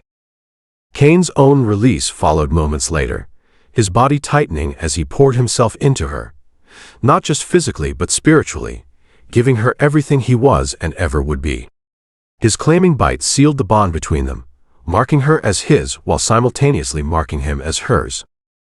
When the light finally faded, and they lay entwined on the altar, Elena felt fundamentally changed. Her senses were sharper, her magical abilities fully awakened, her connection to the pack network so strong she could feel every heartbeat, every breath, every emotion of the wolves who'd sworn to follow her. But most of all, she felt complete. The aching loneliness that had haunted her entire life was gone, replaced by the absolute certainty of belonging to and with Caine. "How do you feel?" Caine asked, his voice soft with wonder as he traced patterns on her glowing skin. "Perfect," Elena whispered, and meant it. "Whole. Like I've finally become who I was always meant to be." "Luna Elena Blackthorne," Caine said, testing her new title. "My mate. My equal. My salvation." "And you're mine," Elena replied, pulling his head down for another kiss that tasted of forever. "Alpha Caine Blackthorne. My mate. My partner. My heart." Around them, the pack's howls of celebration echoed through the forest, announcing to every supernatural being within hundreds of miles that the Blackthorne pack had a new Luna. That the last moon priestess had been claimed, and had claimed in return. That the balance of power in the supernatural world had just shifted in ways that would ripple through generations. But Elena barely heard the celebration. Her attention was focused entirely on the man in her arms, on the bond humming between them like a living thing, on the absolute certainty that whatever challenges lay ahead, they would face them together. Alpha and Luna. Mates and partners. Bonded for eternity. As the moon reached its zenith above them, Elena felt the goddess's blessing settle over their union like a benediction. She was where she belonged, with who she belonged to, finally and forever home. The claiming was complete. Their real life together was just beginning. And Elena had never been happier to surrender everything she'd been for the chance to become everything she was meant to be. Caine's mate, the pack's Luna, and the moon priestess who would help reshape the supernatural world. Forever started now. Chapter 23. New Beginnings. Elena woke to power singing in her veins like a symphony of starlight. The sensation was overwhelming, not painful, but so intense it made her gasp as consciousness returned. Every magical pathway in her body hummed with energy that felt both familiar and utterly foreign. She could sense the forest around the lodge in perfect detail, feel the heartbeat of every supernatural being within miles, and somehow know the exact phase of the moon without opening her eyes. Easy, Caine's voice rumbled against her ear, his arm tightening around her waist. Let the power settle. Don't try to control it yet. Elena turned in his embrace, marveling at how different everything felt. The mate bond between them was no longer a fragile thread, but a golden rope of connection that pulsed with shared strength. Through it, she could feel his wonder, his pride, his absolute contentment at having her in his arms. How long was I out? She asked, her voice carrying harmonics that made the crystal glasses on their nightstand ring softly. 6 hours. Your body needed time to adjust to the full awakening. Caine's fingers traced lazy patterns on her bare shoulder, and Elena shivered as each touch sent sparks of sensation through her enhanced nervous system. How do you feel? Elena took inventory, amazed by what she discovered. Her physical senses were sharper than they'd ever been. She could hear conversations happening 3 floors below, smell the breakfast Mrs. Chen was preparing in the kitchen, feel the texture of individual threads in the silk sheets. But more than that, her magical awareness had expanded exponentially. I can feel them, she whispered in amazement. The whole pack. Every bond, every connection, every emotion. It's like I'm the center of a web that connects all of us. That's exactly what you are, Caine said, his voice warm with satisfaction. A true Luna doesn't just lead the pack, she is the pack's heart. The bonds flow through you, strengthened by your power and guided by your wisdom. Elena closed her eyes and reached out with her newfound abilities, marveling at the network of silver threads that connected her to every pack member. She could sense Marcus coordinating morning patrols, feel Sarah's contentment as she tended her garden, even detect the nervous excitement of the 3 former Iron Mountain wolves who were still adjusting to their new home. This is incredible, she breathed. But also terrifying. Caine, what if I make the wrong decision? What if someone gets hurt because I'm not wise enough or strong enough? Then we'll face the consequences together, Caine said simply, tilting her chin up to meet his gaze. Elena, leadership isn't about being perfect. It's about caring enough to try, being strong enough to accept responsibility, and being wise enough to learn from mistakes. Before Elena could respond, a soft knock interrupted them. Luna. Sarah's voice carried through the door, respectful but urgent. I'm sorry to disturb you, but we have visitors. Pack leaders requesting an audience with you specifically. Elena felt Caine tense beside her, protective instincts flaring through their bond. But beneath his concern, she sensed something else. Pride that other alphas were already seeking her counsel. Recognition that her power was being acknowledged throughout the supernatural community. How many? Caine called back. 3 alphas plus their entourages. Rachel Morrison from Pacific Coast Pack, David Chen from Northern Territories, and... Sarah paused. Elena's father is with them. Elena's breath caught. My father's here. He came with the Morrison pack, Sarah explained. Said he had urgent business with his daughter. Elena felt a complex mix of emotions. Love, worry, and lingering hurt over the circumstances that had brought her to this new life. But through the mate bond, she also felt Caine's steady support, his absolute confidence that she could handle whatever her father had to say. Tell them we'll meet in the formal reception room in 1 hour, Elena said, surprised by the authority in her own voice. And Sarah? Thank you for giving us time to prepare. Of course, Luna. As Sarah's footsteps retreated, Caine turned to Elena with an expression that was both admiring and possessive. Listen to you, giving orders like you were born to it. Was I wrong? Elena asked, suddenly uncertain. You were perfect, Caine assured her, pressing a kiss to her forehead. Elena, you've been Luna for less than 12 hours and already you're handling diplomatic situations with the kind of grace that takes most leaders years to develop.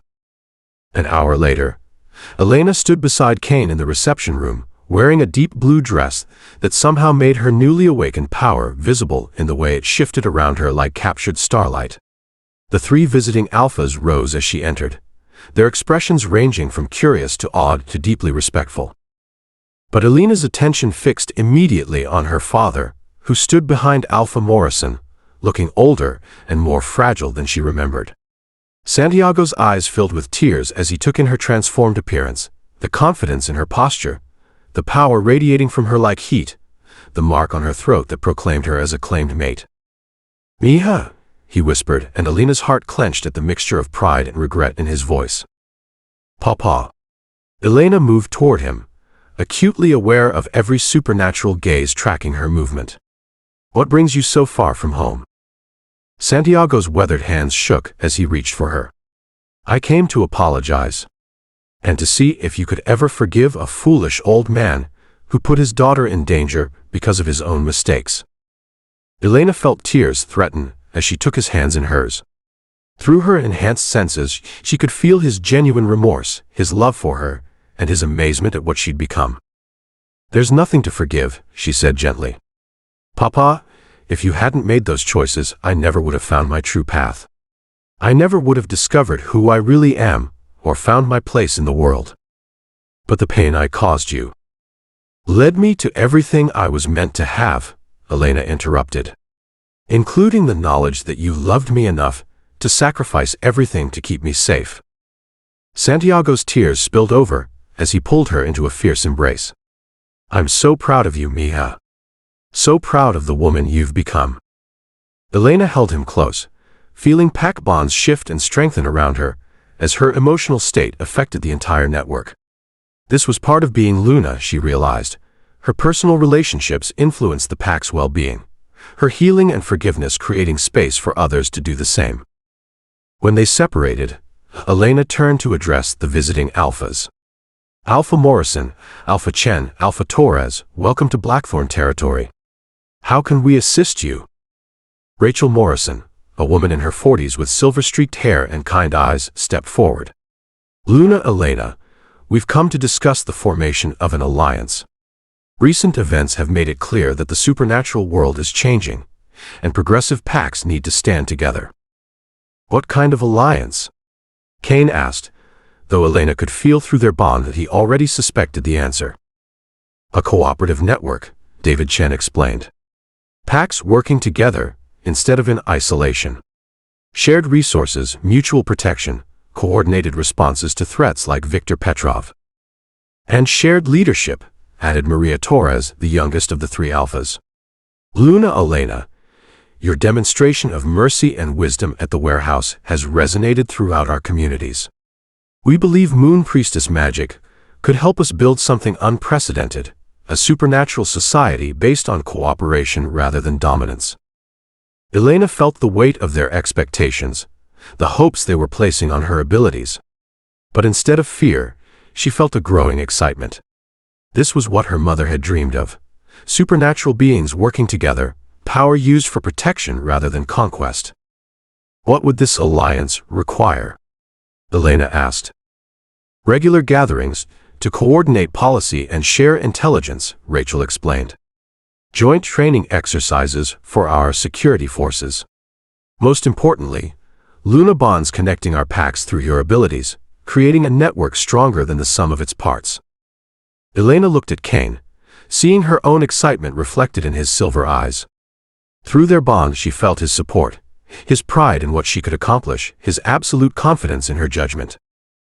"I'll need time to discuss this with my alpha and our pack council," Elena said diplomatically. "But I'm intrigued by your proposal." "Of course," David Chen said.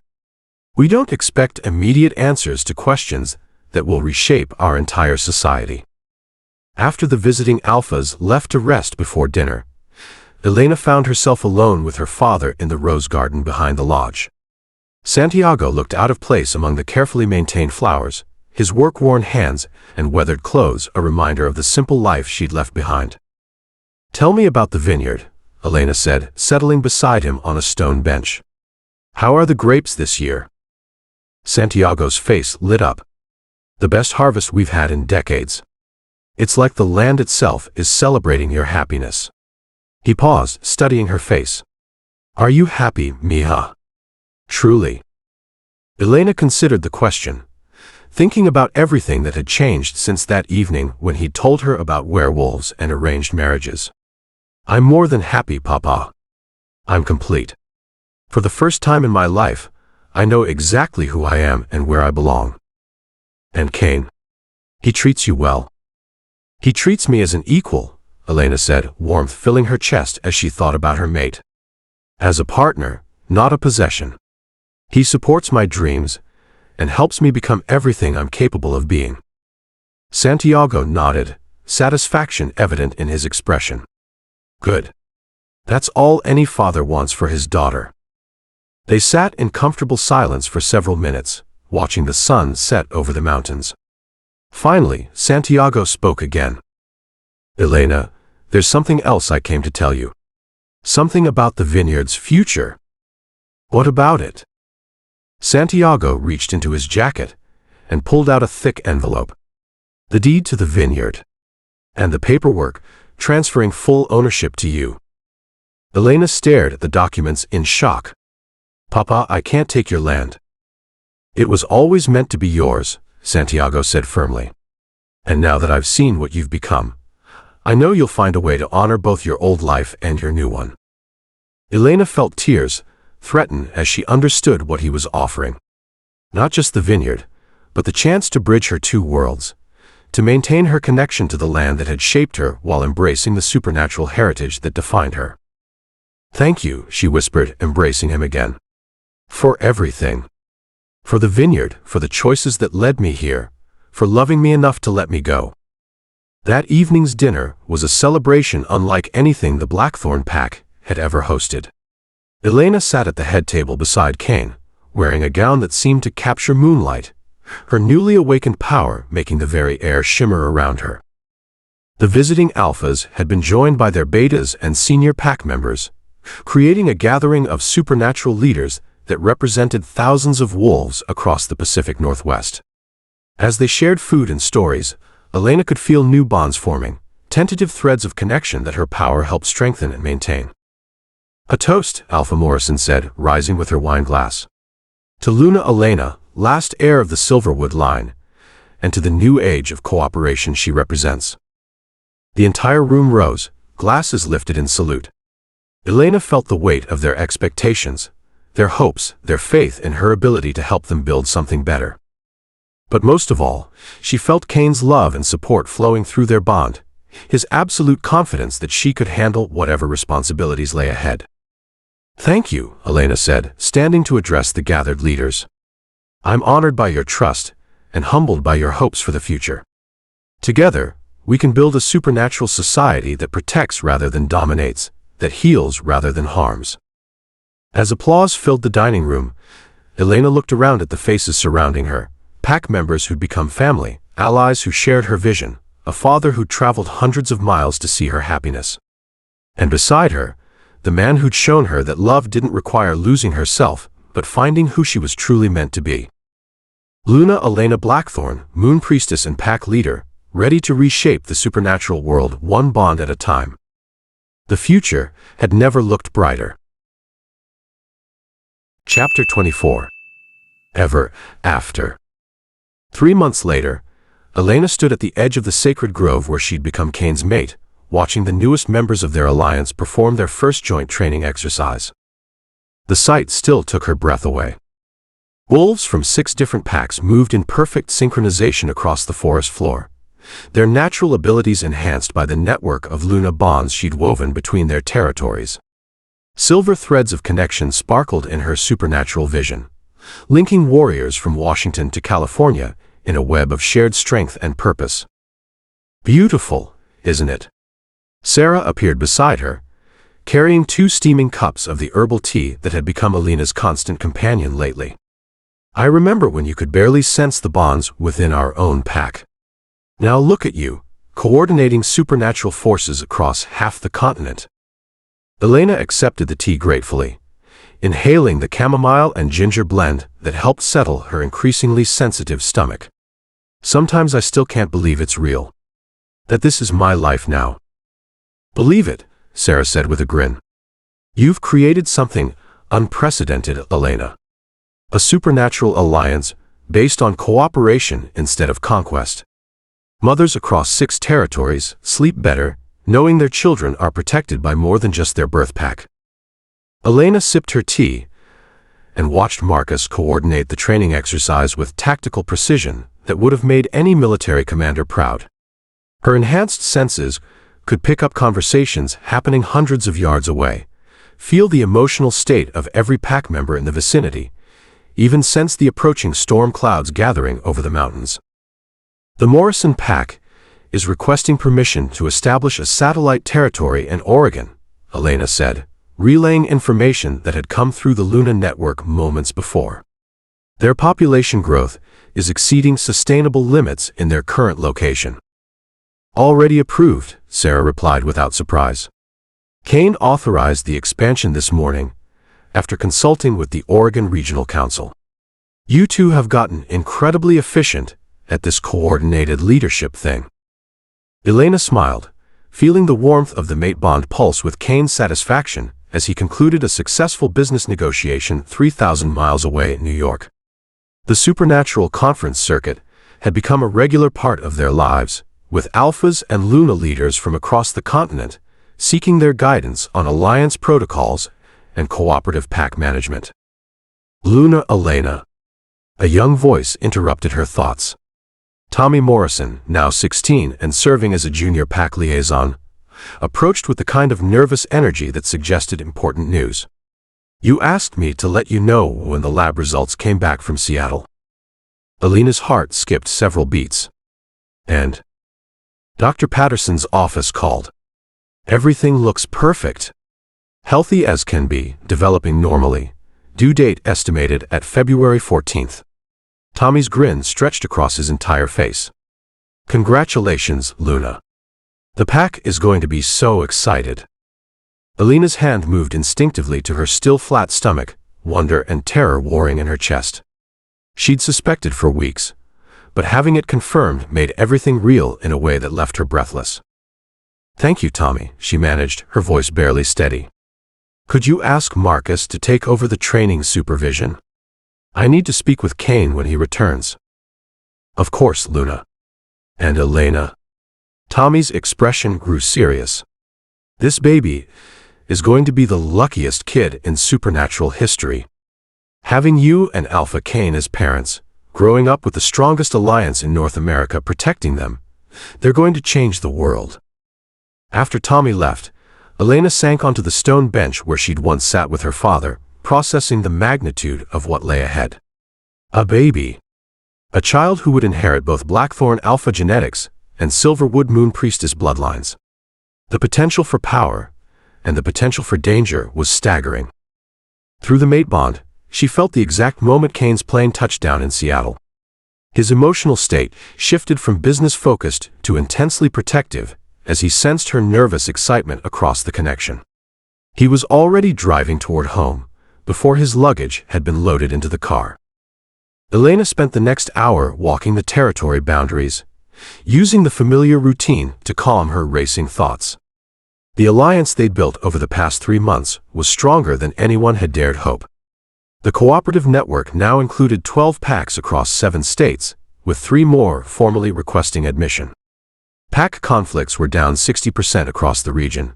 Supernatural crime had dropped to historic lows, and young wolves finally had opportunities for advancement based on merit rather than birthright politics.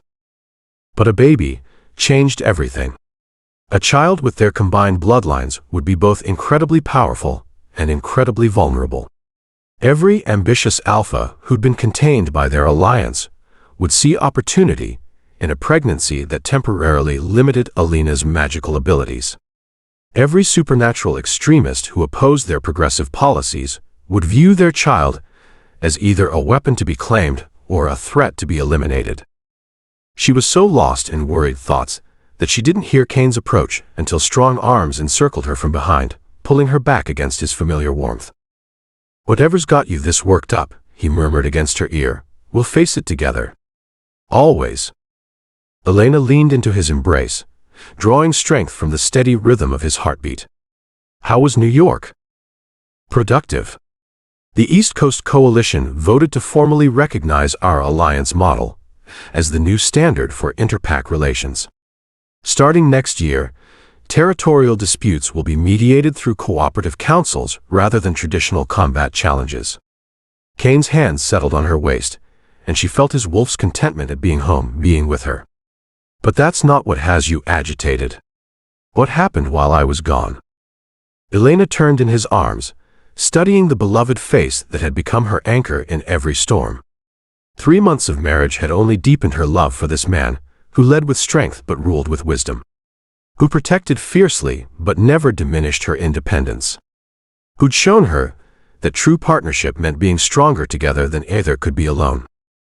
"Caine," she said softly, reaching up to trace the strong line of his jaw. "There's something I need to tell you."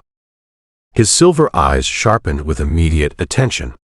"Are you hurt? Threatened? Do we need to?" "I'm pregnant." The words hung between them like captured starlight. Caine went completely still, his expression cycling through shock, wonder, and fierce protective joy so quickly Elena felt dizzy trying to follow the changes. "Pregnant," he repeated, his voice barely above a whisper. "About 8 weeks along. Due in February." Elena's hand covered his, as it moved to her stomach with reverent care. "Dr. Patterson says everything looks perfect so far, but Caine, a baby with our combined bloodlines, will be the most loved and protected child in supernatural history," Caine said firmly, his voice rough with emotion. "Elena, do you have any idea what you've just given me? A target, painted on our backs from every extremist faction in North America?" Elena suggested with nervous humor. "A future," Caine corrected, his hands framing her face with infinite gentleness. "A family. A child who will grow up in the world we're building. A world where supernatural power is used for protection instead of conquest, where cooperation matters more than domination, where their mixed heritage will be seen as a blessing instead of a threat." Elena felt tears, threatened at the absolute conviction in his voice. "You're not afraid of what this child might inherit, what it might mean for the Alliance?" "I'm terrified," Caine admitted with devastating honesty. "Terrified of all the ways the world might try to hurt them. But Elena, I'm also more excited than I've ever been in my life. Our child will be raised by a mother who can channel moon magic, and a father who leads the strongest alliance in modern supernatural history. They'll have the protection of 12 packs, the wisdom of your priestess heritage, and the love of parents who would burn the world down to keep them safe." "The timing isn't exactly ideal," Elena pointed out. "The alliance is still stabilizing. We have political challenges from the old guard families, and my pregnancy will affect my magical abilities for months." "The timing is perfect," Caine disagreed, pulling her closer until she could feel his heartbeat against her chest. "This child will be born into a world where supernatural cooperation is the norm instead of the exception, where mixed bloodlines are celebrated rather than feared, where their Luna mother's power is matched by their Alpha father's protection." Elena searched his face, seeing nothing but love and fierce determination in his silver eyes. "You really believe that? That we can keep them safe while building this new world?" "I believe in us," Caine said simply. "I believe in the alliance we've created, the bonds we've forged, the future we're building together. And, Elena, I believe our child will be the bridge between what supernatural society was and what it's becoming." As if summoned by their emotional intensity, Elena felt pack bonds flaring to life around them. Through the Luna network, she sensed the exact moment when news of her pregnancy began spreading through the alliance. Joy, excitement, protective determination. The emotions flooded through silver threads of connection as hundreds of wolves pledged their loyalty to the coming heir. "They know," Elena said, wonder coloring her voice as she felt the network pulsing with celebration. "Of course they know," Caine said with a laugh that held pure joy. "You think pack bonds can hide something this momentous? Elena, by tomorrow morning, every supernatural being in the Western Territories will know that the Silverwood line continues." Through the mate bond, Elena felt Caine's wolf singing with primal satisfaction. His mate was carrying his cub, his bloodline would continue, his legacy was secured. But more than biological triumph, she sensed his deeper happiness at the family they were creating, the future they were building together. "What do we tell the Alliance councils?" Elena asked practically. "There will be security concerns, political implications." "We tell them the truth," Caine said firmly. That Luna Elena is pregnant with the next generation of Alliance leadership. That this child will be raised to embody everything we're fighting for: cooperation over conquest, wisdom over strength, love over fear. As the sun set over the mountains, painting the sky in shades of gold and rose, Elena let herself imagine the future Caine described. A child who would grow up knowing their worth wasn't defined by their supernatural abilities, but by their character. Who would see pack alliances and cooperative leadership as normal rather than revolutionary. Who would inherit not just magical power, but the wisdom to use it for healing rather than harm. "I love you," she said, the words carrying all her hopes and fears and dreams for their future. "I love you too," Caine replied, sealing the promise with a kiss that tasted of forever. "Both of you." As they walked hand in hand back toward the lodge where their pack waited to celebrate, Elena felt the future spreading out before them like an open book. There would be challenges, political opposition, external threats, the normal struggles of any relationship. But they would face everything together. Alpha and Luna, mates and partners, parents to a child who would help shape the supernatural world's future. The alliance they'd built would grow stronger. The bonds they'd forged would deepen. And somewhere in the spring, they would welcome a new generation of leadership into a world that finally valued cooperation over conquest. Luna Elena Blackthorne, Moon Priestess and Pack Mother, ready to nurture both her child and the future they were creating together. The fairy tale was just beginning. In the months that followed, the Blackthorne alliance would expand to encompass half the continent. The child born to Elena and Caine would indeed inherit abilities that surpassed anything seen in supernatural history. And somewhere in a vineyard in California, Santiago Martinez would tend his grapes and smile as he felt his daughter's happiness across the miles, knowing that some love stories were worth every sacrifice. But those are stories for another time. For now, it was enough that the wolf had found his virgin bride, and she had found something infinitely more precious than safety. She had found home. The end.